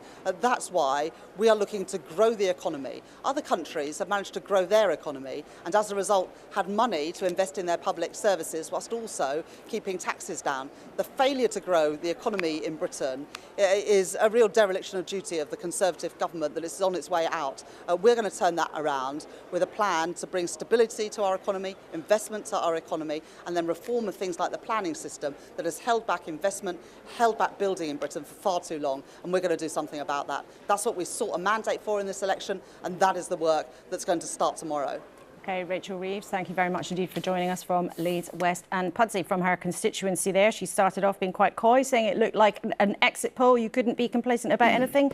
But by the end of our conversation, she was saying it's up to us. She the was the Conservatives Chancellor. are on their way out. Indeed. Didn't take that long. OK, we're going to go to Rita because we're going to look at the result in Harrogate and Knaresborough. You've preempted my line, Clive. I'm not sure I like that because I was going to show you my new toy, which is this. We're calling it the Big Shout. Harrogate and Knaresborough, a Lib Dem gain. Of course, Lib Dem mustard yellow, and it's a Lib Dem gain from the Conservatives. Tom Gordon is the new Lib Dem MP for Harrogate and Knaresborough, Harrogate in Yorkshire, of course, and he's got a majority of 8,200 plus. And it's the change in the vote share that's always so interesting, isn't it? Because the Lib Dems have put on 10% since 2019, the Conservatives right down on 22%, and the Reform Party actually coming in on an increase of 11%. And you can see here the swing from Conservative to Liberal Democrat is 16%. So that is the Liberal Democrats' first gain of the night, their first seat of the night, Harrogate and Knaresborough for Sir Ed Davies, Liberal Democrats. Laura, Clive. Thank you, Rita. Wow, let's go to another big seat where some people have been predicting, expecting or speculating about a big headline. We're going to go to our colleague Ross Atkins, who is in Norfolk, southwest Norfolk to be more precise. The seat who has been held by somebody all of us got very familiar with not so long ago, Liz Truss, her ill-fated time in Downing Street. But of course, before that, she'd been a cabinet minister for many years. But Ross Atkins, what is the mood at the count there? There's been suggestions that her seat might be in danger. Does it feel like that on the ground? Evening, Laura. Evening, Clive. Well, as you can probably hear, there's a hive of activity behind me here in the Lynn Sport Leisure Centre in Kings Lynn. We've actually got two counts going on for Northwest Norfolk and Southwest Norfolk. Southwest Norfolk being Liz Truss's constituency. She's one of the several candidates standing for election, and there's no sense that this is something which is a done deal. Talking to a number of people involved in the different parties who are watching the vote count going on, they're all noting that Reform seems to be performing well or above expectations. That doesn't mean they think Reform is going to win, but that could be part of a complex electoral equation for Liz Truss, because she's under pressure from a number of directions, from the Labour candidate, from Reform, but also from an independent candidate who was a supporter of the Conservatives, but according to one of his team, they are now consciously targeting disgruntled Tory voters. So we'll have to see how many supporters of Liz Truss from previous elections come across. And just to put this in context, both of these constituencies would have, till very recently, be considered rock solid for the Conservatives. Both the MPs standing for re-election have majorities of well over 20,000, and yet when we look at the exit poll, Northwest Norfolk is projected as being 66% likely for the Labour Party, and as for Liz Truss, her victory is described as possible. So neither of these two things are settled. In terms of the practicalities, you can probably see the stage just behind me where the results will be announced. We're expecting Northwest Norfolk at 4:30 in the morning, Southwest Norfolk, Liz Truss's constituency, at 5:30 in the morning. Okay, Ross, thank you very much indeed. And we're going to stay out and about around the country because there is so much going on. But Chris, very briefly to you, some news expected to be another headline of the night. The Liberal Democrats think they're taking a cabinet scalp. They think that they're going to win in Chichester, in Sussex, and beat Gillian Keegan, the Education Secretary. Here's a quote from a spokesperson: "School's out for summer, autumn, winter and spring for Gillian Keegan," which gives you some sense of their confidence, the Liberal Democrats' confidence that they are going to beat a cabinet minister in the coming hours. And that would be huge. She's got a majority of 19,000. So the Lib Dems very confident if they're actually saying that and giving quotes out. However much they love giving out quotes, the Liberal Democrats, they only do it when they've actually got something to say. Clive. Interesting as well, the vote down in Basildon and Billericay, where the Tory party chairman, Richard Holden, is fighting, and he chicken run. He was parachuted in there. Catherine Biorahanga is there for us tonight. Catherine, just bring us up to date. Yes, Clive and Laura, I was just about to tell you that the count is all over here. But just in the last few seconds, we've seen some ballot papers being brought out. Several of the counting staff are busy recounting some of the ballot papers, it seems, from where I'm standing here. This really is an indication of just how close the vote is here in Basildon and Billericay. And the reason, of course, there is a national focus, as you mentioned here, Clive, is the fact that you have the Conservative Party chairman, Richard Holden, standing in this seat. There was controversy around it. Some Conservative Party members feeling he was parachuted in. This, of course, was meant to be a safe Conservative seat for the party chairman. We've seen him here walking along the count floor, and really you can just get the sense that it's quite tense. We've heard from the Labour representatives, they're saying it's too close to call. Reform UK, their candidate, Stephen Conley, was actually speaking to the BBC. He says he's quite confident about the results. As we've seen with the exit polls, Reform has been doing well across the country. They're optimistic that that result can be repeated here. But this really is a shock for the Conservatives. They had a notional majority of over 20,000 votes. This was going to be a safe seat for the party chairman. Right now, it seems that if he does win this seat for his party, it's going to be a really tough call. So we're just going to keep an eye on this recount coming in. I was speaking to a Conservative Party official who told me that if it's only a difference of about 2,000 votes, 1,000 votes, the Conservatives might want a recount. So we'll continue to keep an eye on this vote that's coming in at Basildon and Billericay.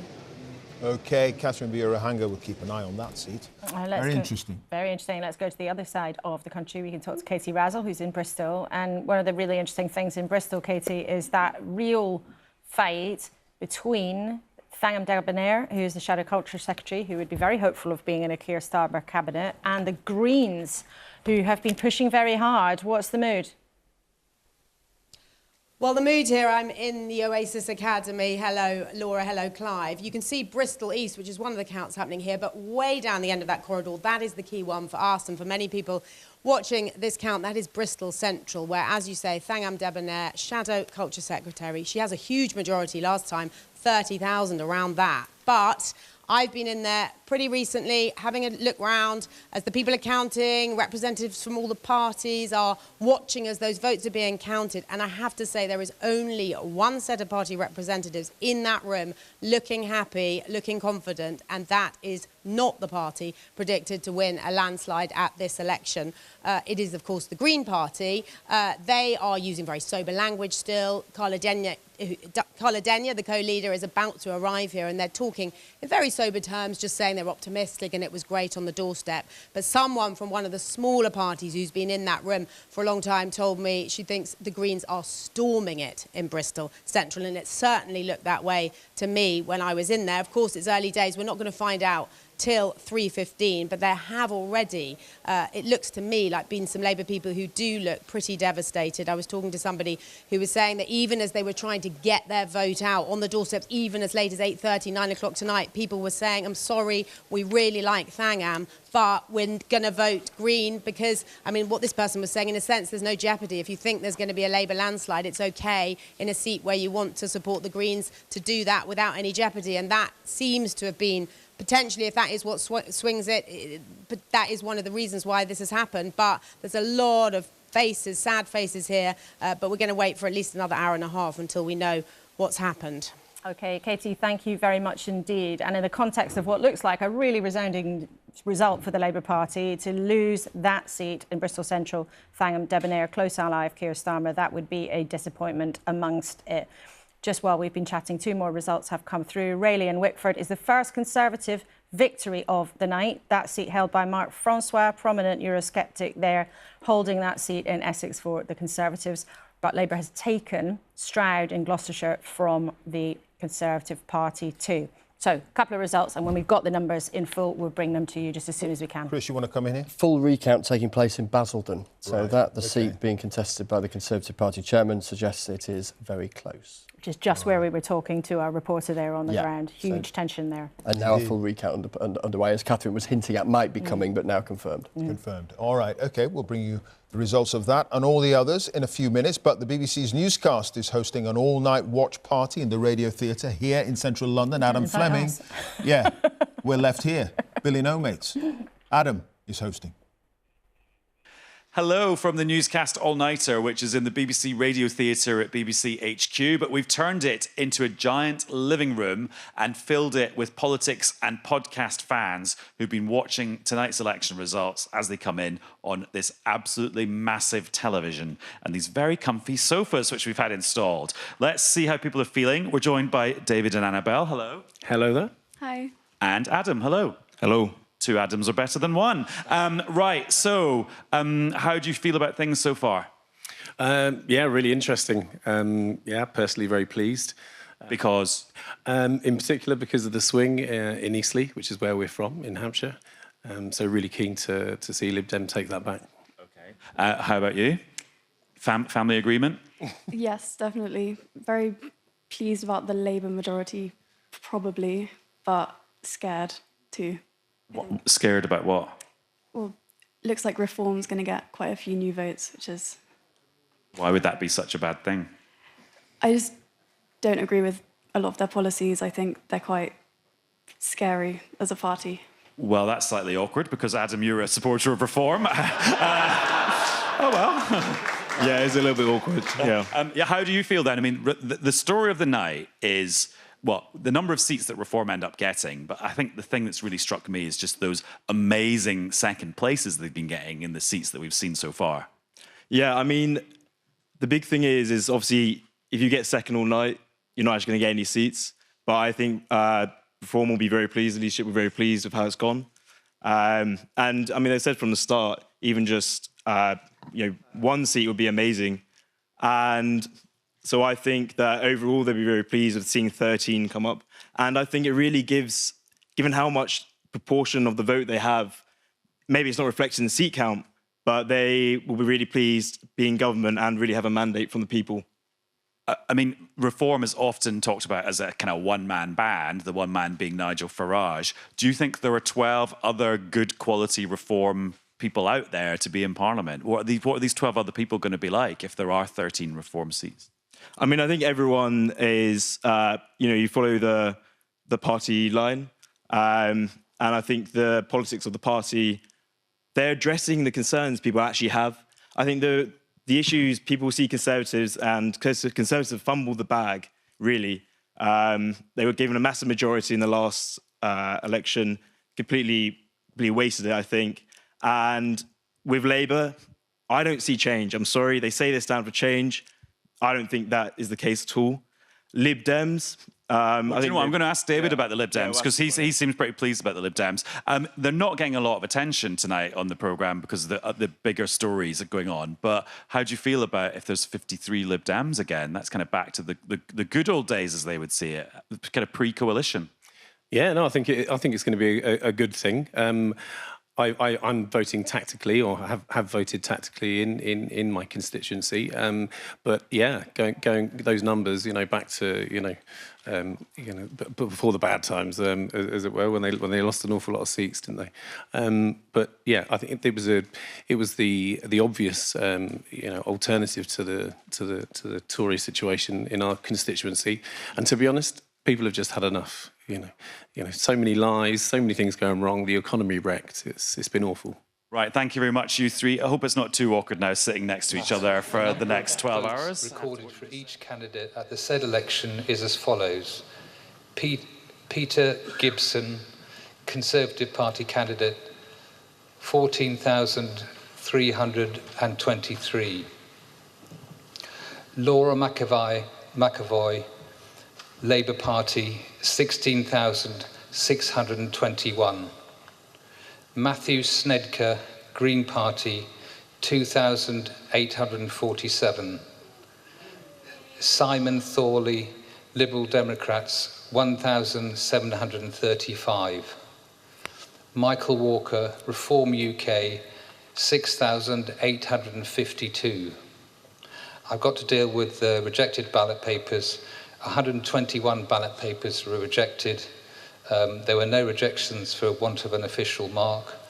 There were 21 rejections for voting for more than one candidate. So Labour have taken the seat of Darlington from the Conservatives. They took it in 2019.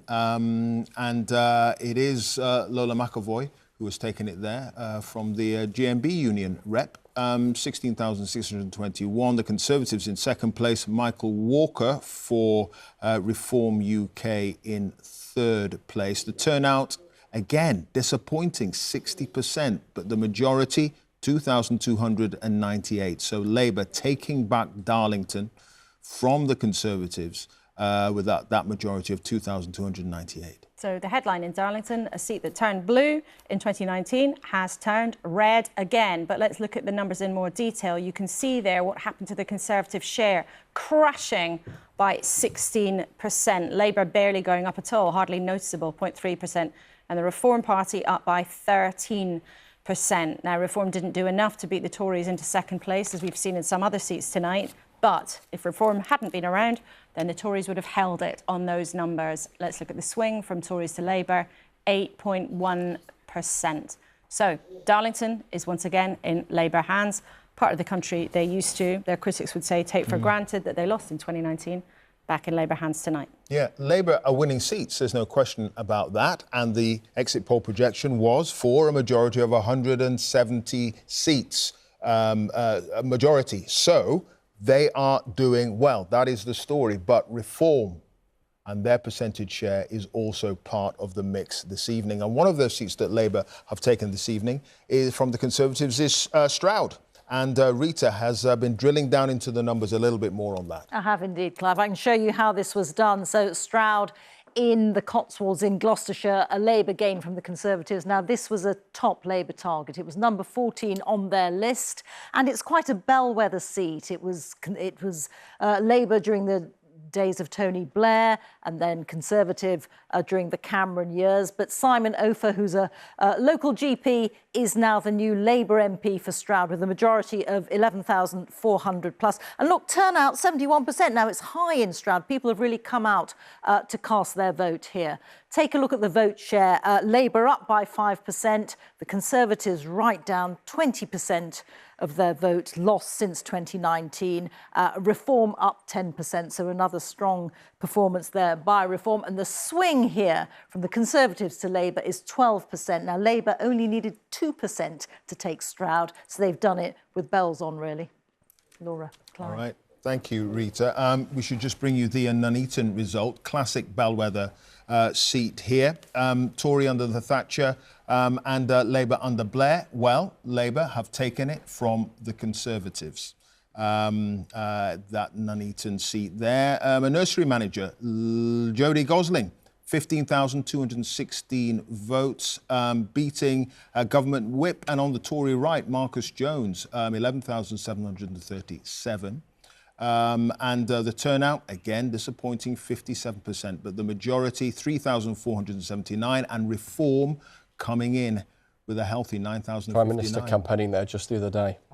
Right. So even those seats where Rishi Sunak has been out on the stump himself, it didn't save them in that particular seat, not in Nuneaton, which, as Clive said, is one of those absolute classic seats around the country that tends to vote with the prevailing wind of the nation. So let's look at the numbers in a bit more detail. You can see again, look, Labour up 5%, which is significant, but not overwhelming. The Tories crashing by 32%. That is falling off a cliff. What does it mean for the swing? Tory to Labour, 19%. So a very, very significant swing there in Nuneaton, which is exactly the kind of seat where Labour had to be making significant progress. Signs so far tonight showing that that is absolutely what they're doing. Quick nugget from Basildon and Billericay. We're talking about the recount there involving the Conservative Party chairman, the Labour leader of the local council, saying there are 20 votes in it. Ooh, a nail-biter. Nail-biter. Yep. Well, we'll see. All right. A quick tally of where we are so far this evening. It is coming up to 2 o'clock. In the morning, Labour are on 13 seats, up 4. The Conservatives have a single seat, and they're down 5. The Liberal Democrats up 1, with 1 seat. Reform, no seats, but we've talked a lot this evening so far about their vote share, and the Greens on no seats yet so far. There's a long time to go. There is. Lots going on, and you've just... I think I've got a mouthful of banana. Mouthful of bananas. Well, Yeah, we need our energy. We need our energy. Right. We can welcome a new duet to the table while you two muck about and talk about your snacks. Joining us is Dame Margaret Hodge, long-term Labour politician now on her way to the House of Lords. Yes, indeed. We understand. Anne Lee Kane, who was Boris Johnson's Director of Communications and one of the people who was part of the 2019 campaign that turned the red to blue, and now tonight it seems that you are seeing the blue being turned back to red again. I mean, what has happened that has smashed to bits that group of voters, that victory that you were part of putting together in 2019? So, I was with Boris Johnson when he wrote and delivered the speech where he told that new coalition, thanking them for lending us the vote. You lent us this vote, and he went on to saying that the people here want change. And we cannot and we must not let them down. And we did. And that is the fundamental reason why we're seeing people deserting the Tory party in droves. One of the reasons, though, people might say that they've switched to Labour, and we're just watching pictures of Ashton-under-Lyne, you can see there in the corner of your screen, because that's the seat of Angela Rayner, the Labour Deputy Leader. So we're watching because she might walk in that door in a matter of moments.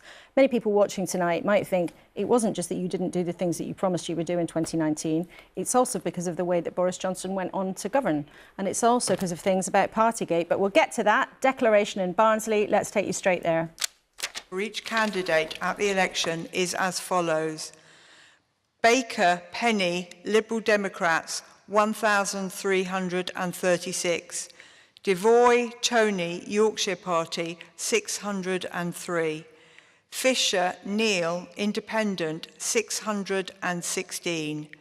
Hayes, Tom, Green Party, 1,805. Jarvis, Dan, Labour Party, 18,610. Kovacs, Tamas, the Conservative Party candidate, 3,083. Lomas, Robert, Reform UK, 10,799. And Palencius, Yanis, English Democrats, England's National Party, 42. And there were 114 spoilt ballots. So I therefore duly declare Dan seat in the north of England, Barnsley North, which has been held by the Labour MP and Shadow Minister Dan Jarvis, a former military man. He has beaten Reform into second place. They're on 10,799 votes. That was one of the seats where Reform had hoped to make some progress, where there were some... 133. We're going to go straight to another declaration. Lee Anthony Farmer, the Conservative Party candidate, 6,584. Anne Christine Forsyth, Green Party, 3,794. Darren James Longhorn, Yorkshire Party, 404. Rachel Reeves, Labour Party, 18,976.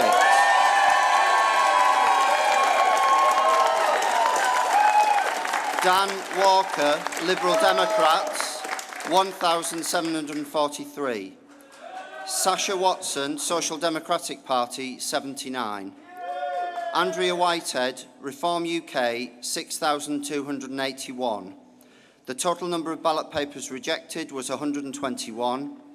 I hereby declare that Rachel Reeves is duly elected as the Member of Parliament for the Leeds West and Pudsey constituency.